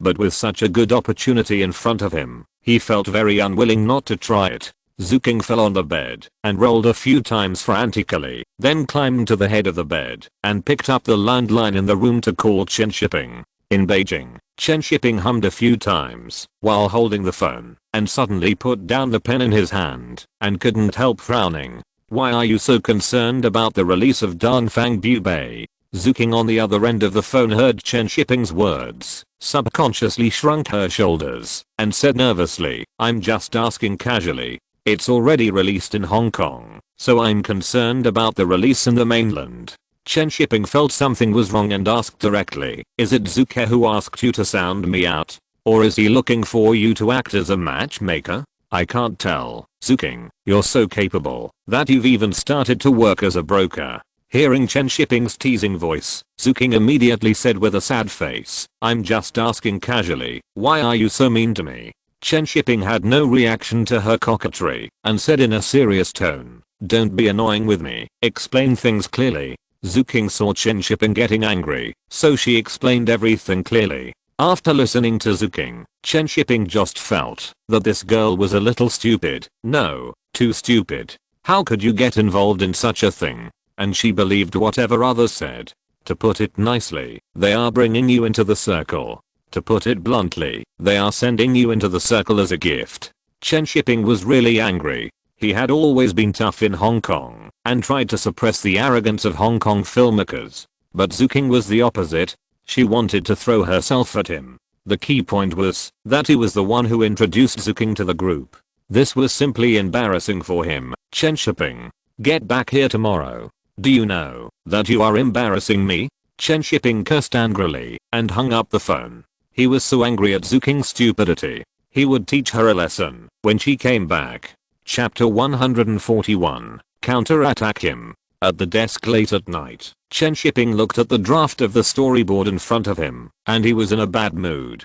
Zuking's phone call just now really pissed him off. She took the initiative to be a fool, and was fooled around by others. When she told Shi Nansheng that she could try it, she was even more stupid. If Zuking patted her chest and said that she could do it, Chen Shiping would not be so angry. At least she dared to brag and was brave enough. But you said that you would give it a try, which exposed your lack of confidence. Zuking was recommended by Chen Shiping. In the eyes of Zuke and others, she was Chen Shiping's person. Can you agree to such a thing? Even if Zuke and others didn't take it seriously, it became a joke in the eyes of others. Chen Shiping now wanted to slap Zuking in the face. What kind of thing did she do? She didn't even know how to bully others and made him embarrassed. After sitting there angrily for a while, Chen Shiping called Zuking back and asked her not to come back tomorrow and continue to stay in Hong Kong. Why? Didn't you ask me to go back? Zuking slowly came to her senses now, feeling extremely guilty. Chen Shiping suppressed his temper and said, just stay there honestly. If I don't let you come back, don't come back. And if Shi Nansheng and Zuke ask you about the result of this matter, just say that you are going through the process and don't say anything else. Oh, are you just pretending to be stupid? Me? Chen Shiping said helplessly, don't worry about this matter. Just take it as my agreement, but when they ask, just reply them according to what I say. Although Zuking didn't understand why Chen Shiping did this, she still said obediently, I know, don't be angry, I won't dare to do it next time. Listening to Zuking's coquettishness, Chen Shiping frowned and said another sentence before hanging up the phone. He was a little suspicious whether Zuking was deliberately being stupid and then took the opportunity to pretend to be a little white flower to get closer to him.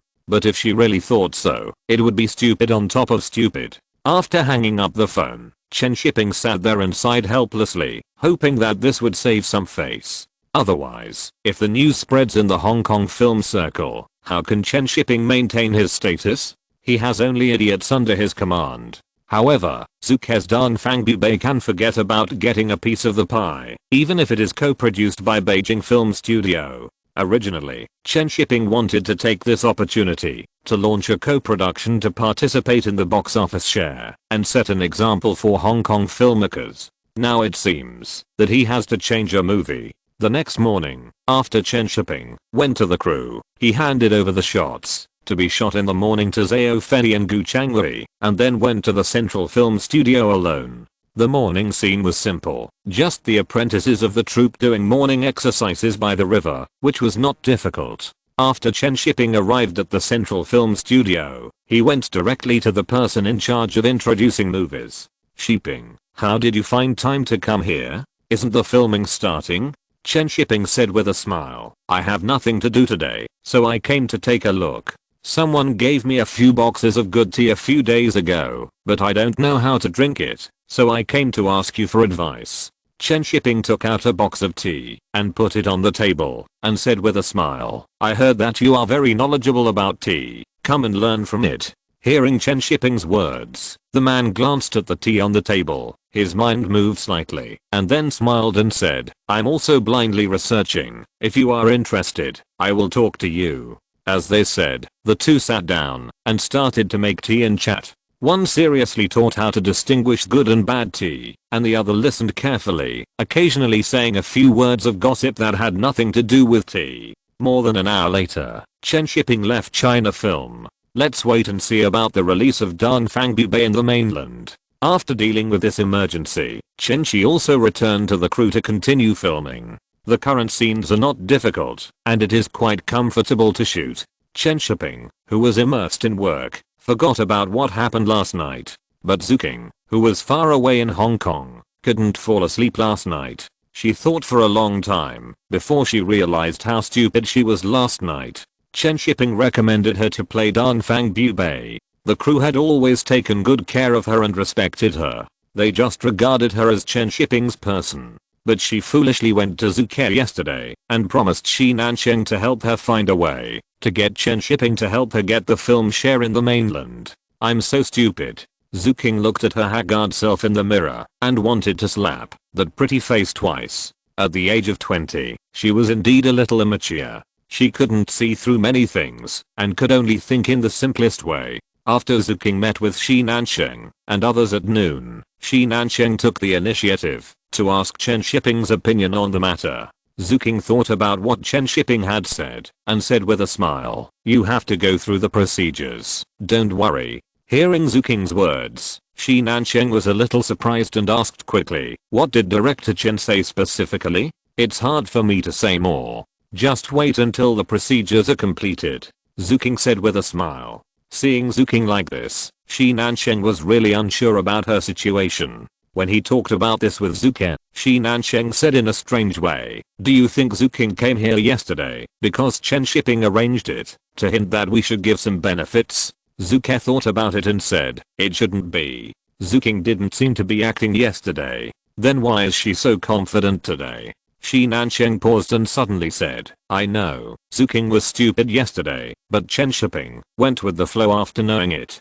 Zuking's suggestion today to follow the procedure is a hint."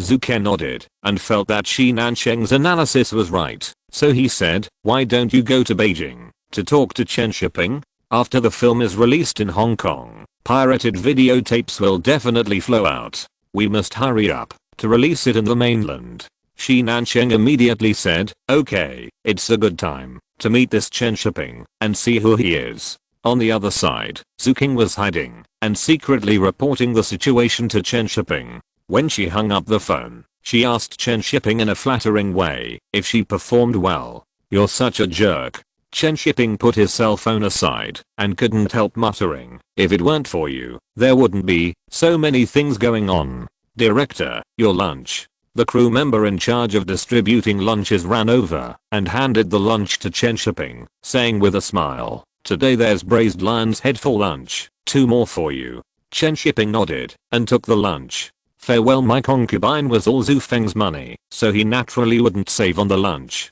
Now many mainland crews still use boiled cabbage for lunch. Even though many crews still use boiled cabbage for lunch 20 years later, I don't know where the producers have embezzled the money. The lunches for all crews are the same. Even if Chen Shiping has a little more than others, everything else is the same. Zhu Feng also came over with a lunch box, sat next to Chen Shiping and said, "The crew's daily food expenses are not small, can we save some money?" Chen Shiping took a bite of the suppy lion head and said, "I have saved you money. Even Zhang Guoran would eat this if he came. Do you think it is a good idea to save money?" Zhu Feng: "It is indeed a good idea to save money. Moreover, Zhang Guoran now lives in a slum, so the hotel expenses are also saved." Chen Shiping took a mouthful of rice and said, "It also helped you save Jackie Chan's 30 million, Zhao Run for several million, and Lin Qingsha's 1 million. I won't say anything more. This is how we will spend our food in the future." Zhu Feng glanced at Chen Shiping helplessly. He had been talking about these things for a long time. "Where is Li Bahua? When will she arrive in Beijing?" Chen Shiping asked curiously. Zhu Feng smiled and said, "She will arrive in the afternoon.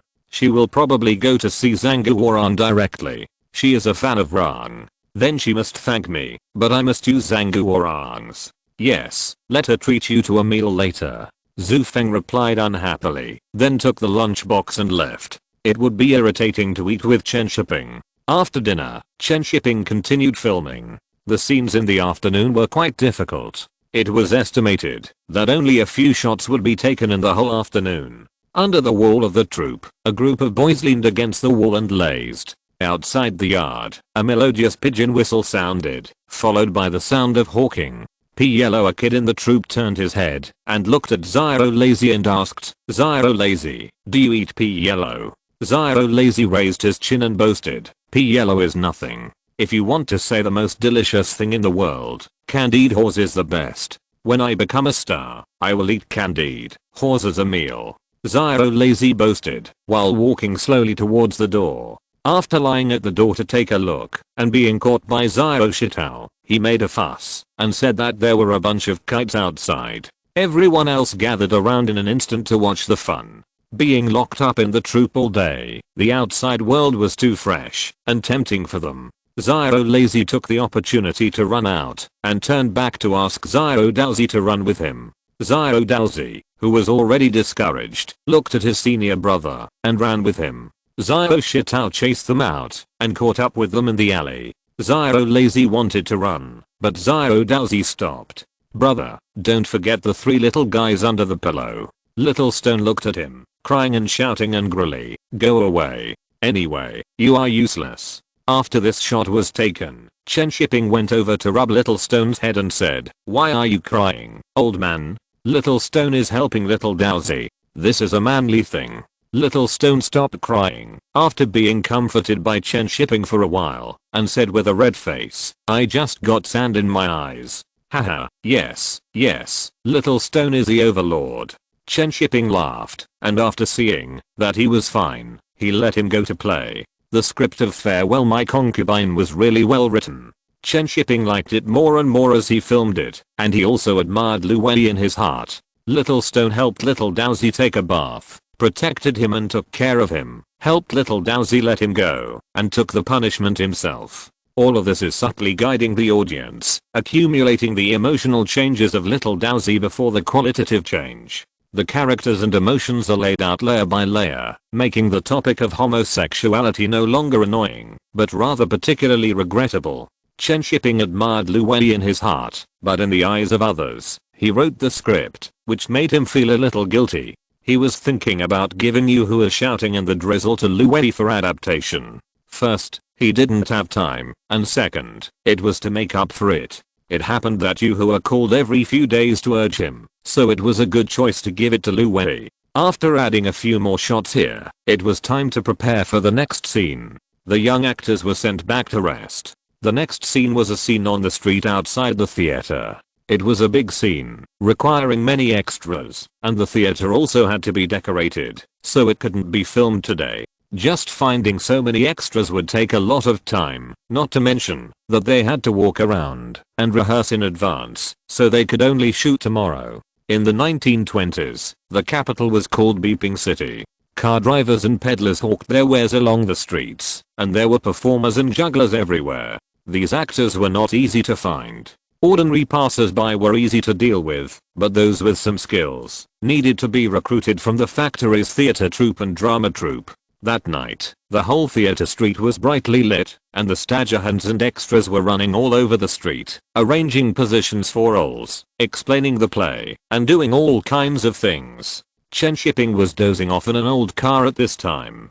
This car was the prop to be used tomorrow. When the city of Beeping was still rickshaws, Peking opera stars were already sitting in cars. They really praised Peking opera to the sky. On the other side, the art workshop of the Beijing film studio also packed the prepared clothes and loaded them into the car, ready to be pulled over. Zhang Guorong and others who had just finished training also knew that they would be filming a big play tomorrow, and they all wanted to join in the fun. It happened that Li Behua also came today, so they made an appointment to come together. Zhang Guorong and others who were brought here by the props of the factory got off the car and saw the busy scene of the whole street. One word popped up in their hearts, hot and enthusiastic. Even though it was almost 8 o'clock, everyone on the street was full of energy all day. However, the appearance of Zhang Guorong and Gong Li still caused a commotion among the extras. What was the point of being an extra? They either came here for these stars or they want to become stars. The scene at this moment is exactly the same as the play to be filmed tomorrow. A group of drama fans are chasing after famous stars. Chen Shiping was also woken up, sitting in the car and watching the movements of the extras. He couldn't help but curl his lips. I hope they can be so crazy tomorrow, otherwise there will be no meat dishes in the lunchbox. However, Zhang Guorong and the others came, so Chen Shiping stopped dozing off and got off the car to chat with them. What are you making a fuss about? Do you want to work? Where are the stagehands? Take them to get their clothes. Chen Shiping got off the car, stood on a high place, and shouted a few times, and then the extras dared not make a fuss, and lined up to get their clothes. These costumes are all new. Chen Shiping didn't use the inventory of the factory. With Zhu Feng, a rich woman, here, he must take the opportunity to buy some new clothes for the factory. Soon all the extras changed into their own clothes, and the whole street instantly dreamed back to the city of Beeping in the 1920s. Chen Shiping stood up and shouted with a loudspeaker, "Everyone, please go through and see." As soon as Chen Shiping finished speaking, the quiet street suddenly became lively. Bins Bing Tang. Hello Xiaobing, hey, freshly baked Xiaobing. Dear young and old, I'm new to your place. Li Behua stood at the entrance of the theater and stared at the scene in front of her, as if she had really traveled through the novel she wrote. She couldn't help but turn her head and said to Zhang Guorong, brother, can you change into your costume and show me? Zhang Guorong, who was also in shock, turned his head and smiled and said to Li Behua, okay. Chapter 142, Indirect Blaming. The guy selling wontons, what are you doing with your hands in your pockets? The guy carrying the load, walk more steadily. Who arranged this? Change me to someone with a better body. The girl in the flowery jacket over there, who told you to eat the props. The extra selling candied horse couldn't help laughing at the little girl eating the props in front of them, and whispered, the director must have scolded you. The little girl stuck out her tongue, still chewing the candied horse in her mouth like a hamster. Chen Shiping was speechless. This was a rehearsal, not a real shot, and this extra really ate it. Seeing her eating so deliciously, Chen Shiping was also at a loss for words. The little girl didn't look very old, probably only about 17 or 18 years old, and it was probably her first time as an extra. But the little girl ate happily and looked cute, so Chen Shiping didn't bother to say anything to her. It was just a candied horse. The little girl eating candied horse was relieved to see that Chen Shiping didn't scold her and continued to eat with the candied horse. Chen Shiping walked from one end of the street to the other, arranged the extras one by one, and then called Zhao Fei and Gu Changwei over. For tomorrow's scene, I want a long shot. The camera will follow Zhao Lazy and show the whole street. Chen Shiping took them for a walk, then walked to the entrance of the theater and said, shoot until here. After the protagonist appears, turn the camera around and take it as Zhao Lazy's perspective. Zhao Fei and Gu Changwei nodded, indicating that they understood, but also expressed their concerns that the actors would not be able to pass the one take. Long shots require a high level of performance from the actors. The long shot that Chen Shiping just took them for was at least 1 minute, which is not easy to act. Chen Shiping smiled and said, what's the worry if it's not easy to shoot? Just do it a few more times. I'm still afraid of wasting film. Don't save money for me. Then Chen Shiping found 2 extras as stand-ins and then asked Zhao Fei and Gu Changwei to walk a few times to get familiar with the shot. At this time, Zhang Guorong and Li Behua, who had already dressed up as Cheng Die, came over. You're going to dress up right now? Chen Shiping looked at Zhang Guorong's costume and said with a smile, are you in such a hurry to act? No, I'm showing it to Behua. Zhang Guorong said with a smile. Chen Shiping turned his head to look at Li Behua and found that she was looking at Zhang Guorong with a slightly infatuated look, just like a little fan. Zhu Feng couldn't help but say at this time, that's great, it's so similar. When I wrote it according to my brother. He is the Cheng Die in my heart. Li Behua couldn't help but say, Behua, someone has said that he will help you realize your dream. You have to treat him to a meal. Zhu Feng said with a smile. Li Behua was stunned for a moment, then turned his head to look at Chen Shiping and said, it's you. Thank you so much, let's go. I'll treat you. Haha, another day, I'm busy tonight. Chen Shiping made a joke, chatted with them for a few words, and then went to work. Li Behua enthusiastically pulled Zhang Guorong to the theater, wanting to see what he looked like on the stage, just like a fanatical fan. By the time Chen Shiping finished his work, it was already the middle of the night, and he didn't notice when Li Behua and the others left. When Chen Shiping returned home, it was almost 3 o'clock, and Tao Human had gone to bed early. Thinking that he had to get up early the next day to go to the crew, Chen Shiping didn't go back to the bedroom, but just slept on the sofa all night. This saved him from going back and forth, and Tao Human wouldn't sleep well either. When Chen Shiping got up early the next morning, he found that he was covered with a blanket, and the smell of chicken soup wafted from the kitchen. You got up so early, why didn't you sleep a little longer? Chen Shiping came to the kitchen and hugged Tao Human from behind and asked. Smelling the fragrance of her hair, he felt that all the fatigue from yesterday had dissipated. Why didn't you go to bed last night? Tao Human asked, tilting her head and rubbing Chen Shiping's face. Chen Shiping smiled and said, I came back too late. I was afraid to wake you up. Tao Human said, while eating chicken soup, I thought I would quit my job to take good care of you, but now you are taking care of me. Why are you talking about this? I'm busy outside every day, and you have to worry about the things at home. Chen Shiping let go of Taohuman, took an apple from the refrigerator, took a bite and asked, how is the new house going? The floor tiles are not ready yet, it will probably take another 2 months. Taohuman explained that the new house is for marriage and has not been installed yet.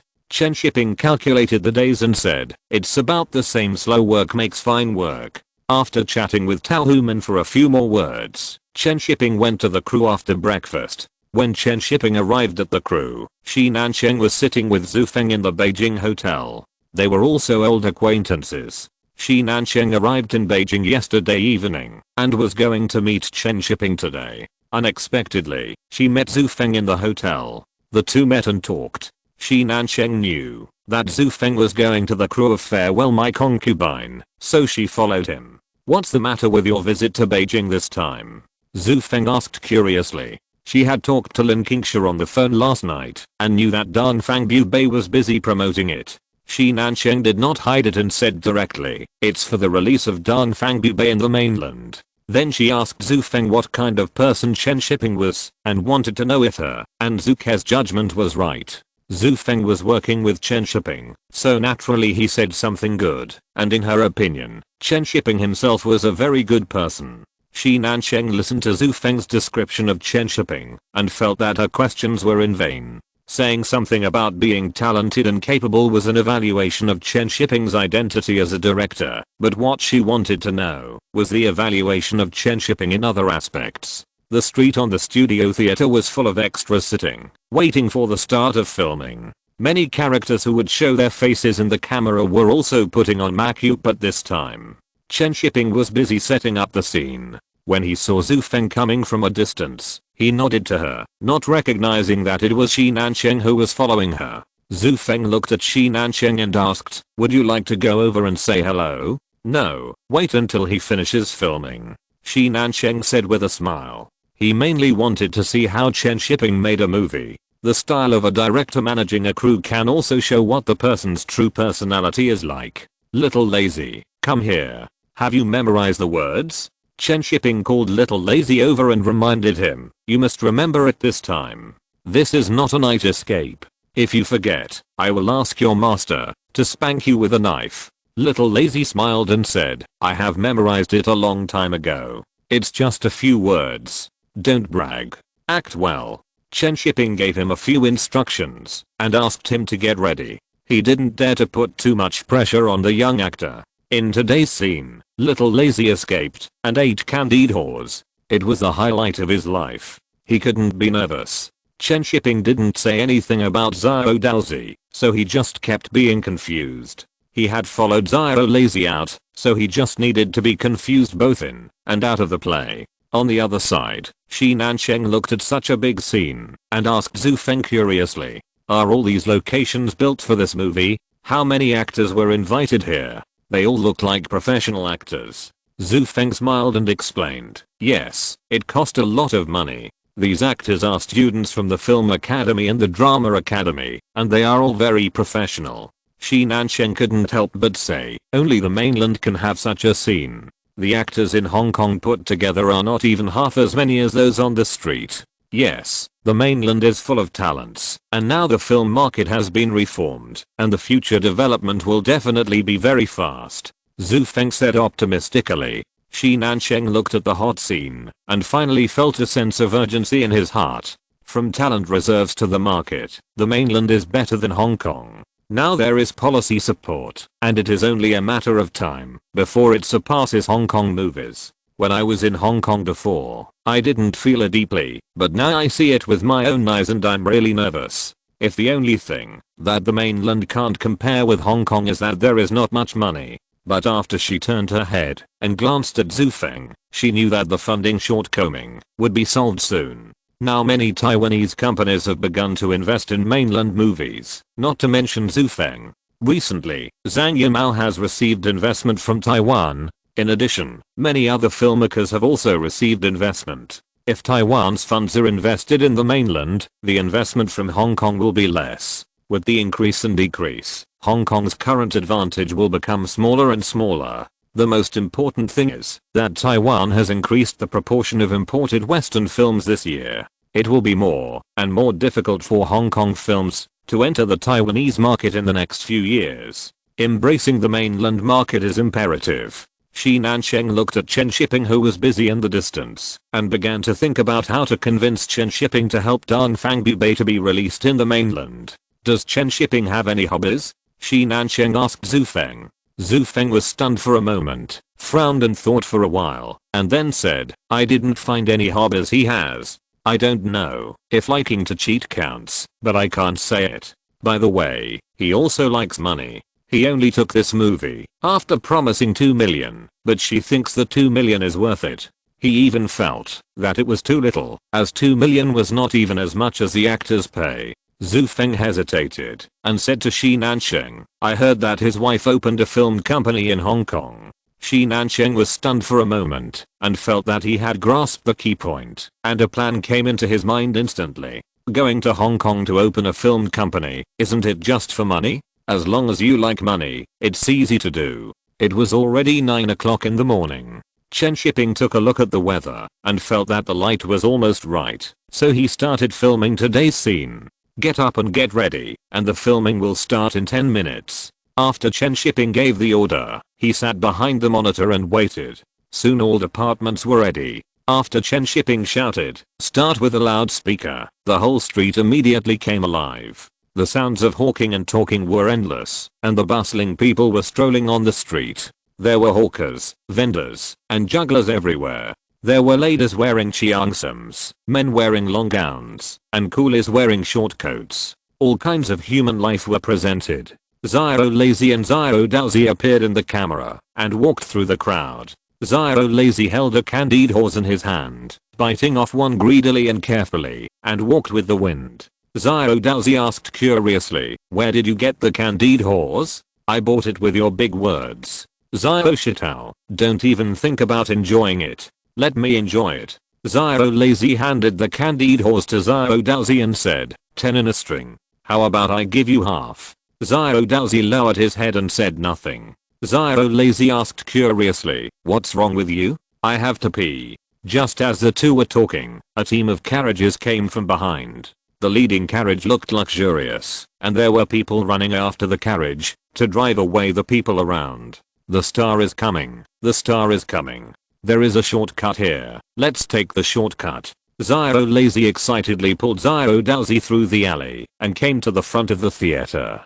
Chen Shiping behind the monitor was watching the screen intently. This was the 6th time, but the shot this time was very good, without any mistakes. Okay, let's turn the scene. Chen Shiping clapped his hands and shouted. When he turned around, he found Zhu Feng standing behind him, and Shi Nansheng was standing next to him. When Shi Nansheng saw Chen Shiping turning around, he immediately smiled and said, it's a great shot. Chen Shiping stood up and looked at Zhu Feng in confusion, then said, thank you for the compliment. I wonder who you are? Shi Nansheng. From Zuke Film Studio. Shi Nansheng said immediately. Chen Shiping knew who she was. He didn't expect her to come so quickly. Shi Nansheng was very famous in the circle. She was not just a producer. She had helped many TV stations and companies with acquisitions and other work. A typical strong woman. However, no matter how powerful Shi Nansheng was, Chen Shiping didn't take her seriously now. He was looking for trouble with her, so how could he have a good impression of his opponent? After Chen Shiping nodded to her, he said to Zhu Feng, I'm still busy here. I don't have time to greet your friends. Let's talk after the shooting. Then he turned around and went to work, leaving the two women standing there. Zhu Feng looked at Chen Shiping's back as he left and couldn't help but ask, have you ever offended him? Shi Nansheng smiled awkwardly and said, no. Zhu Feng smiled and didn't answer. It would be strange if he hadn't offended him. You've introduced yourself, but Chen Shiping still treats you as my friend.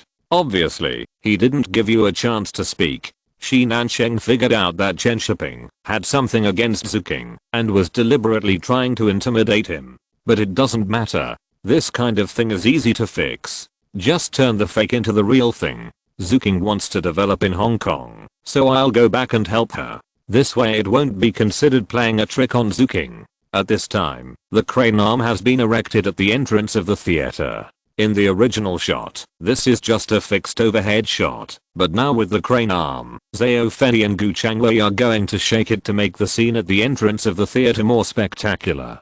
This can also show how popular Peking opera and famous actors are. The bigger the scene, the stronger the impact on Zhao Daozi and Zhao Lazy, and the audience's emotions will be magnified. It was just that it was their first time to use the jib, and they kept making mistakes when operating it. They failed to shoot 7 or 8 times in a row. Chen Shiping looked at the images on the monitor that were moving too fast, and he stopped shooting in dissatisfaction. He couldn't help but get angry at Zhao Fei and Gu Changwei, saying, "I got you the machine a long time ago, but you still can't use it properly. What the hell were you doing before? If you can't use it properly, I would have replaced you." Zhao Fei and Gu Changwei were stunned.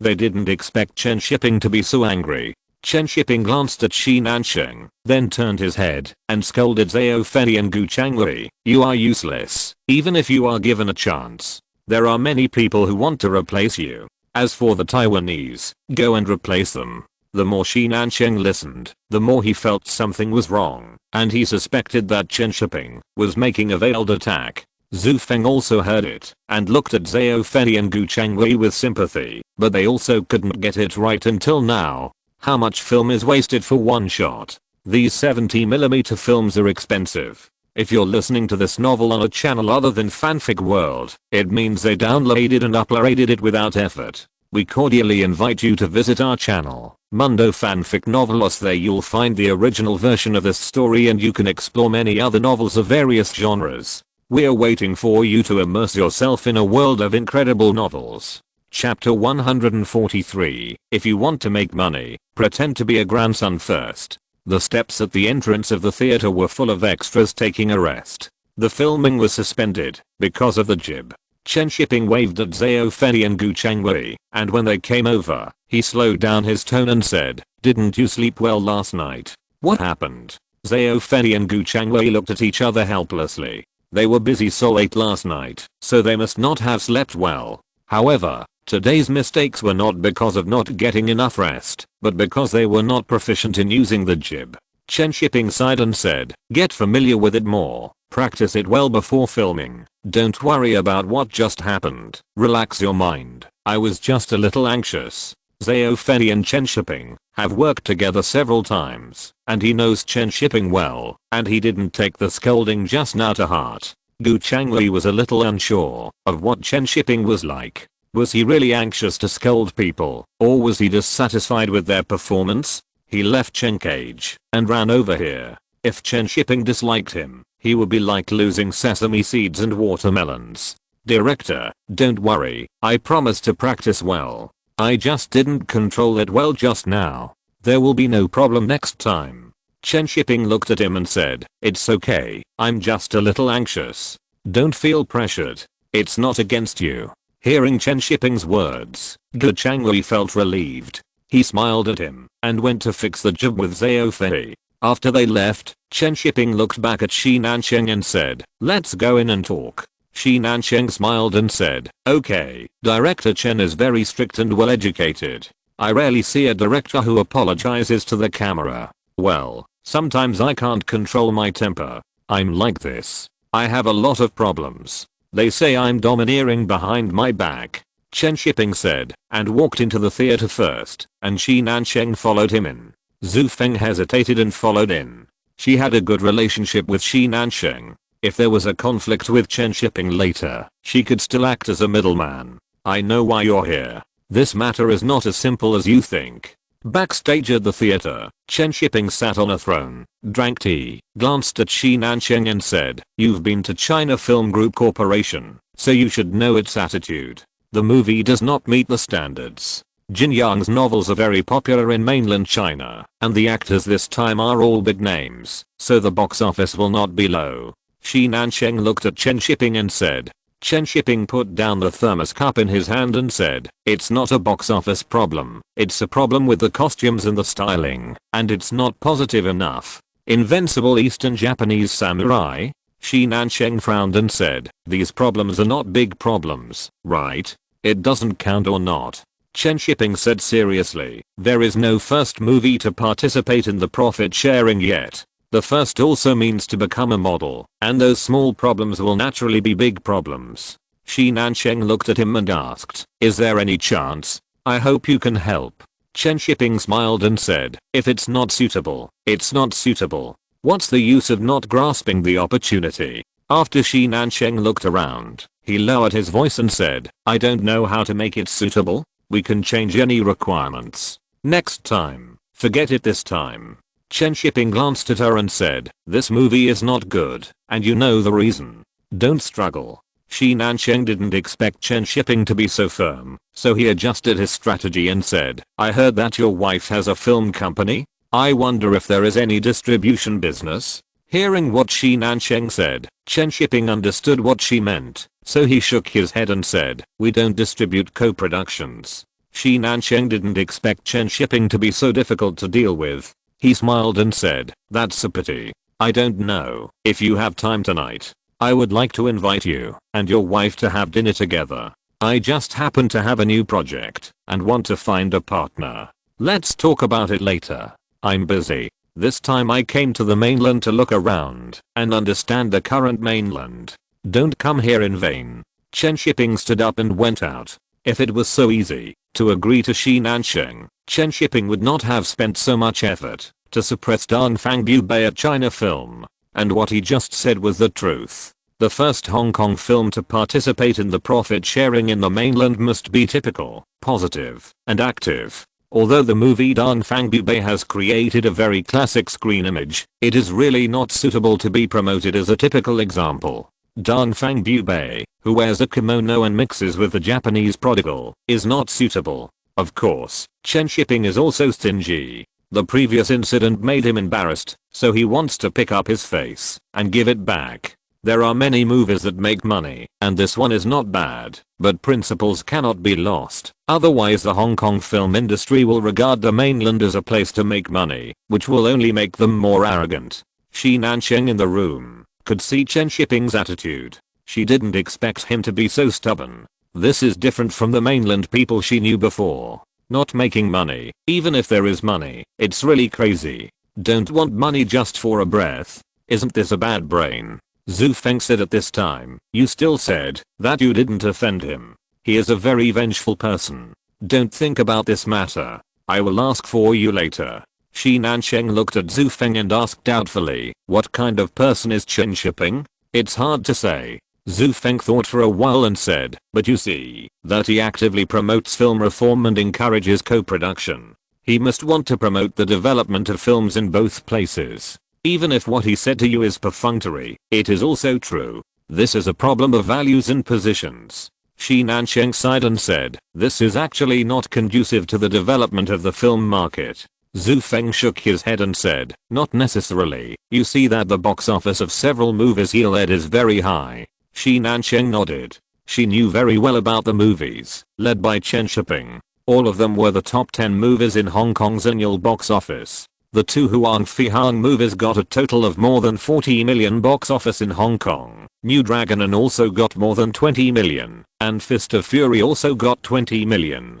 No matter how you look at it, they are very successful movies, and the box office of these movies in the mainland is even higher. The cumulative box office of these movies in the mainland is nearly 200 million. In fact, he has already demonstrated it, but you just don't care. Zhu Feng sighed and said, although the mainland has now relaxed restrictions on the film market, the right to speak is still in the hands of others. If you want to make money, you have to follow their standards. The mainland and Hong Kong are different after all. Shi Nansheng nodded in agreement with what Zhu Feng said.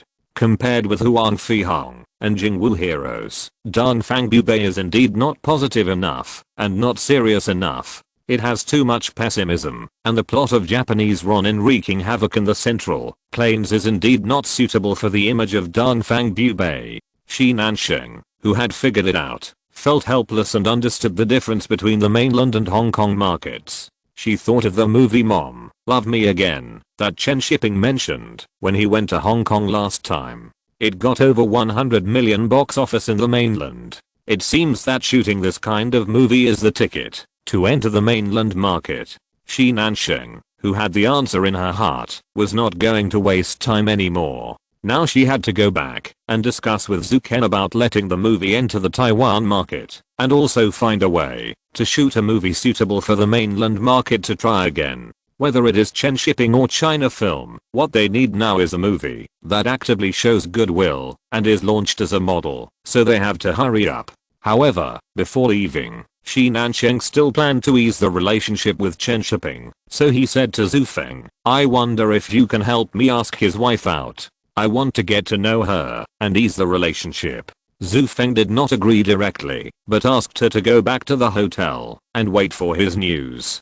Zhu Feng did not want to bypass Chen Shiping to help Shi Nansheng ask Tao Human out. If the operation is not done well, it is easy to offend people. After Shi Nansheng left, Zhu Feng found Chen Shiping, who was filming, and when he was done, he told him about it. "Okay, just ask her directly," Chen Shiping said indifferently. Zhu Feng looked at him in confusion and said, "Hey? So easy to talk to? This is not like you. Why didn't you agree to Shi Nansheng just now?" Chen Shiping pointed at himself and said, "My current position and stance are different. If I agree to her, it would be a hint or even a compromise. Xiao Beike is different. It doesn't matter what she does. Besides, we should be united. We should give a sweet date after a beating." Zhu Feng. "So you are both the good guy and the bad guy, and you are full of bad intentions. But since Chen Shiping has no objection, I will help Shi Nansheng this time." Tao Human was a little puzzled when she received Zhu Feng's call. Why did someone ask her out for dinner? She called Chen Shiping with some doubts in her heart. After Chen Shiping briefly told her about the matter, he only told her one thing, that is, talk less and eat more. After listening to Chen Shiping, Tao Human was a little confused. What on earth does this mean? Forget it, just eat after going there, and don't say anything. And eat more. Chen Shiping had no intention of teaching Tao Human anything. She just needed to be a mascot. If he really let her make the decision, she would not be able to do it well. "Director, this is done. We can start now." Xiao Fen's assistant ran over and said to Chen Shiping. Chen Shiping put away the phone and said, "Then let's start." After the shots outside the theater were finished, they turned to the theater. The theater was crowded with people watching the show.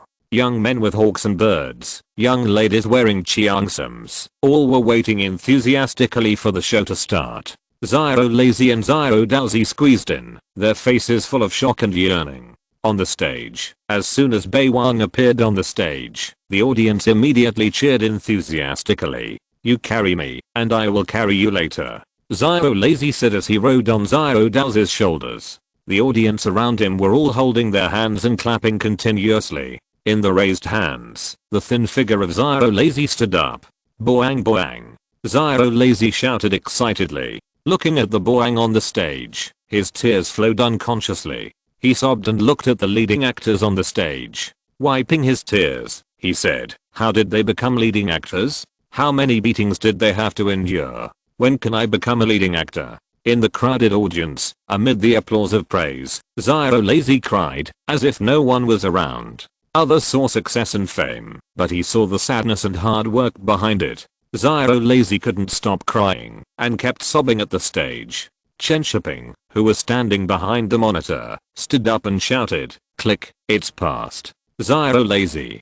"Good acting." The scene suddenly became quiet. Chen Shiping looked at Xiao Lazy, raised his hands and clapped vigorously. He had put in a lot of sweat and hard work behind his performance today. The staff on the set also clapped. After a moment of hesitation, the extras looked at Xiao Lazy riding on Xiao Daozi's shoulders and clapped. The boang on the stage also put down his weapons, walked to the edge of the stage and clapped vigorously. Little Lazy wiped his tears and couldn't stop sobbing. He turned his head and looked at the people around him. His heart seemed to be hit. These applause belonged to him, not the star in the play. Good acting. Boy, really good acting. You can become a star in the future. Little Lazy in the movie is not Little Lazy, but an ordinary person who struggles among thousands of people. Chen Shiping once envied his classmates who were admitted to Tsinghua University, and also thought about how much effort and hardship they had put in behind their success. Everyone comes to this world once, either to become a star on the stage or to become little lazy under the stage. The applause in the theater lasted for a long time. Little Lazy's face slowly turned red. He got off Xiao and lowered his head to accept the applause. Everyone applauded Little Lazy, and they were also applauding themselves. For this movie, everyone has paid, suffered, shed tears, and was scolded by Chen Shiping. It's sad to think about it. Xiao Fei also secretly wiped his tears while carrying the camera. He has gone from an ordinary photographer to where he is now, and he has put in more hard work and effort than others. The extras at the scene were also working hard silently, hoping that they could become stars one day. On the second floor of the theater, Zhu Feng watched this scene with mixed feelings in his heart. These people all put their heart and soul into this movie. There was no reason for such a movie to fail. Farewell My Concubine will definitely become the most successful movie. When packing up after this scene, Zhu Feng came over and said to Chen Shiping, I just cried too. Seeing Xiao Lazy was like seeing myself. Zhu Feng is considered the first generation of female martial arts stars. She didn't know how much hardship she had to endure to become an actor. Chen Shiping sighed and said, now can you understand why I treat Nansen Shi? A person's success requires so much hard work, let alone a country. Hong Kong's success is inseparable from the efforts and support of more than 1 billion people in the mainland. If they want to make money, they must realize who made them successful. Zhu Feng was stunned for a moment. He didn't expect Chen Shiping to say this at this time, and the tears in his eyes were held back. Chen Shiping chuckled and said, the theater owner makes money by relying on Cheng Die and Du and Xiao Lao, and still pretends to be a grandson to flatter them. But those who make money in Hong Kong think of themselves as masters instead. Zhu Feng wiped the moisture from the corners of his eyes, looked at Chen Shiping and said, but the mainland film market also needs them. Chen Shiping snorted and said, but they need us more, and they can only count on us in the future. I don't like others to pretend to be masters. If they want to make money, they must first pretend to be a grandson. Chapter 144 Come and bribe me. At night, in the dimly lit bedroom, the air exudes a faint fragrance. Chen Shiping, who was leaning on the bed reading a book, looked at Tao Human, who was sitting in front of the dressing table fiddling with perfume. He rubbed his nose and put down the book helplessly and said, why spray perfume at night? Tao Human raised her hand and smelled her wrist, then looked back at Chen Shiping and asked, isn't it fragrant? It's fragrant, but too fragrant. Chen Shiping smiled helplessly, you sprayed too much. Tao Human said oh, and turned back to fiddle with other cosmetics. There were many bottles and jars on the table, all of which she gave to her when she had dinner with Shi Nansheng tonight. Chen Shiping was too lazy to care about her and continued reading. Shi Nansheng only gave gifts tonight and made friends with Tao Human. He didn't talk about other things at all. He was quite smart. Only by becoming friends can you get more awards. If you talk about transactions, there will be no friendship. Tao Human applied some lotion, turned her head, and said to Chen Shiping, why does the thing she gave me feel better than the one you bought? I didn't do much research. I just bought the expensive ones I saw. Maybe she has done some research. Chen Shiping said without raising his head. Oh. Tao Human patted her face and suddenly said, I want to go to Hong Kong in a few days. Chen Shiping looked up at her and asked, why are you going to Hong Kong? To buy things. I'm getting married soon, and I haven't bought many things yet. Tao Human said excitedly, I haven't been to Hong Kong for several years, and I have many things I want to buy. Tao Human went to Hong Kong once a few years ago to perform on behalf of the U Opera troupe, but at that time she went to Hong Kong for work, so it didn't matter whether she went there or not. Chen Shiping looked at her seriously and asked, are you just going to buy things? Is there any other reason? No, Nansheng told me that there are many things in Hong Kong that are not available in the mainland, and I want to buy some back. Tao Human said helplessly, you've been busy filming lately and don't have time, otherwise I will go with you. Seeing that she wanted to go so much, Chen Shiping said, ask Sister King tomorrow to see if she has time to accompany you, or you can ask Guan Zilin to accompany you after you arrive in Hong Kong. Tao Human climbed onto the bed, lay on Chen Shiping's chest and asked, are you worried about me? Chen Shiping rubbed her head lovingly and said, yes, yes, what if such a beautiful wife is abducted by someone? Tao Human smiled sweetly, grabbed her hair, and put it to Chen Shiping's nose and asked, does it smell good? Smells good, so good that I want to eat you up. Chen Shiping hugged Tao Human, turned over and pressed on her, licking her everywhere like a cat in heat. Soon, the room was filled with the sound of a cat's meow, which was like the sound of a spring stream flowing in the spring flood.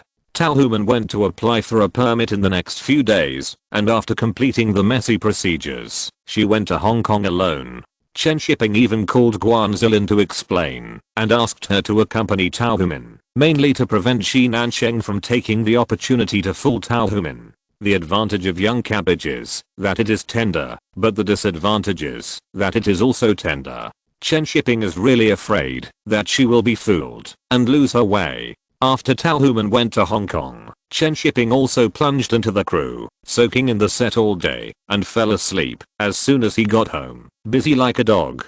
Chen Shiping was busy filming, and the film studio was not idle either. There were many projects in the factory this year, mainly because there was money in hand and more projects were launched. However, many people in the factory were taken away by Chen Shiping, and the directors in the factory were busy borrowing people from other film studios. All the people in the children's film studio and the youth film studio were borrowed. The thriving scene in the studio made Song Heng happy from the bottom of his heart, but he had a headache just thinking about this year's Lunar New Year movie. Chen Shiping was too busy filming Farewell My Concubine to have time to work on Lunar New Year movies.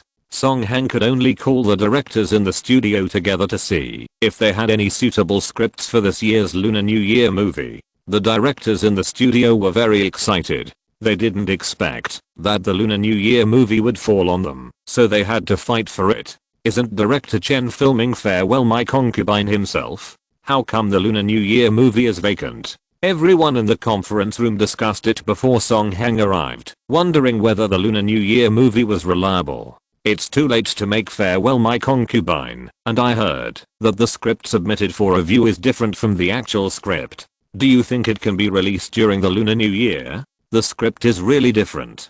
Director Chen is really brave. But do we still need martial arts movies during the Lunar New Year this year? Song Chen walked in at this time and said directly, no martial arts or kung fu movies. The audience is tired of them. Let's try comedy movies. Hearing Song Chen's words, many directors were happy. It's better if it's not a kung fu movie. Who can make a kung fu movie better than Chen Shiping? Comedy is better. Everyone can do this. The number of directors who have made kung fu movies at Beijing Film Studio can be counted on one hand. To be more precise, you can count them without using one hand. After Song Heng sat down, he looked at everyone and said, don't think that comedy is easy. This is the Lunar New Year period, and we must show our true abilities. Someone laughed and agreed, director, even if you don't say it, we have to show our true abilities. Song Heng said with a serious expression, then let's discuss it, and come up with a plan, as soon as possible. Time waits for no one. If we don't hurry up, other factories will come to grab it. Chen Shiping also knew that the factory was studying this year's Lunar New Year period.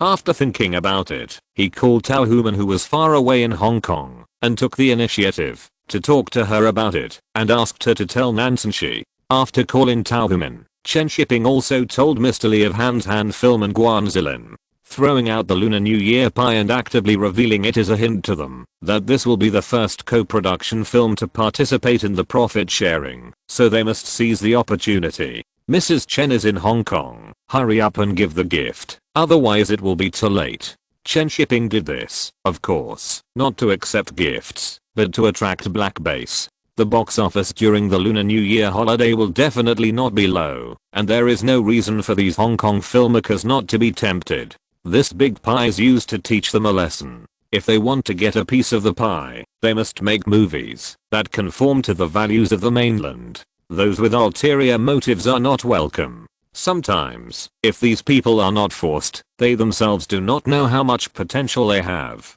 Chen Shiping feels that he has been worried about the development of the film industry in both places. If he puts this thought on making money, it is estimated that his assets will exceed 100 million. Director, it's ready here. The stagehand ran over to call Chen Shiping, and Chen Shiping immediately got up to film. In the practice room of the theater, the bright sunlight shone through the eaves. Little Lazy listened to the sound of the knife hitting Ziro Dowsey in the yard, walked forward 2 steps blankly, and looked outside with lifeless eyes. The figure hanging from the beam was swaying. In the dimly lit room, there was a bright light behind Ziro Lazy, but he could not see a trace of light, and only felt cold. Ziro Lazy shivered as he took out the uneaten candied horse from his pocket. In the dim light, he could only see the tears flowing from the corners of his eyes and his mouth bulging with candied horse. If you become a star, you won't be beaten. If you eat candied horse, you will be a star. You won't be beaten.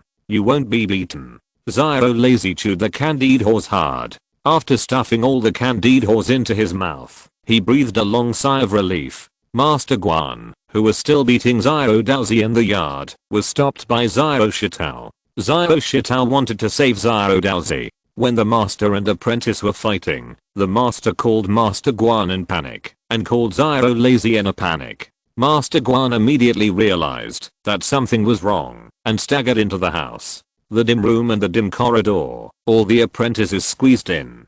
Ziro Lazy hanged on his own rope, quietly hanging there, with the dazzling light outside the door behind him, but he died in this dark room. Ziro Lazy, hanging there, seemed to be saying, I don't want to be an actor anymore. I know what candied horse tastes like. Master Guan, wearing a white short coat, stared at Ziro Lazy's body, which was as bright and dazzling as the light outside the door, but he blended into this dark troop. Bang! The huge portrait of the 13 Wonders of Tangwang leaning against the wall next to him suddenly fell to the ground, stirring up clouds of dust that floated towards Ziro Lazy's body. The famous actor in the portrait looked at Ziro Lazy dying in front of him. Was he making amends to him, or offering incense to him? Ziro Lazy, the shooting is over. Chen Shiping shouted, while wiping his tears, and the stagehand hurried up to carry Ziro Lazy down.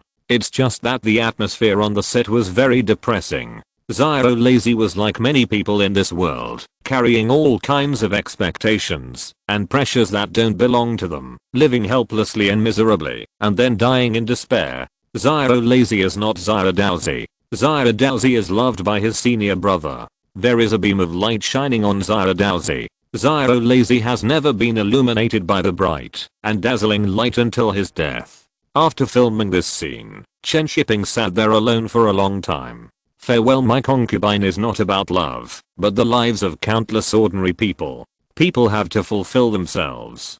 Go after what you want.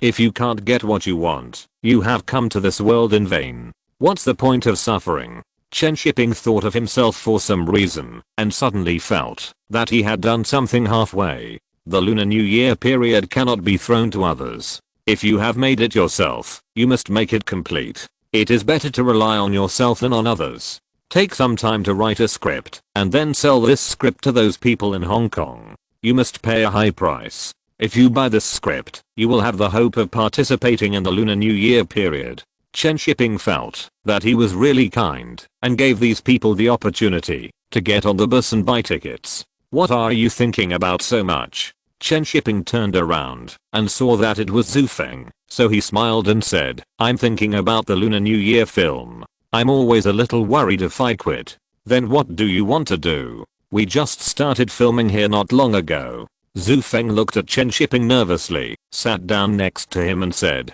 don't tell me you want to run away. Chen Shiping smiled and said, how could that be, but now Zhao Daozi and the others are almost done filming, and Zhang Warang and the others haven't finished their apprenticeship yet. They're just sitting around doing nothing. Don't you feel bad for so many people in the crew just getting paid? Zhu Feng. To be honest, I feel bad, but who made this movie so troublesome to shoot? Are you talking about making another movie? Zhu Feng asked suspiciously. She felt that this suggestion was unreliable. Although it could create more value, it was not pious at all for the movie. How could a shoddy movie be good? I'm just saying it casually. Chen Shiping explained with a smile. I plan to try to write a script in the next 2 days and find someone to shoot it. Zhu Feng patted his chest and said, I was scared to death. I thought you were going to shoot it yourself. Zhu Feng now had only one idea, to finish shooting Farewell My Concubine well, without any mistakes. She had a hunch that this would be an epic movie. Chen Shiping did not continue to explain to Zhu Feng. The script must be written. He was a little worried about the directors in the studio. Almost none of them had shot commercial films. The genre films shot in the past few years were all realistic and satirical. The movies were good, but not suitable for the Lunar New Year period. It's almost the new year, and everyone wants to have fun. Don't satirize the bad things in reality. Chen Shiping would write down whatever he thought of in his notebook during the break of filming. The first idea that popped into his mind was Party A and Party B, but Party A and Party B have too strong Beijing flavor, so they still need to be changed. The characters in it should take into account both the North and the South, and the unit stories should also be representative and universal. It can't be like Xiao Gang, where the box office in the North is high, but almost no one in the South watches it. The Lunar New Year movie can't just celebrate the new year for the northern audience. The southern friends should also have fun. When writing the A and B parties, Chen Shiping also thought of private customization, and many of the plots in it are also quite interesting, so he put them together. For example, the elegance or vulgarity in private customization is quite funny, and Chen Shiping decided to find a Hong Kong director to play it. Hong Kong directors are vulgar, and mainland directors like to play elegance. It's a skit movie, just for fun.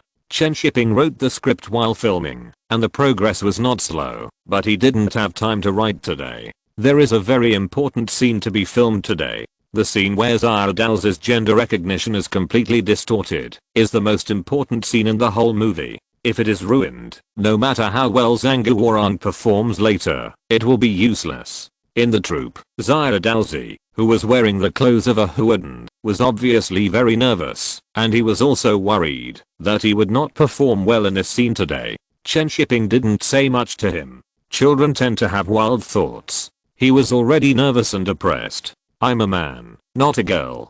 Xiao Dao recited the lyrics over and over again. Even though he only had a few lines to sing in this scene, he was still worried that he would make mistakes. Seeing Xiao Dao so nervous, Chen Shiping called Xiao Shitao over and said, "Go buy some snacks for Xiao Dao and tell him not to feel pressured. If he is willing to risk it, nothing will be impossible." Xiao Shitao took the money from Chen Shiping and ran out. Not long after, he bought a handful of candies and a bottle of soda, put them in front of Xiao Dao, and started chatting with him. With Xiao Shitao talking to Xiao Dao, he relaxed soon, and a smile appeared on his face. Chen Shiping saw that it was almost time and asked everyone to get ready. In the ancestral hall of the opera troupe, the portrait of Emperor Minghuang of Tang, the ancestor of the opera, was enshrined on the incense table. Xiao Dao knelt in front of the incense table, with his back to the portrait of the ancestor, and in front of him were his fellow apprentices who had already paid homage to the ancestor. The sun shone on them, and their faces could not be seen clearly against the light. Master Guan came over from the side and watched the disciples talking about the play of Farewell My Concubine. Even if a person has all kinds of abilities, he can't resist fate in the end. In the end, the overlord ended up with a horse, a sword, and a woman. Yuji finally drew her sword and committed suicide. She was faithful to her husband. I was going to take a leave today, but after thinking about it, I decided to update one chapter and try to make up for it tomorrow. Chapter 145 The Shining Chen Shiping. The summer sun was just right. The early summer sun was not so hot yet, and it was still warm on the body. The courtyard of the opera troupe was busy with people coming and going, and only Chen Shiping was sitting in the middle of the courtyard basking in the sun. On his knees was a leather-covered notebook with many pages densely written on it. He relied on his good memory and never wrote anything in advance. He would take it out of his mind when he needed it. Writing a diary is not something a serious person would do. The script of Party A and Party B has been written for one unit. The name of this script is quite appropriate, but the concept is a bit early. The contract of Party A and Party B has not yet become popular in the mainland. However, private customization is even more unfamiliar, not as good as Party A and Party B. Are you all ready? Chen Shiping closed his notebook and stood up and said he planned to go home to finish writing the script after shooting this afternoon's scene and then go to the factory to find Song Yan. It's done, all dressed up. The costume designer responded loudly while arranging clothes for Xiao Shitao, and the photography team led by Zhao Fei also said that they were ready. After all departments responded one by one, Chen Shiping sat behind the monitor. The crew had been working with him for a long time, so he didn't need to check it again. If there was a mistake during filming, just find the person in charge. Farewell my concubine, scene 67, second shot, first time. 3, 2, 1. In the dilapidated troupe, the little apprentices were all dressed up today, wearing their costumes. Xiao Shitao and the others were standing in the yard playing with swords and guns, but Xiao Daozi was standing alone at the side of the door reciting the lyrics of Siphon. In the front yard, Master Guan was bending over and smiling as he was saying something nice to the owner of the theater. Zhang's family has entrusted you with the task of booking plays for the mansion, so you are the breadwinner of our Zifacheng. Whether the children can wear new clothes in the second half of the year depends on you. The owner of the theater combed his hair and touched his hair on his temples, smiling and saying, clothes are easy to wear, but acting is hard. Master Guan nodded and bent over to respond. If the thing doesn't work, it's okay to hide my face. For someone like you, the theater owner said, turning around and nodding to Master Guan, I can imprison you. Master Guan didn't lift his waist, but squatted down, lowered his body, and sighed a few times. The theater owner's eyes fell on Xiao Daozi standing by the well. Chen Shiping watched Master Guan's performance through the monitor, and he was convinced in his heart. The masters who came out of the People's Art Theater are different. With such a squatting and lowering, the social status of the lower 9 popular in the past was fully demonstrated. It also fully demonstrated the upper and lower relationships between channel dealers and suppliers. The theater troupe is the producer, and the theater is the distributor and projection.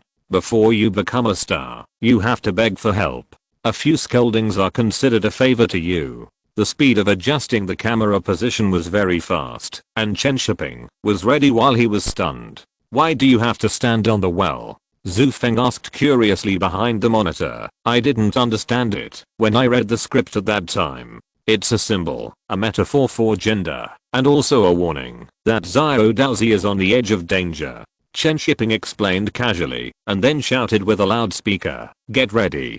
Pay attention to the lights. Cover the light on Xiao Daozi's lower body. After listening to Chen Shiping's words, Zhu Feng immediately understood, and he admired Chen Shiping more and more in his heart. There are such metaphors and hints in such inconspicuous corners. I admire Chen Shiping too. Farewell My Concubine is really a good movie. The best Chinese language movie made by a group of great gods. Pick out the people from various departments of the crew, who doesn't have 2 or 3 awards or honors in their hands. If Chen Shiping hadn't pondered for a long time and studied directing for so long, even if he could write a script, he couldn't replicate the classic. When the audience watches a movie, who would pay attention to the inconspicuous well edge under Xiao Daozi's feet, and how could they think about it? This is not to mention the light and composition, which can be shot after watching the movie. If anyone dares to think so, I'll slap him twice to wake him up. In classic movies, every word and prop that appears is carefully arranged, and the positions of the actors are all arranged after careful consideration.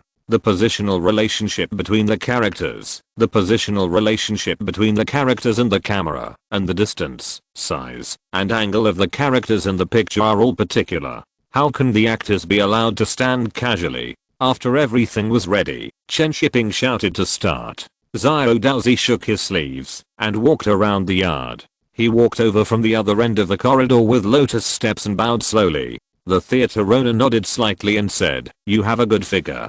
Do you have a foundation in Kung Fu opera? I've learned too. Master Guan said with a hunched back. Men are afraid of running away at night, and women are afraid of thinking about the world. Let's do a piece of thinking about the world. The theater owner said with interest, while sitting on the wooden railing of the corridor. After hearing this, the apprentices of the troupe stopped what they were doing and looked at Xiao Daozi worriedly. Xiao Daozi sang the words of thinking about the world without thinking. The little nun is only 28 years old, in her prime, but her master cut her hair. I'm a man, not a girl. Why? Xiao Daozi stopped singing here. The theater owner, who had been appreciating her, now raised his fingers to tidy up his hair and walked away without saying a word. Master Guan immediately chased after her, bending his waist even lower. Master, I'm really sorry for you. This child is not like this normally. Xiao Shitao and the others were all frightened and dared not speak.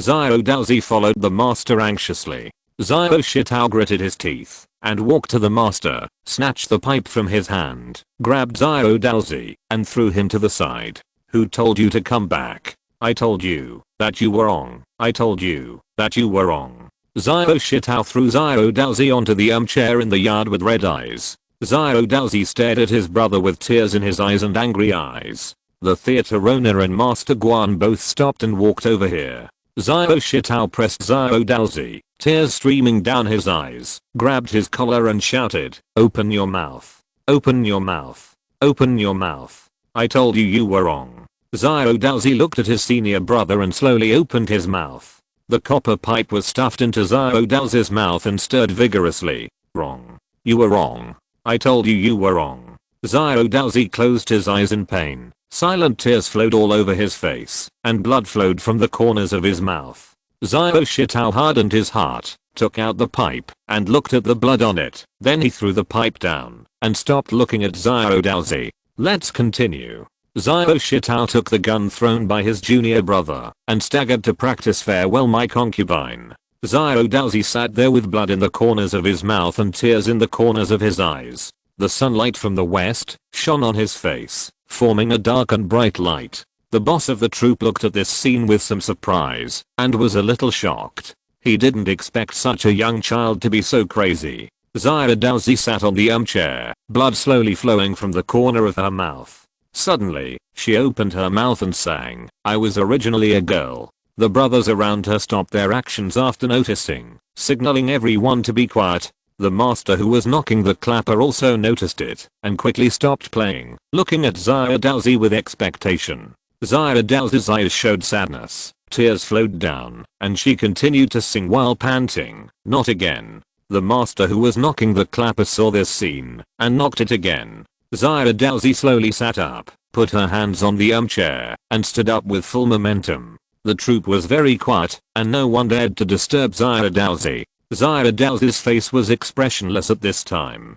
She slowly walked down the steps and sang softly. The little nun was only 28 years old, and her hair was shaved by the master in her youth. Xiao Daozi's expression gradually came to life as she walked forward and sang, and her brothers gathered behind her. "I'm a girl, not a man." A hint of life and smile appeared between Xiao Daozi's tearful eyes, and the brothers behind her also smiled and looked at her. "Why do you wear a yellow belt around your waist and a straight dress?" Xiao Daozi raised her hands and shook her sleeves. Her originally stubborn eyes softened, and she continued to sing with a coquettish look, seeing couples wearing brocade and silk in pairs. "I couldn't help but be anxious, so I tore my cassock." Tearing the cassock, thinking about the mortal world, returning to the secular world. Xiao Daozi was also torn away, and there was no Xiao Daozi after that, only Cheng Diaozuji. "Since I followed the king to fight east and west, if you don't go crazy, you can't live.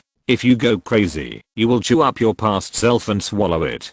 The set was very quiet, everyone was busy packing up, and the next scene was changed. As the director, Chen Shiping propped up his chin and looked at the monitor, replaying the previous shot over and over again. Zhu Feng, who was sitting next to them, asked quietly, "Isn't that scene just now good?" In Zhu Feng's opinion, that scene just now was absolutely perfect. It couldn't be better. It castrated a man psychologically, and Xiao Daozi was in a state of perfection at that moment, so beautiful that people couldn't open their eyes. Chen Shiping shook his head slowly and said, "It was filmed very well, so watch it a few more times, and remember it in your heart." Zhu Feng breathed a sigh of relief when she heard that. She really didn't dare to film it again. God knows if Xiao Daozi can still act well, because actors are not always in the state. "Are you late?" Li Bahua's voice suddenly sounded behind the two of them. Zhang Guoran and a few others followed Li Bahua. Seeing that the Stagehans were starting to pack up,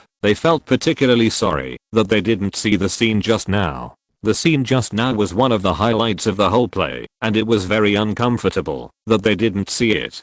Chen Shiping stood up and pulled Zhang Guoran to the monitor, patted him on the shoulder and left. Lee Beho and the others also gathered around, looking at the small monitor screen, from curiosity to silence, and finally sighing silently. Zhang Guoran watched Xiao Dao's performance on the screen and couldn't help but clench his palms. The performance was so good that he didn't dare to treat it casually, and he was worried that he couldn't catch up. You can't live without being crazy. Zhang Guoran couldn't help but mutter, as if he had made up his mind.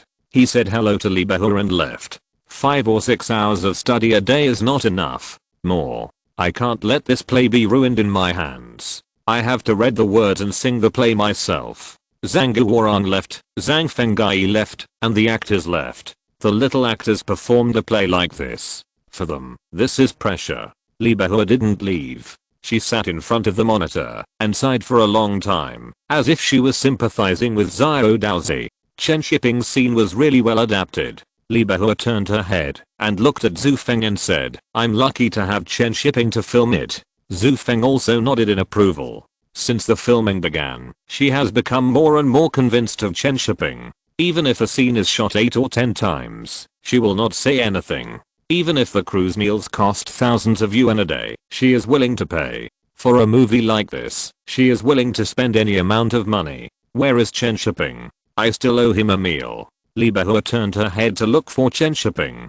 Zhu Feng smiled and said, let's go. Please treat me to this meal. I haven't eaten yet. Okay, Lee Beho said with some regret. On the other side, Chen Shiping had returned home. He sat at the desk and picked up a pen to start writing the script for Party A and Party B. His heart was not calm either. He wanted to calm himself down in this way. He sat at the desk and wrote until dark. He put down his sore hands and breathed a sigh of relief at the dense words on the notebook. You can't live without being crazy. Acting has to be crazy, and making movies has to be crazy. The mainland film market finally has a chance to recover from its decline through its own efforts, so it can't be missed. This year's Lunar New Year box office must be stronger than in previous years. Higher box office. It was drizzling in the dark sky, and the drizzling rain cooled down the hot weather. Song Heng, who had already got off work, was preparing to eat at home when he heard a knock on the door. He got up to open the door and saw Chen Shiping standing outside. Shiping? Why are you here?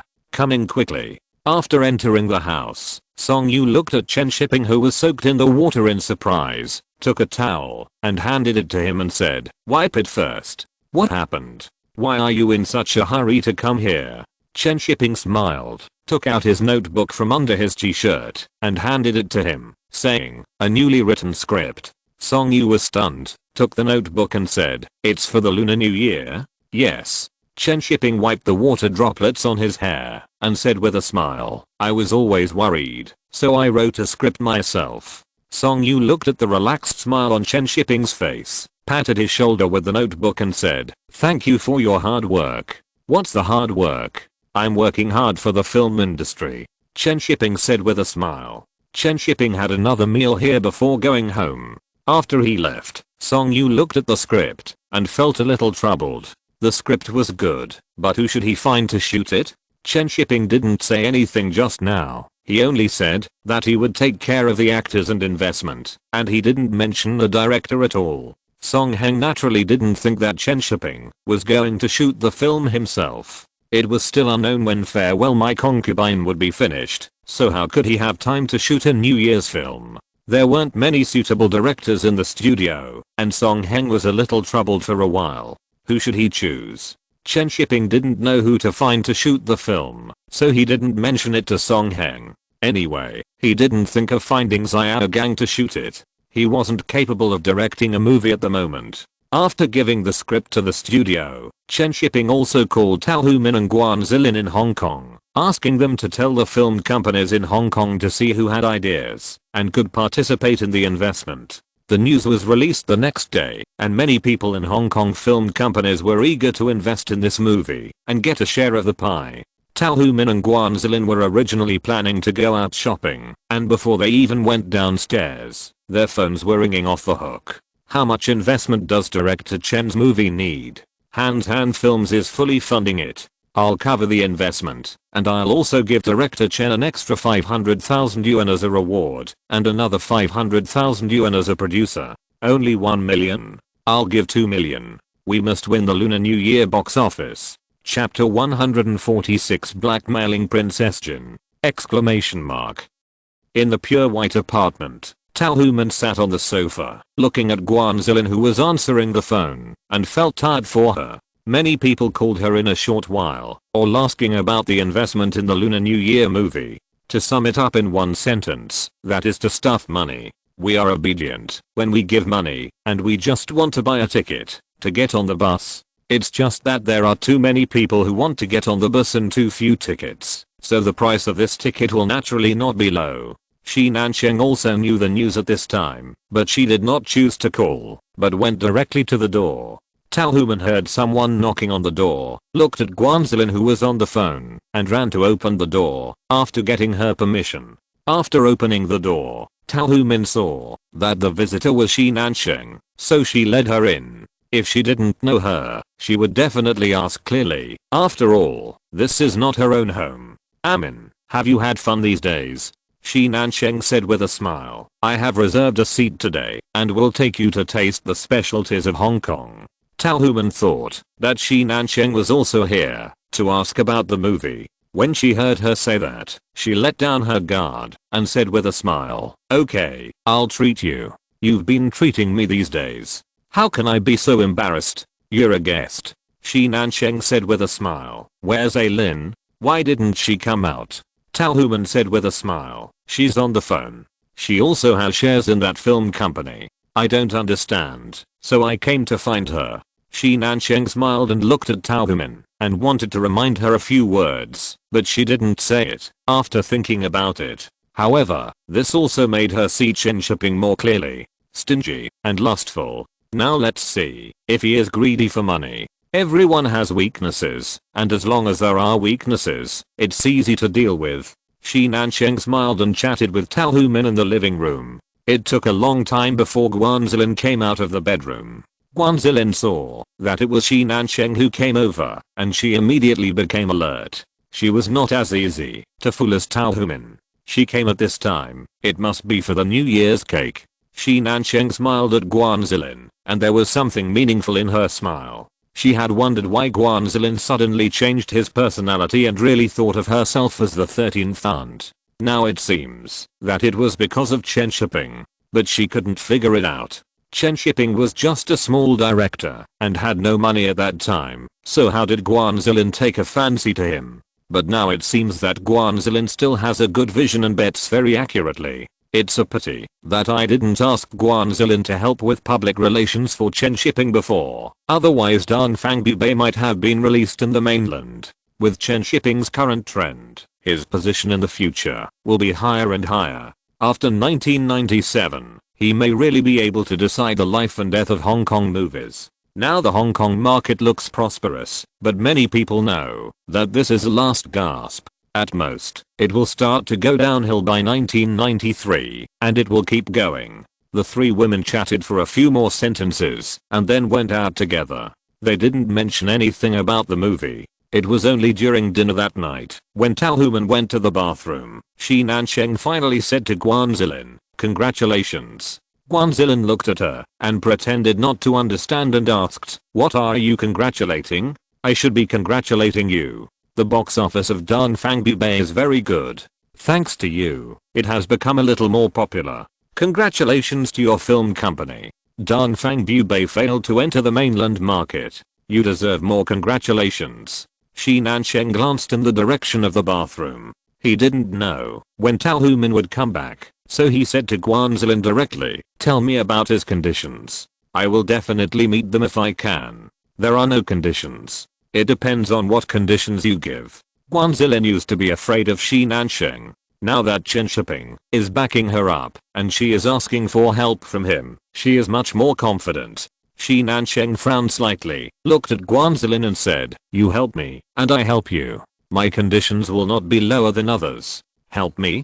Guanzilin shook her head gently and said, you can't help me with what I want. Seeing Guanzilin like this, Shi Nansheng was really a little surprised. He didn't expect that she would be moved by her true feelings. So he thought for a while and said, I can help Chen Shiping more. He is very ambitious, but it is difficult to do it with just money. But I can help him. The golden princess behind me can help him. Guanzilin hesitated and said, I will tell him. As for the result, I won't guarantee it. Okay, that's enough. Shi Nansheng said with a smile, raising his glass and clinking it with her. In the evening, when Chen Shiping returned home from the crew, he received a call from Guanzilin and told him about the situation today, the conditions offered by various film companies and the word said by Shi Nansheng. Chen Shiping stood on the balcony enjoying the evening breeze. After thinking for a while, he said, Jia and Shi Nansheng, I want 5 million to give Jia 30% of the share, and I also need to be responsible for hiring actors for me. 5 million, 30%. This price is very high, and it exceeds Chen Shiping's overall plan. The production budget is 10 million, and 30% should be 3 million, but Chen Shiping wants 5 million, and the extra 2 million is the ticket money. Guanzilin also knew it in his heart, and asked directly, what about Shi Nansheng? Chen Shiping paused and said, I will contact her myself. You don't have to reply to her for the time being. You can take 1 million after 2 million arrives. You have worked hard during this period. So much. Guanzilin was stunned for a moment, then smiled and said, okay, thank you, Boss Chen. I will go to Beijing in a few days to invite you for tea. Drinking tea, Chen Shiping suddenly found that he really hadn't drunk tea for a long time, and he had only eaten vegetarian food during this period. Tao Human, who was sitting next to Guanzilin, looked at her and thought she was quite polite. It was obviously her who helped so much, and she still invited Chen Shiping for tea. During this period of time with Guanzilin, she also found that Guanzilin's current social circle is quite simple, unlike the gossip news. After talking with Guanzilin, Chen Shiping talked with Tao Human for a long time before hanging up the phone. In addition to the 30% given to Jia, Chen Shiping's own company will keep 20. The rest will be given to Shi Nansheng, and the rest will be given to the factory. Making money is not the first goal, and Chen Shiping also makes a lot of money.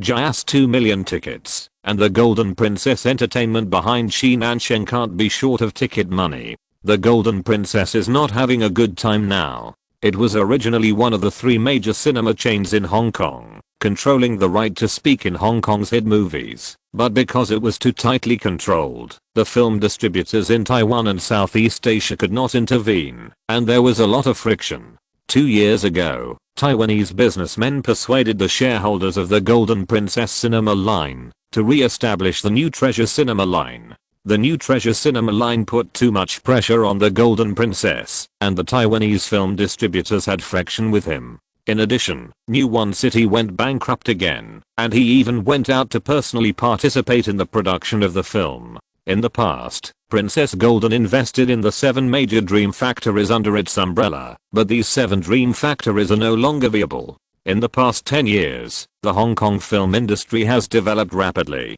There are more than 200 film companies in Hong Kong, and more than 20 companies are capable of producing hit films, but these film companies are controlled by the 3 major cinema chains. Although the Hong Kong market is small, the hit films in Hong Kong are a weather vane, and the box office in the Taiwan and Southeast Asian markets will not be bad. Those capable satellite companies also want to break away from Jia and Princess Golden, but they can't do it. The Taiwanese film producers also want to get a piece of the pie, but they can't intervene. Even if the films they invest in are very good, they can't get a good schedule. They are completely suppressed by the 3 major cinema chains. This is also one of the reasons why the Taiwanese side withdrew their investment and blocked Hong Kong films. If you don't let me make money, I won't let you make money. Princess Golden is under so much pressure, and the Taiwanese side is blocking it. It must open up new markets and ensure that it still has the ability to produce hit films without New One City. Zuke's film studio is Princess Golden's current hope. Shi Nansheng represents not only himself, but also the Princess Golden Entertainment behind him. It is not excessive for Chen Shiping to charge a little for tickets. The most important thing is that with the addition of Princess Jin and Jia, there is no need to worry about the scheduling in the Hong Kong market. The previous Huang Fihang and New Dragon Inn did not achieve the ideal box office due to poor schedule and scheduling. Now with the addition of new theaters, there is no need to worry.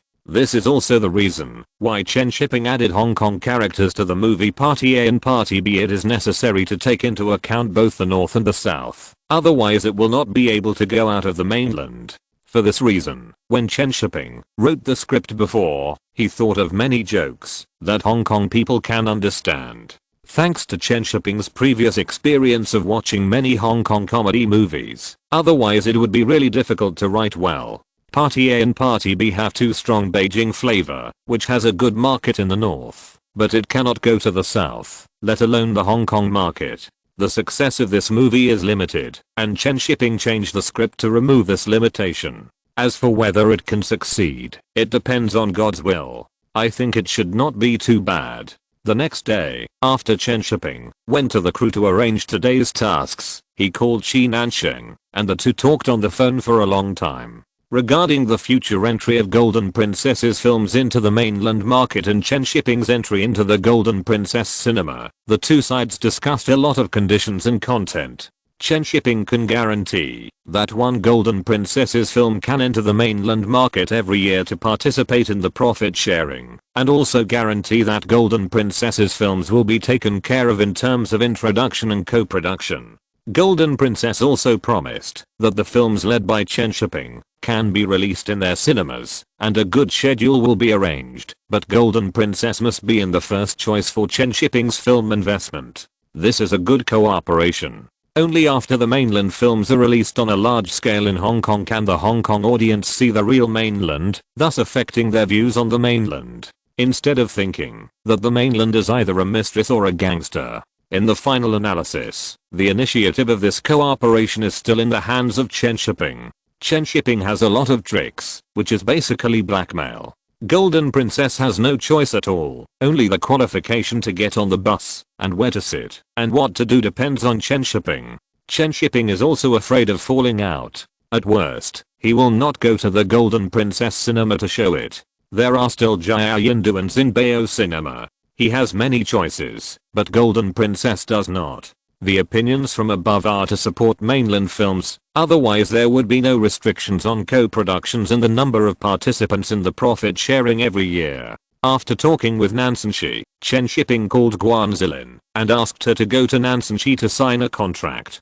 Guan Zilin asked about the content of the cooperation, and Chen Shiping briefly explained that the conditions discussed could not be written into the contract. Why not choose Jia? Jia is more powerful. Guan Zilin asked curiously. Chen Shiping smiled and said, because Jia is powerful, okay, you go and get the contract between Party A and Party B, and don't forget to fax it later to apply for co-production. Okay, I got it. Guan Zilin paused and said, how about I go to Beijing in person? Chen Shiping asked curiously, didn't you say that you would come with Xiao Beike in a few days? But this matter is very urgent, and the tea will be cold in a few days. You are right, the Lunar New Year period is very important. You should come as soon as possible. After hanging up the phone, Chen Shiping looked up and saw Zhu Feng looking at him. What's wrong? Is it ready over there? Chen Shiping put away the phone and asked. Zhu Feng shook his head and said, no, the stage hasn't been set up yet. I just think you're too energetic. While filming Farewell My Concubine, he can also write scripts and negotiate cooperation with others and control the film market in the mainland and Hong Kong. Isn't this a bit too powerful? Zhu Feng felt that she still didn't know him well enough. At least in the cooperation with Farewell My Concubine, Chen Shiping didn't make too many excessive demands on her. He just asked for a director's fee of 2 million, which was not as high as Zhang Guoran's salary. Of course, it can't be calculated like this. The mainland copyright of Farewell My Concubine is to be sold to Chen Shiping. The box office of Farewell My Concubine, after it is released in the mainland, has nothing to do with her. Zhu Feng doesn't care about the mainland copyright. How can it be released in the mainland when it is filmed in a special era and special events? It's profitable to sell it to Chen Shiping. However, this was Zhu Feng's previous thought. Now she doesn't think so.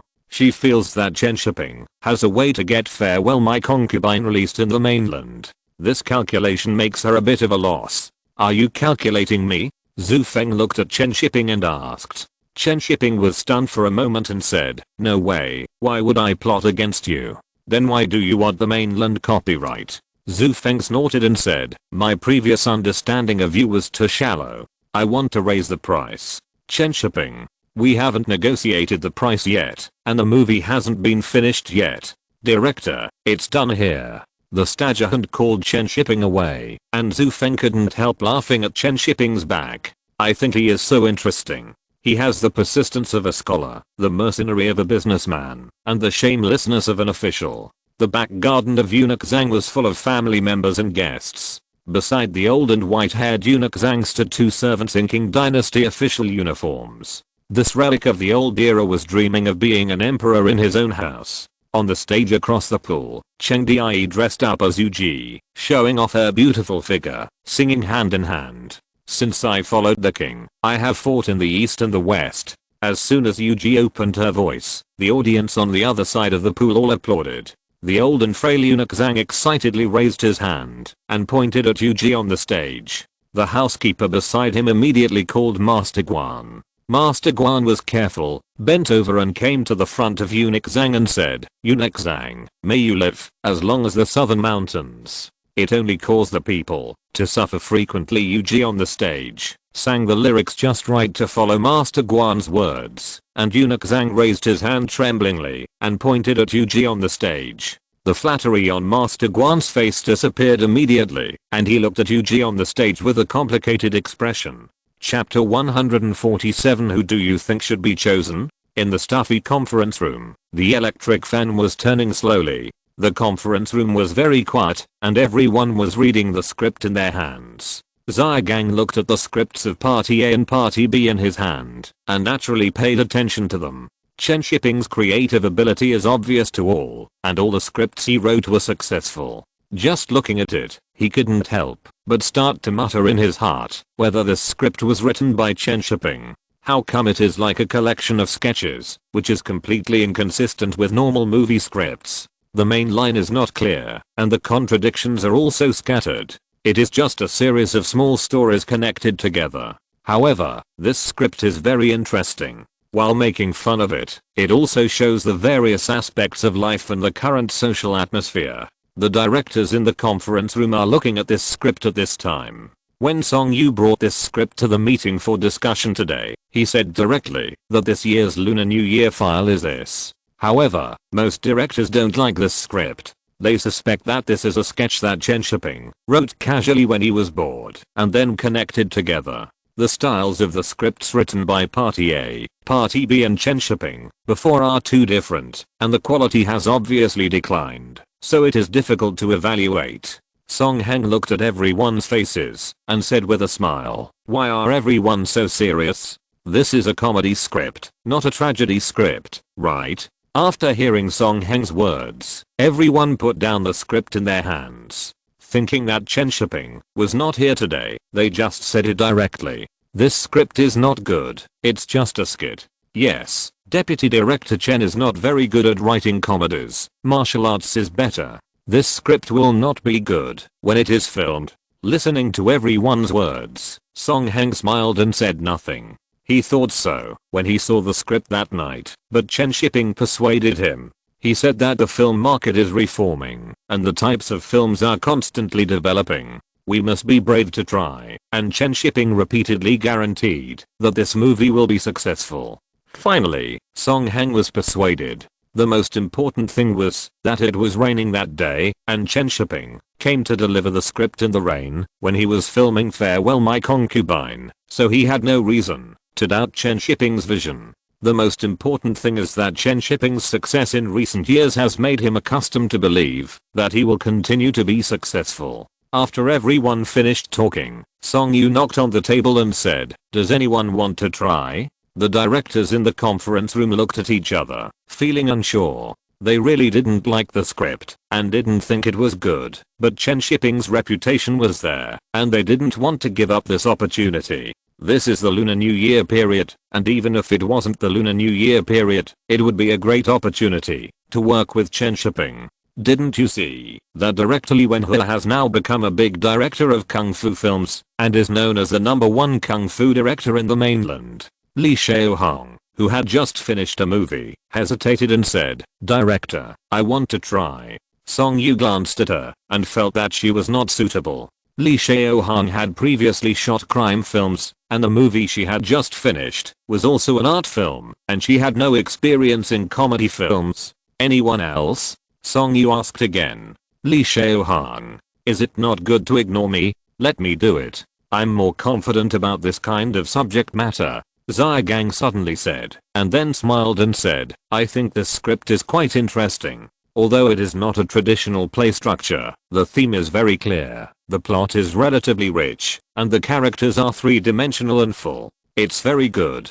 Hearing Zia Gang's words, everyone in the conference room looked at him silently, wondering if he was deliberately flattering. Just like the irony in the script of Party A and Party B, the whole society is flattering, and the protagonists have even opened a company specifically for flattering. It seems that Zia Gang is indeed suitable. Song Heng looked at Zia Gang so actively, thought about it, and felt that he was indeed quite suitable. So he turned his head and said to Lee Seo-hong, "Seo-hong, let Zia Gang come this time, and you should prepare well for participating in the Locarno Film Festival." The director had already spoken. What else could Lee Seo-hong say? He could only nod in agreement. When the other directors saw that Song Heng chose Zia Gang, they felt relieved, and vaguely felt that it was a pity. Although the script was a collection of sketches, it was indeed not bad, and it might really be successful. "That's all for the meeting. Zia Gang, follow me." Song Cheng dismissed the meeting and took Zia Gang to the set of Farewell My Concubine. Although Chen Shiping did not tell him who would be the director, he would definitely discuss with him once he was chosen, and also discuss the specific filming. On the way to the set of Farewell My Concubine, Zia Gang read the script again, and was already thinking about how to shoot it. At this time, in Prince Gong's mansion, Chen Shiping was busy setting up the shooting scene. "Okay, get ready." After Chen Shiping shouted, the scene became quiet. Cheng Dai and Zio Shitao were talking excitedly in the room, and there was a sword hanging on the wall next to them. Zio Shitao took the sword in his hand, pulled it out with a bang and said, "If the Overlord had this sword, he would have killed Liu Bang long ago. If you become the Emperor, you will be the Queen." Cheng Dai looked at him and said immediately, "Brother, I will definitely give you this sword." Zio Shitao's unintentional words were remembered by Cheng Dai. If he gave his brother this sword, he would be the Queen. "Oh, be careful, my little master." The boss of the theater bent over and trotted in to take the sword from Zio Shitao and said, "This is the real thing." After becoming a star, the boss who stood up straight and turned his face in the troupe will also bend over and call him master. The opera industry has been like this since ancient times. The actors are ruthless, but these people are more ruthless than the actors. They only have interests in their rise. The film and television industry is also like this. Few people can have feelings and righteousness. It's just the words fame and fortune. However, becoming a leading actor can make the theater owner bow down, but being a leading actor cannot make everyone bow down. The opera world has its own rules that cannot be performed on stage. Cheng Dai was wrapped in yellow cloth and carried away by the servants of Zhang's mansion, just like the emperor's favor to his concubines in the past. Look, the unspoken rules of the entertainment industry have been circulated for a long time, not just later. The ancestors played more colorfully. If you are promoted to become a leading actor, you have to pay something. You can only get the threshold of becoming a leading actor by yourself. If you want to really cross the threshold of becoming a leading actor, you still have to become someone else's plaything. Zhu Feng watched this scene and felt uncomfortable. Although she had never encountered such a thing, it was not uncommon in Taiwan and Hong Kong, and even in the mainland. Actors, even if they are highly praised now, are just high and mighty in the eyes of ordinary people. After all, many people still regard this industry as a low-class industry, and have never looked at it seriously. Chen Shiping didn't have any feelings about this plot. If he really had any thoughts, it was that, no matter how well society develops, people's bad nature can't be erased. Isn't the new society doing the same things as the old society? Society has developed and progressed, but people haven't changed. The studio was busy with the scene change, and Chen Shiping was also setting up the scene. Yi Zhi sat on the chair nervously, and was very scared of the scenes he was going to play. especially the actor who played the role of eunuch Zhang, who was sitting there with his hair disheveled and only wrapped in an undergarment with his eyes closed. The actor who played the role of eunuch Zhang was an old senior of the People's Art Theatre, who had performed in many classic plays. This was his performance habit, and he didn't expect to scare Yzhi.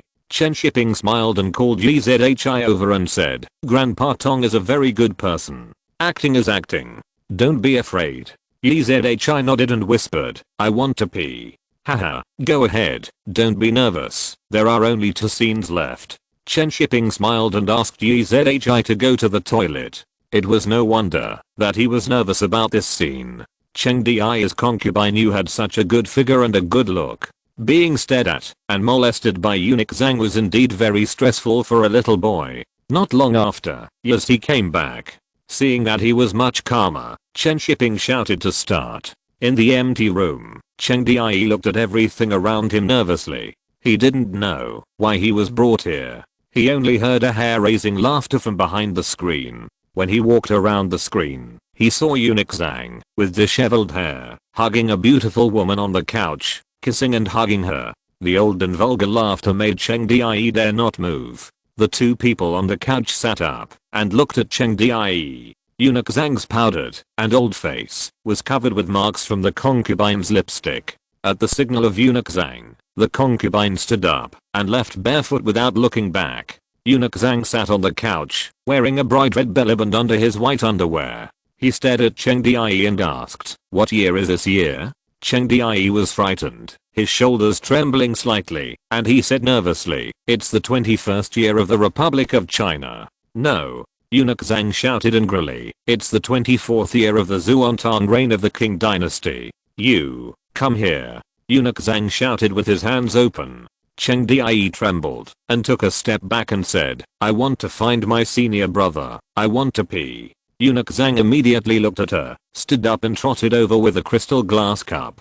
"Pee here, it's not a waste of things for you." Eunuch Zhang stared at Cheng Di's lower body and murmured. Cheng Di undressed and urinated on the glass cup on the ground that was sparkling in the sun. Eunuch Zhang stared at her lower body and a ghostly smile slowly appeared on his face. He murmured, "Come, come." After that, he stepped forward and grabbed Cheng Di. She wanted to run around the room, but was caught by eunuch Zhang and pressed on the couch. Cut.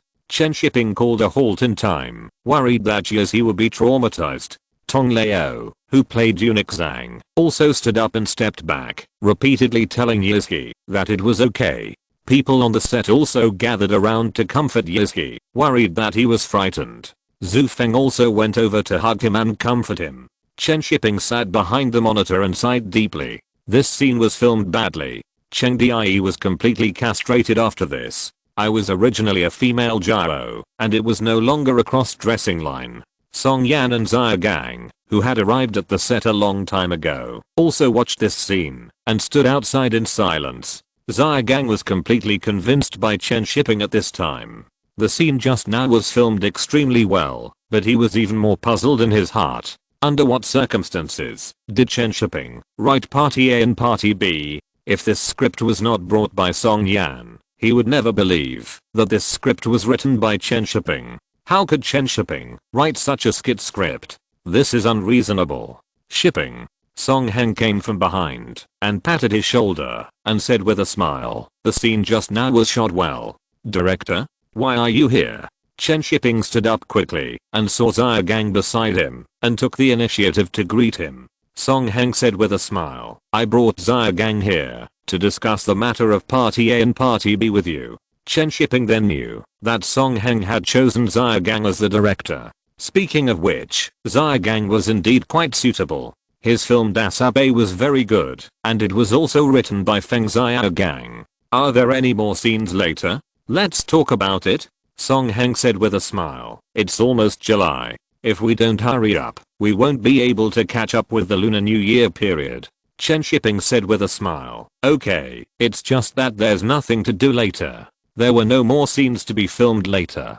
The remaining parts had to wait until Zhang Guorong and others came over, and they had to wait until winter to film the scenes of Xiao Dao's childhood.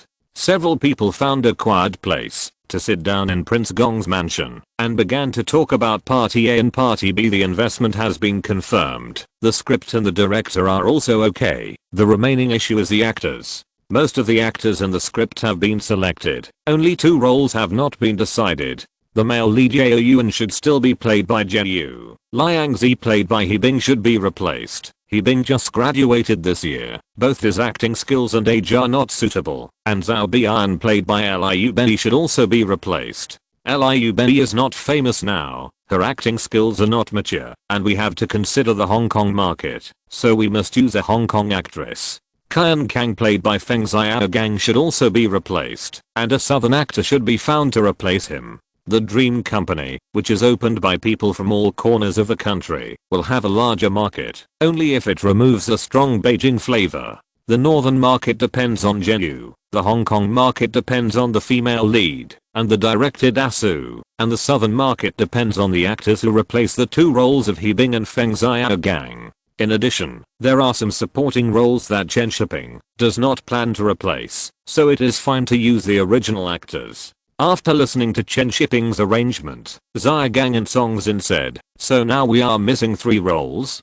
"Yes, the female lead, Liang Zi and Qian Kang." Chen Shiping said with a smile, "The female lead should be from Hong Kong. I will invite whoever you think is suitable." "What about the role of director Dasu?" Xiaogang asked curiously. He liked this role very much and was curious about who Chen Shiping would choose to play it. "Zuke. He is the most suitable one. I have agreed with him that he will make a cameo appearance and also be the producer of the film," Chen Shiping said with a smile. Xiaogang frowned slightly. He had heard about how powerful Zuke was as a producer, but when he thought about Chen Shiping being here, Zuke probably couldn't be powerful. Song Xin interrupted, "Let's choose Guan Zilin for the female lead. She has a good audience base in the mainland now." Chen Shiping shook his head and said, "No, her 13th concubine is deeply rooted in the hearts of the people. It would be better to change an actress." "Lin Qingsha?" Song Xin suggested again. Chen Shiping immediately shook his head and said, "She can't do it either." Song Chen. He felt that Guan Zilin was very suitable. The 13th aunt was deeply rooted in the hearts of the people, so the audience would come to see her. "Director Xia, what do you think?" Chen Shiping asked with a smile. Xiaogang asked hesitantly, "Can't we find someone from the mainland?" Chen Shiping shook his head and said, "If we want to enter the Hong Kong market, the female lead must be from there." "Okay, let me think about it." Xiaogang didn't know much about the female stars in Hong Kong, and he really didn't know who to choose. Who to choose? Who do you think is better? Chapter 148. Why are you wearing Xiaobei's clothes? The setting sun shines on the garden of Prince Gong's mansion. Chen Shiping and the other 2 sit in the pavilion and discuss who should be chosen as the heroine. This year's Lunar New Year period is the 3rd year and the most important year. We must maintain the results of the previous 2 years and create more brilliance. Therefore, the choice of each role is particularly important. Chen Shiping and the major studios have been clamoring for market reform. Now that the reform has finally taken place, if they fail to achieve results, it will be a slap in the face. If it is any other period, Chen Shiping can just choose a famous actor. After all, it is a commercial movie, as long as there is a gimmick to attract audiences to the cinema. Song Yu was a little helpless at this time. He looked at Chen Shiping and said, "I have mentioned several people and none of them work. Let's not discuss it for now." "Okay, I'll think about it again. I've been too tired these days and my mind is not clear," Chen Shiping said helplessly. Xiaogang was also thinking hard beside him. He didn't comment on the discussion just now. He thought about going back to check the information to see which actresses in Hong Kong are famous and have suitable acting skills. "What about the 2 roles of Liang Zi and Qian Kang?" Chen Shiping immediately said, "You decide on these 2 actors. They should be from the south. They should be funny and look funny." Xiaogang nodded and said, "Okay, I'll look for them later." The 3 of them left, and Chen Shiping was also ready to go home and sleep. After returning home, Chen Shiping took a simple shower and went to bed without even having dinner. He was too tired to shoot Farewell My Concubine during this period, and he just wanted to have a good sleep now. As for who the actresses for Party A and Party B would be, Chen Shiping was too lazy to care. So he asked Xiaogang to worry about it, and he would just choose and invite them himself. How bad can the actors be? If it really doesn't work, just ask Guanzilin to play the role. At this time, over the capital, a plane slowly landed at the airport. 10 minutes later, a woman wearing sunglasses and a mask came out of the airport. Xiaogang on the other side did not go home at this time, but went to the factory to watch movies from Hong Kong, preparing to learn how movies in Hong Kong are shot. Chen Shiping and Song Xin both have high expectations for Party A and Party B. Now the pressure is all on him. If mainland films want to enter the Hong Kong market, they must fight well, otherwise it will be too embarrassing. Several films produced by Chen Shiping before have achieved high box office in Hong Kong. He can't lose face here. It must be higher than before. Comedy and kung fu movies. The chivalry and fighting in kung fu movies are accepted and understood by all Chinese, but comedy movies are different. There are regional differences. Xiaogang doesn't think that he can win the Hong Kong audience just by filming according to Chen Shiping's script. He must learn how others shoot and what style of movies Hong Kong audiences like to watch. He picked a few of the most popular movies and started watching them. After watching a few of them, he found that there was a very beautiful actress in the movie. Xiaogang watched The God of Gamblers, The God of Gamblers, and The Best Son-in-Law, which are also the movies with relatively high box office in recent years. This Zhang Minimum is good. She is good looking and has a rather grand appearance. Xiaogang watched Zhang Minimum's performance in God of Gamblers and felt that her performance was not bad. Perhaps he could invite her to be the heroine. Remember Zhang Minimum? After Xiaogang remembered Zhang Minimum, he started watching other movies to see if there were any suitable actors. When Xiaogang was busy selecting actors, Chen Shiping was snoring and dreaming. She vaguely felt that someone had crawled into her bed. In the dark bedroom, Chen Shiping slept soundly and deeply. In the darkness, Guanzilin lay on the bed and looked at the sleeping Chen Shiping and couldn't help laughing. But she didn't disturb Chen Shiping, but got up and looked at the bedroom. Just like a hostess, she opened the closet, flipped through the clothes, and gestured a few times on herself. Then she sat down in front of the dressing table and pretended to put on makeup and looked back at Chen Shiping lying on the bed. Tired of playing in the bedroom, she went to the kitchen to tie an apron and pretend to be a housewife, water the flowers on the balcony, wipe the table, and finally go to the bathroom to take a shower, put on Tao Humin's pajamas, and look at herself in the mirror. Guanzilin imitated some of Tao Humin's movements in front of the mirror and played for a long time before she couldn't help laughing. "Husband, I'm back." Chen Shiping, who was dazed, heard someone calling her husband and thought it was Tao Humin who came back, so he turned over and hugged her habitually. He rubbed the soft rocking limbs for a few times and then climbed up. In the dark, Guanzilin covered her mouth and breathed in small sips. Her fair face quickly turned red and her legs couldn't help but twisted together. She didn't dare to make a sound, nor did she want to wake Chen Shiping. She just wanted to pretend to be Tao Humin tonight, pretending to be the hostess of this house. The air conditioner in the room was blowing cold air, but Guanzilin still felt very hot and couldn't help but gently kicking off the quilt on her body. The slender and straight legs were instantly tensed by the cold air from the air conditioner, and the small and round toes could not help but curl up and loosen. But the air conditioning in the room did not cool her down, but made her feel hotter, as if there were 2 irons on her body. The summer in Beijing was too hot. Guanzilin tilted her neck, and fine beads of sweat appeared on her forehead. She leaned back lightly and immediately dodged, as if there was a volcano burning every inch of her body. But that kind of temperature made her unable to help but get closer. The hot temperature made her like a roasted shrimp. Her body slowly turned red and slowly curled up into a semicircle and kept moving backwards. Guanzilin bit a corner of the pillow and felt that she was sweating all over. The water in her body was constantly flowing out, gathering into a stream to extinguish the hot volcano. In the dark bedroom, Guanzilin bit the pillow. The hot weather made her unable to stay calm, and her body kept curling up. The body that shrank into a shrimp began to move uncontrollably, wanting the water lost from the body to extinguish the source of the heat. After an unknown amount of time, Guanzilin felt that she was almost out of oxygen, and the moisture in her body was also evaporated by the hot weather.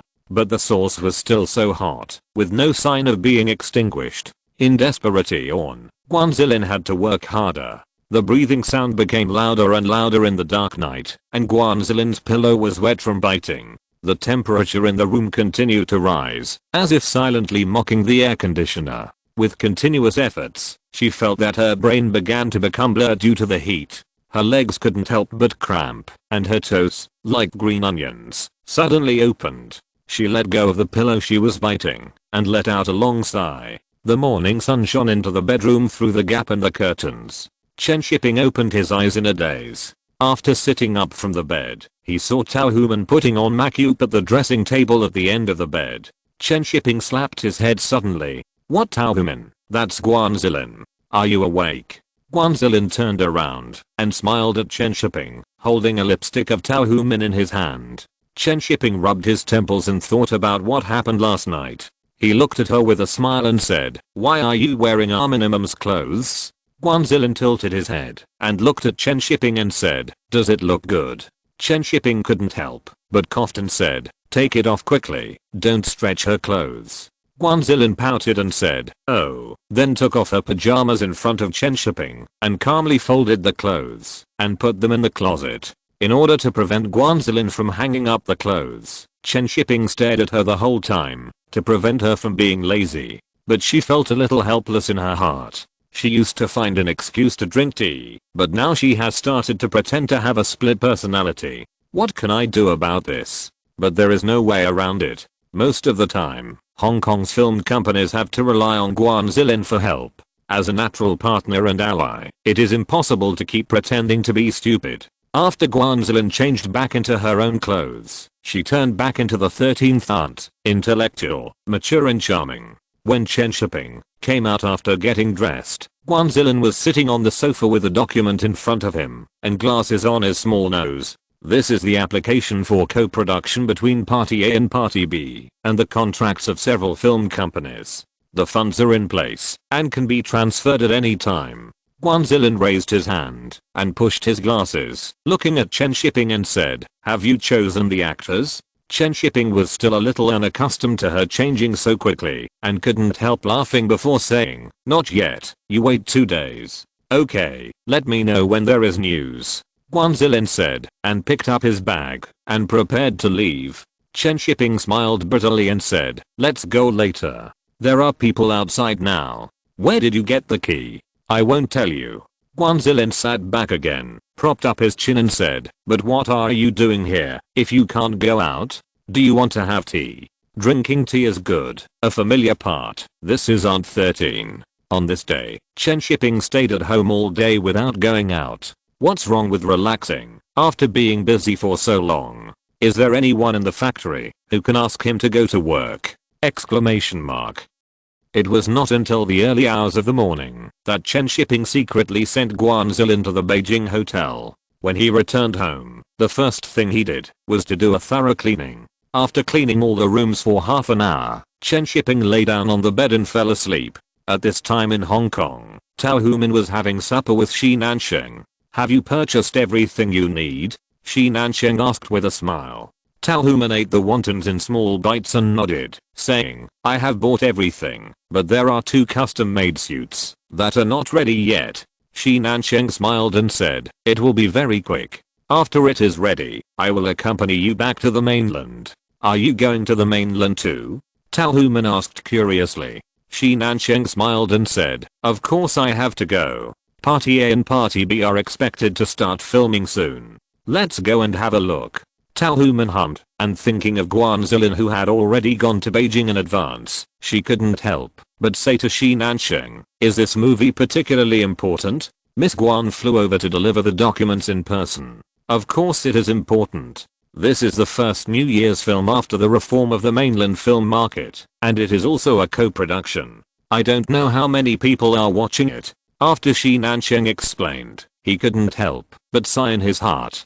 Guanzilin was going to deliver the documents. I really wanted to tell Tao Human, but she and Chen Shiping are partners, and these things are destined not to be told to Tao Human. The world of adults cannot only look at friendship, especially in Hong Kong, a place where capital is rampant and material desires are rampant. The brotherhood and loyalty in Hong Kong movies are just to satisfy everyone's fantasy. If they don't exist in reality, they can only be seen in movies. Movies are really a mirror of a place. Through movies, you can see the essence of that place. Mainland directors are pursuing works with practical significance, and Taiwanese filmmakers are also paying attention to social issues, whether it is Edward Yang or Hachiko. Only Hong Kong filmmakers keep shooting gangsters, beauties, and money. All movies are inseparable from material things. Among the 2A and 3 places, Hong Kong is the most special. Even though it is the closest to the mainland, it is the least like the mainland.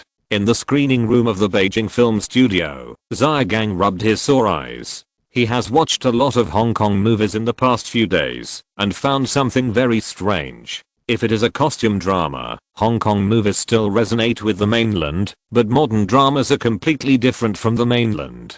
Hong Kong movies are too stingy and too capitalist. He is a little confused now. How should Party A and Party B shoot, and what style should be shot to be accepted by both the mainland and Hong Kong audiences? Zia Gang, who was full of doubts, went directly to Chen Shiping, hoping to get the answer from him. Hearing Zia Gang's question, Chen Shiping could not help laughing. He looked at him and said, "Director Zia, we are not going to cater to them, we are going to guide them." Zia Gang's eyes lit up. He looked at Chen Shiping and said, "Didn't you say that we should pursue the box office?" Chen Shiping shook his head and said, "We are pursuing the box office of the Lunar New Year holiday in mainland China. It's fine as long as the box office in Hong Kong is not too bad. This time, the purpose is to let Hong Kong filmmakers see the hugeness of the mainland film market, instead of catering to Hong Kong." Chapter 149, Appreciation of Each Other. In the busy office, Chen Shiping sat on a chair and looked at the list of actors in his hand, lost in thought. Zia Gang couldn't help but said, "Director Chen, do you think these actors are okay?" The list Zia Gang handed over was the actors for several roles in Party A and Party B. He planned to ask Liang Shan to play the role of Liang Zi. Liang Shan is indeed funny, but Chen Shiping still thinks it's not suitable. He looked at Zia Gang and asked, "Didn't you say to find an actor from the south? His ancestral home is in Jiangsu." Zia Gang coughed and said, "He speaks very good Mandarin, and can also bring out the flavor of the southern dialect." Chen Shiping was helpless. What the hell is his ancestral home in Jiangsu? But if the lines are okay, then Liang Shan can indeed be chosen. He is very suitable. However, for the role of Kang Kang, Chen Shiping never thought that Zia Gang would ask Zhang Guoli to play. Chen Shiping looked at the name Zhang Guoli and pondered for a long time and said, "That's fine. He and Zheng Yu and Liang Shan are also old partners." The troublemakers were played by these 3 brothers, and it is very similar to the movie Party A and Party B to be precise. It is the style of Wang Shuo. It's just that Chen Shiping changed the Party A and Party B again, which is quite different from the style of the troublemakers. In Beijing dialect, the movie The Troublemakers is too poor, and the movie was finished with laughter, anger and scolding. After hearing Chen Shiping's words, Zia Gang finally breathed a sigh of relief, feeling that Chen Shiping was quite respectful to him. He didn't refuse the 2 roles proposed. After these 2 roles were settled, only the final heroine Zhao Bian was left to be decided. Zia Gang smiled and asked again, "What about the role of Zhao Bian?" "I think Zhang Minimum is quite suitable. She looks majestic, and she has been the heroine in several comedy movies in Hong Kong. Her screen image is very suitable for the role of Zhao Bian. Zhang Minimum is indeed quite suitable, but she seems to be an artist of Yangsheng. Yangsheng's background is not clean, so Chen Shiping doesn't intend to touch her." After considering for a while, Chen Shiping said, "Besides Zhang Minimum, do you have any other favorite actors? Is Zhang Minimum not suitable?" Zia Gang couldn't help but smile bitterly. Chen Shiping had rejected so many famous Hong Kong actors before. Where could he find a suitable actor? Chen Shiping sighed and said, "She is an artist of Yangsheng. The background of that company is not clean. Let's choose someone else." Zia Gang said helplessly, "It has nothing to do with the actor. I really think she is quite suitable." Seeing Zia Gang's insistence, Chen Shiping thought for a while and said, "Okay, I'll call and ask." Zia Gang was right. Actors are actors and companies are companies. The film companies in Hong Kong have more or less dirty backgrounds, and actors and directors are even more so. We can't just kill them all with one stick. Then Chen Shiping called Chi Nansheng in Hong Kong and asked her to invite Zhang Minimum to come. If Zhang Minimum didn't come, let Chi Nansheng choose an actor to come. Chen Shiping was really annoyed with casting whoever he loves. Anyway, he just gave a face to the co-production. Otherwise he would not choose actors from Hong Kong. At most, he would spend more effort on the promotion. I don't believe that the box office will not go up. After hanging up the phone, Chen Shiping looked at Xia Gang and said, "Do you want me to call the remaining actors for you?" Xia Gang immediately smiled and said, "No, I can do it myself. Thank you." Chen Shiping laughed helplessly and then discussed the specific shooting with Xia Gang. Chen Shiping didn't give Xia Gang much time, only 2 months, starting in July, wrapping up at the end of September, doing post-production in October, and starting publicity in November. The time was not too tight. After chatting with Xia Gang for a while, Chen Shiping asked him to go to the various departments of the factory to set up the crew. After Xia Gang left, Chen Shiping started to get busy with other things. The co-production department was not very busy, but the distribution department was very busy. The factory has a lot of movies this year. Not counting the co-production movies, there are 11 movies produced by the factory alone. However, several movies have been released, and there are still a few that have not been released yet. Comedy film Comedy Star, martial arts film Bells in Hands and Temple, action film Urban Monk, drama film Single Woman, Don't Ask Me Where I Come From, historical drama film Great Unique. There are a total of 6 films to distribute, and the overall workload is not something that the newly established distribution department can handle. Some films are more suitable for distribution by China Film, such as Single Woman, Don't Ask Me Where I Come From, and Urban Monk. Chen Shiping has watched these films and feels that they will not have a high market, so it is more appropriate to hand them over to China Film, which has stronger distribution capabilities. Chen Shiping let the distribution department handle the remaining films himself. Chen Shiping gave the distribution department a distribution plan for them to use as a reference, which is basically some of the later distribution methods. The publicity plan for paper media, offline advanced screenings, roadshows, finding celebrities to promote, etc. Of course, the most important thing is to have a good relationship with the original, so the only way is to let the guys in the distribution department go to the theater manager for a drink.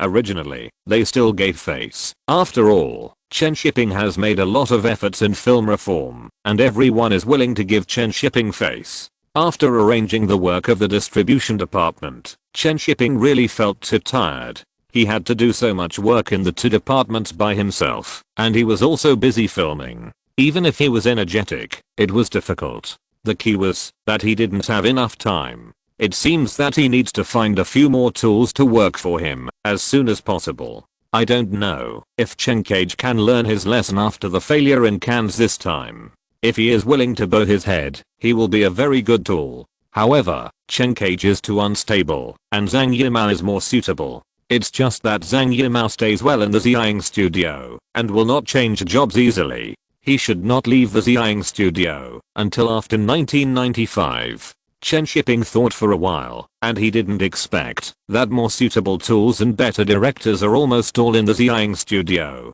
The Beijing film studio is really lacking in talent in this regard. Even Chen Zhuangxian went to the Xiang studio to find investment, because the Beijing film studio did not invest in his script, so he could only go to the Xiang studio. When he becomes the director of the factory in the future, he can't go out to shoot movies in person. Where is the time? He needs to find a group of capable directors for the factory as soon as possible. After thinking for a while, Chen Shiping went to the troupe to see the progress of Zhang Guorong and others. Farewell My Concubine was really troublesome to shoot, not to mention the time span of the movie. Even the change of seasons meant that it would take a long time to shoot. From summer to winter, Chen Shiping couldn't just rush it. In the practice room, Chen Shiping looked at Zhang Guorong, who was learning the body movements with his fingers raised, and he thought it looked weird. Zhang Guorong's beard was too thick. A man with a face full of stubble walking on tiptoes and singing the lyrics of Concubine You with his fingers raised looked weird. Chen Shiping couldn't bear to watch it after a while. He had to take Zhang Guorong to have his beard plucked out before shooting. His masculine features were too obvious. How could he play the role of the peerless Chen Die? When Chen Shiping was about to leave, after reading for a while, Gong Li suddenly came over, sat next to Chen Shiping and said, "Do you have time to chat? Why are you here?" Chen Shiping asked curiously, "Why are you not at home reading? Why are you here to see me?" Gong Li smiled and said, "I want to ask you, do you have any plans to adapt the love letter you wrote?" Chen Shiping. Could it be that Zhang Yimou has taken a fancy to it? This seems to be an opportunity. Ask for your boyfriend? Chen Shiping asked with a smile. Isn't he adapting a mess in Chongqing? Hearing this, Gong Li smiled bitterly and said, he said he had no inspiration and gave up the adaptation of mess. No, he led a team to investigate in Chongqing for several months and just gave up like that. Chen Shiping also admired Zhang Yimou very much. He spent so much money and finally clapped his hands and said he had no inspiration. But without this enthusiasm, he can't become a great director. Such talents must be grasped and work for him. Facing Chen Shiping's doubts, Gong Li could only smile. She was also helpless. Who would have thought that Zhang Yimou would say he had no inspiration in the end? The adaptation of A Mess of Chicken Feathers finally became a mess. In this regard, she felt that Chen Shiping was much better. If you want to make a movie, the first step is to write the script and then start preparing for the filming. This is a typical producer's thinking, not a director's thinking. Gong Li felt that Zhang Yimou might need a very powerful producer to help him. It would be great if Chen Shiping could work with Zhang Yimou. So after Zhang Yimou gave up the adaptation of A Mess of Chicken Feathers and saw the love letter written by Chen Shiping, Gong Li took the initiative to run over and speak for him. "Do you have any plans to adapt it?"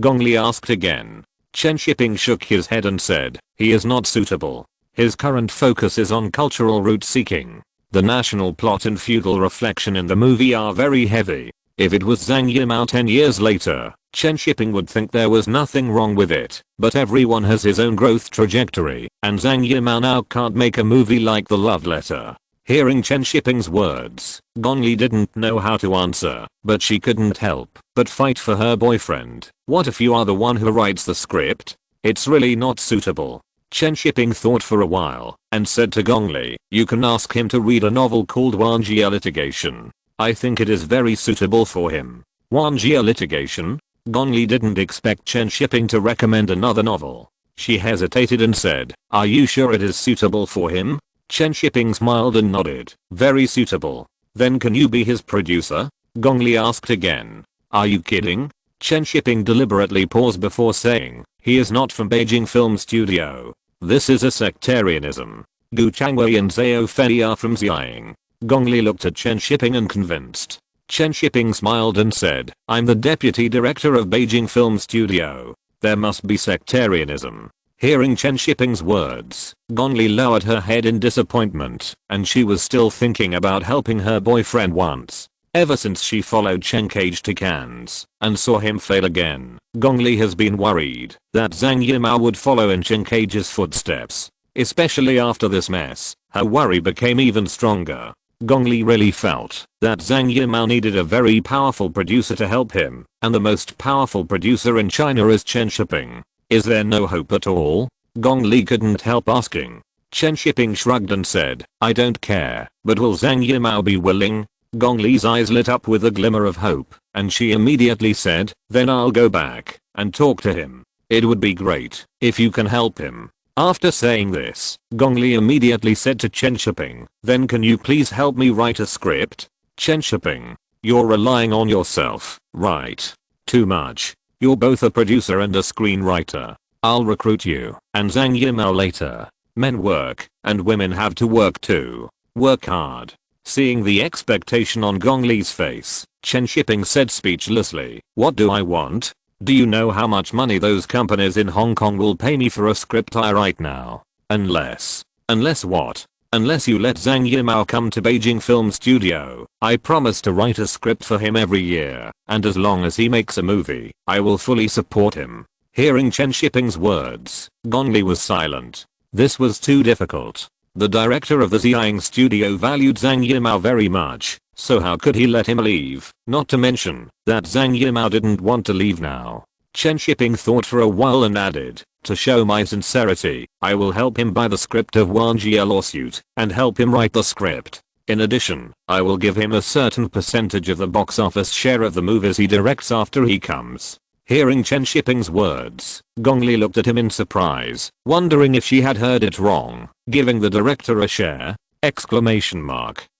This has never happened before. Chen Shiping smiled and said, how is it? I'm very sincere, right? You go back and discuss it with him. As long as he comes, any conditions can be negotiated. Xiang Studio does not have that much money. Hera International has signed 2 film contracts with him, and I will not interfere. As long as he comes, he does not have to worry about the funding problem.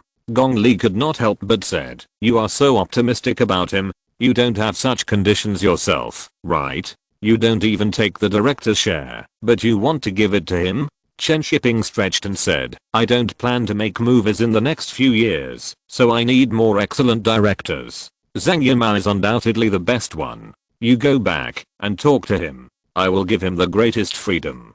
Gong Li left with a full stomach of shock and couldn't understand why Chen Shiping offered such good conditions. Looking at Gong Li's back as she left, Chen Shiping couldn't help but show a fox-like smile. He immediately took out his phone and called his classmate in the literature class, asking him to help him buy the copyright of Wang Jie lawsuit. After Zhang Yimou saw the novel of Wang Jie lawsuit and was moved, he found that the copyright had been bought by himself again. I wonder if he would cry. At that time, Chen Shiping can go fishing for black carp with the copyright and script. What's so good about Xi'an Film Studio? Come to Beijing Film Studio. Director Chen will strongly support you. After Gong Li left, she called Zhang Yimou and told him everything Chen Shiping said.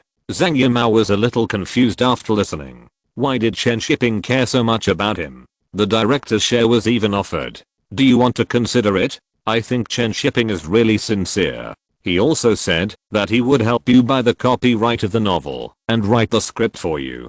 Gong Li couldn't help but persuade. Zhang Yimou hesitated, thought about it and said, I'll read the novel first. If it's really suitable, I'll buy the copyright myself. After hanging up the phone with Gong Li, Zhang Yimou went to find the novel of Wang Jie. After reading it, he had a question in his mind. How did Chen Shiping know that he would like this novel? The person who knows you best is your enemy, and the wife and concubine group was also liked by himself and Chen Shiping at the same time. Zhang Yimou's feelings towards Chen Shiping were strange now. He used to treat him as an imaginary enemy, but now he felt a sense of mutual respect. Should he just surrender? But that would be too unfair to his old boss. Chapter 150. Even a scumbag can have self-consistent logic.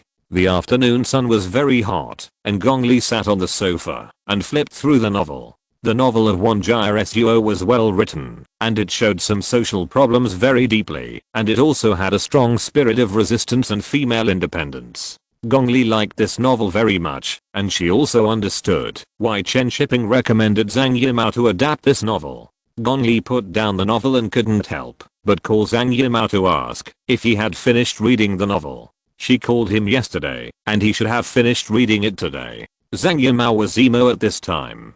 He had finished reading the novel, and today he asked a friend to contact the author to buy the copyright, but the reply he got was that the copyright had been sold to Chen Shiping. Chen Shiping was also a person in the literary circle. Several of his novels were very famous in the literary circle. He was also a director and producer. Writers in the circle were willing to sell the copyright to him. Only the author would understand the author's feelings for his own work. Have you finished reading the novel? What do you think? Gong Li couldn't wait to ask after the call was connected, and she hoped that Zhang Yimou would accept Chen Shiping's invitation. Zhang Yimou said irritably, Chen Shiping is too bad. Why do you say that? Gong Li asked curiously, because they had clearly offered you such good conditions. The copyright has been bought by him again. Zhang Yimou was very angry that he was always one step behind, angry why his vision and preferences were firmly controlled by Chen Shiping, and angry that he was actually wavering in his heart and wanted to accept Chen Shiping's invitation.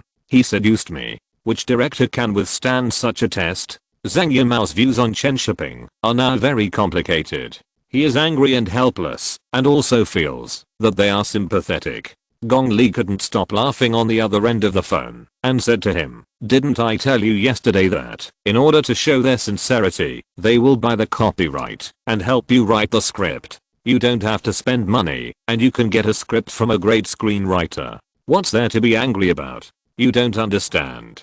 Zhang Yimou sighed after speaking and was also very entangled in what to do now. He really likes the novel One Family Lawsuit. He likes wives and concubines very much, but it was bought by Chen Shiping first. He knows too well the feeling of having his favorite taken away by someone else. Now there is another lawsuit from the One family. If he does not accept Chen Shiping's invitation, he is not sure whether he can get the copyright. Thinking of the support of the Zion Film Studio for him when filming Red Sorghum, Wu Xianming raised 40,000 yuan in the studio without saying a word to let him grow sorghum, and also helped him solve the problem of review. Leaving the Zion Film Studio now would be too ungrateful. Gong Li also understood Zhang Yimou's thoughts, but she could not empathize with him in her heart. Subconsciously, she thought that Zhang Yimou was not a long-lasting person. It's just that it is difficult for people who are in love to perceive the truest thoughts in their hearts. If they really know how to repay their gratitude, how could they divorce their wife after they became rich? Don't think so much, you have to consider yourself. Going to Beijing Film Academy may have better development, and you can also cooperate with the Zion Film Studio in the future. Gong Li couldn't help but persuade. But after she finished speaking, she always had a familiar feeling. She seemed to have advised him in the same way before, but that time she advised him to divorce and pursue love. Somehow, Gong Li suddenly didn't want Zhang Yimou to agree to Chen Shiping. She paused and said, "But you are right. Director Wu Xianming treats you very well. He is your mentor. If you don't want to go, don't go. I will buy the copyright for you." Zhang Yimou was stunned for a moment, a little confused about what Gong Li thought about this matter. But Gong Li's suggestion was indeed good. If the copyright could be bought back, there would be no need to worry about it. The two talked for a few more words and then hung up the phone. However, after hanging up the phone, Zhang Yimou's anxiety did not disappear. He felt that Chen Shiping would not hand over the copyright. Chen Shiping was different from himself after all. He was not just a director. Zhang Yimou thought of Chen Shiping's conditions again, and couldn't help thinking that, if he agreed to Chen Shiping, it seemed that he could indeed have a better development.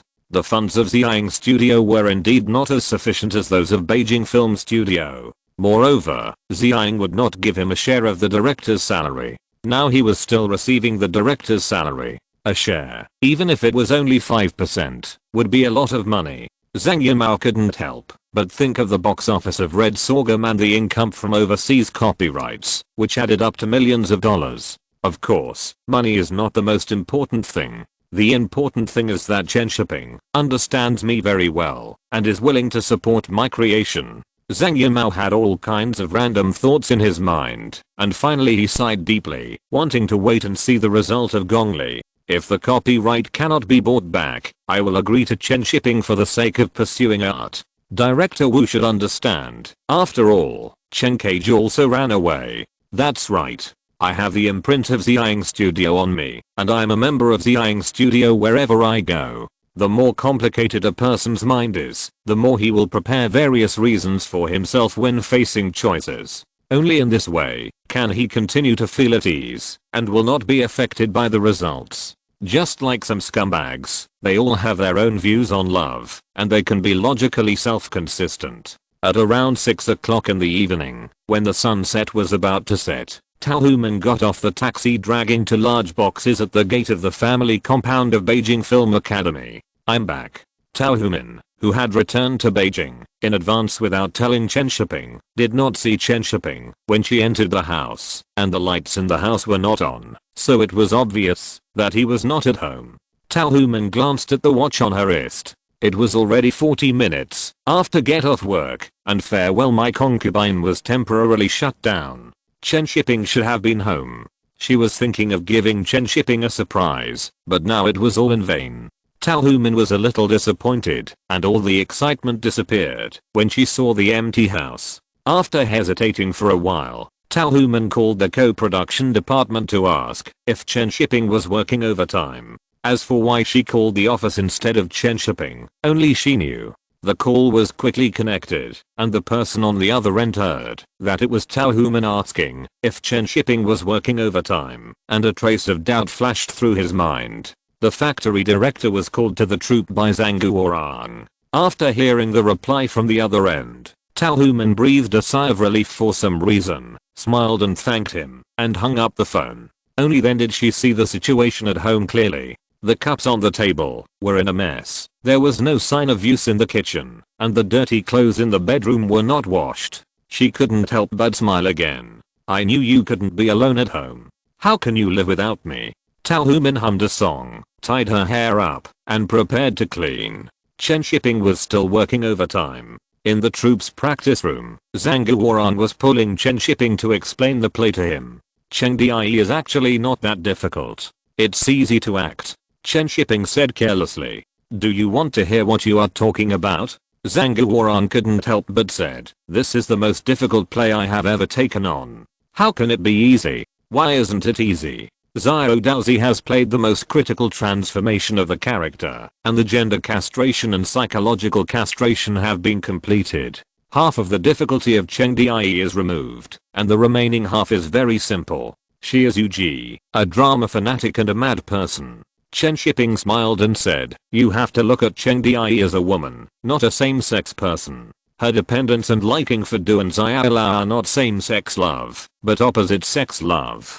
Her psychological gender is that of a woman who is crazy about love and drama. After hearing Chen Shiping's explanation, Zhang suddenly felt that it didn't seem that difficult, but he immediately reacted, looked at him and said, the key is that I'm a man, so it's difficult. You see, what's difficult is not the role, but the hurdle in your heart. Chen Shiping hesitated and said, I chose you because I think you have the softness of a woman, not physically but psychologically. Hearing Chen Shiping's words, Zhang had a bad feeling in his heart, wondering if he knew about his own affairs, but no one outside knew the news at all. Chen Shiping paused and said, you have to put down your own burdens. Some roles cannot be played. You have to truly experience the role. It is 1991, not decades ago. The society is very tolerant.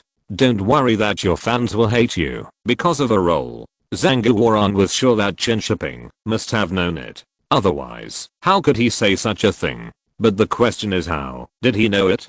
Zhang couldn't help turning his head to look at Tang, who was resting not far away. Chen Shiping immediately clapped his hands and said, yes, it's this look. It feels like Cheng Dai. Zhang was startled by Chen Shiping, looked at him unhappily and said, scare me. I have learned about your family. Although it is not suitable, what I want to say is that you and Cheng Dai are really similar. Chen Shiping said seriously, you are both insecure people who desire love, and people who are willing to take care of others. You are very soft and sensitive in your heart. Chen Shiping was talking about Cheng Dai instead of Yuji. In fact, Juxin is the real Yuji. Chen Shiping thought of Gongli, thinking about asking her how the discussion with Zhang Yimou went tomorrow. Zhang didn't expect Chen Shiping's evaluation of him to be like this, and the reason for choosing him was not because of fame and acting skills. Looking at the costume on Zhang, Chen Shiping sighed and said, I hesitated when I first chose you. I was afraid that this role would hurt you, but then I thought that you lacked the courage of Cheng Dai. Maybe this role will give you a different experience. I hope you will be luckier than her. Zhang was silent for a long time, and finally looked at Chen Shiping and said, I know, I think I'm ready. No, you're still far from it. Chen Shiping said with a smile, wait until you can use the sound well, before it will become Zhang. Chen Shiping smiled and said goodbye to Zhang and went home to eat. Sounds are really not very friendly to outsiders. Many words have different uses in different words and sentences. Some words can add sounds, while others cannot. Let's take the simplest example, Summer Palace and Pan Garden. Both are gardens, but the former cannot be pronounced with an There are also some words that differ in different usages, such as baby. What do you think of my baby? The former uses an to refer to a person, but the latter does not use an to refer to an object. Of course, it doesn't mean that you can speak Beijing dialect just by using the well. The most important thing is the tone of voice. Zhang Guoran should learn it slowly. Chen Shiping is not in a hurry, and it's not too late to wait for another month. After leaving the troop, Chen Shiping glanced at the time and found that it was already past 7 o'clock. He was about to go to the Beijing hotel to have dinner with Guan Zilin, and his mobile phone rang. Shi Nansheng is here, Guan Zilin said quickly. Tao Human is back too. Chen Shiping was immediately shocked. Tao Human didn't even tell him when she came back. Fortunately, he didn't go to find Guan Zilin, otherwise he would be finished. Guan Zilin hung up the phone after he finished speaking, and Chen Shiping ran home quickly. When Chen Shiping got home, he saw the cleaned house and Tao Human busy in the kitchen. He felt that the house was alive. Tao Human in the kitchen heard the door open, turned down the stove, came out of the kitchen, and looked at Chen Shiping with a smile. The kitchen behind her was steaming, and the warm light from the living room shone on her face. A strand of hair hung down her face, and she looked very gentle. Chen Shiping's heart was as soft as dough at the moment. He walked to Tao Human, gently hugged her waist and said, "I miss you so much." "I miss you too."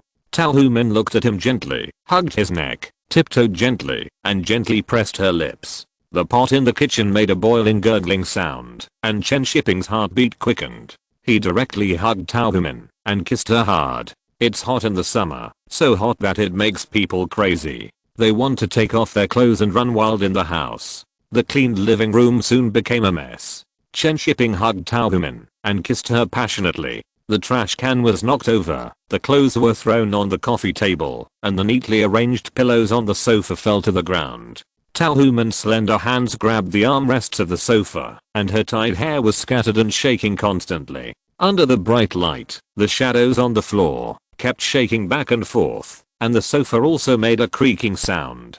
Tao Human tilted her neck, and her white collarbone was covered with sweat. The sweat beads swayed and slowly flowed down along the ravine all the way down. Kitchen.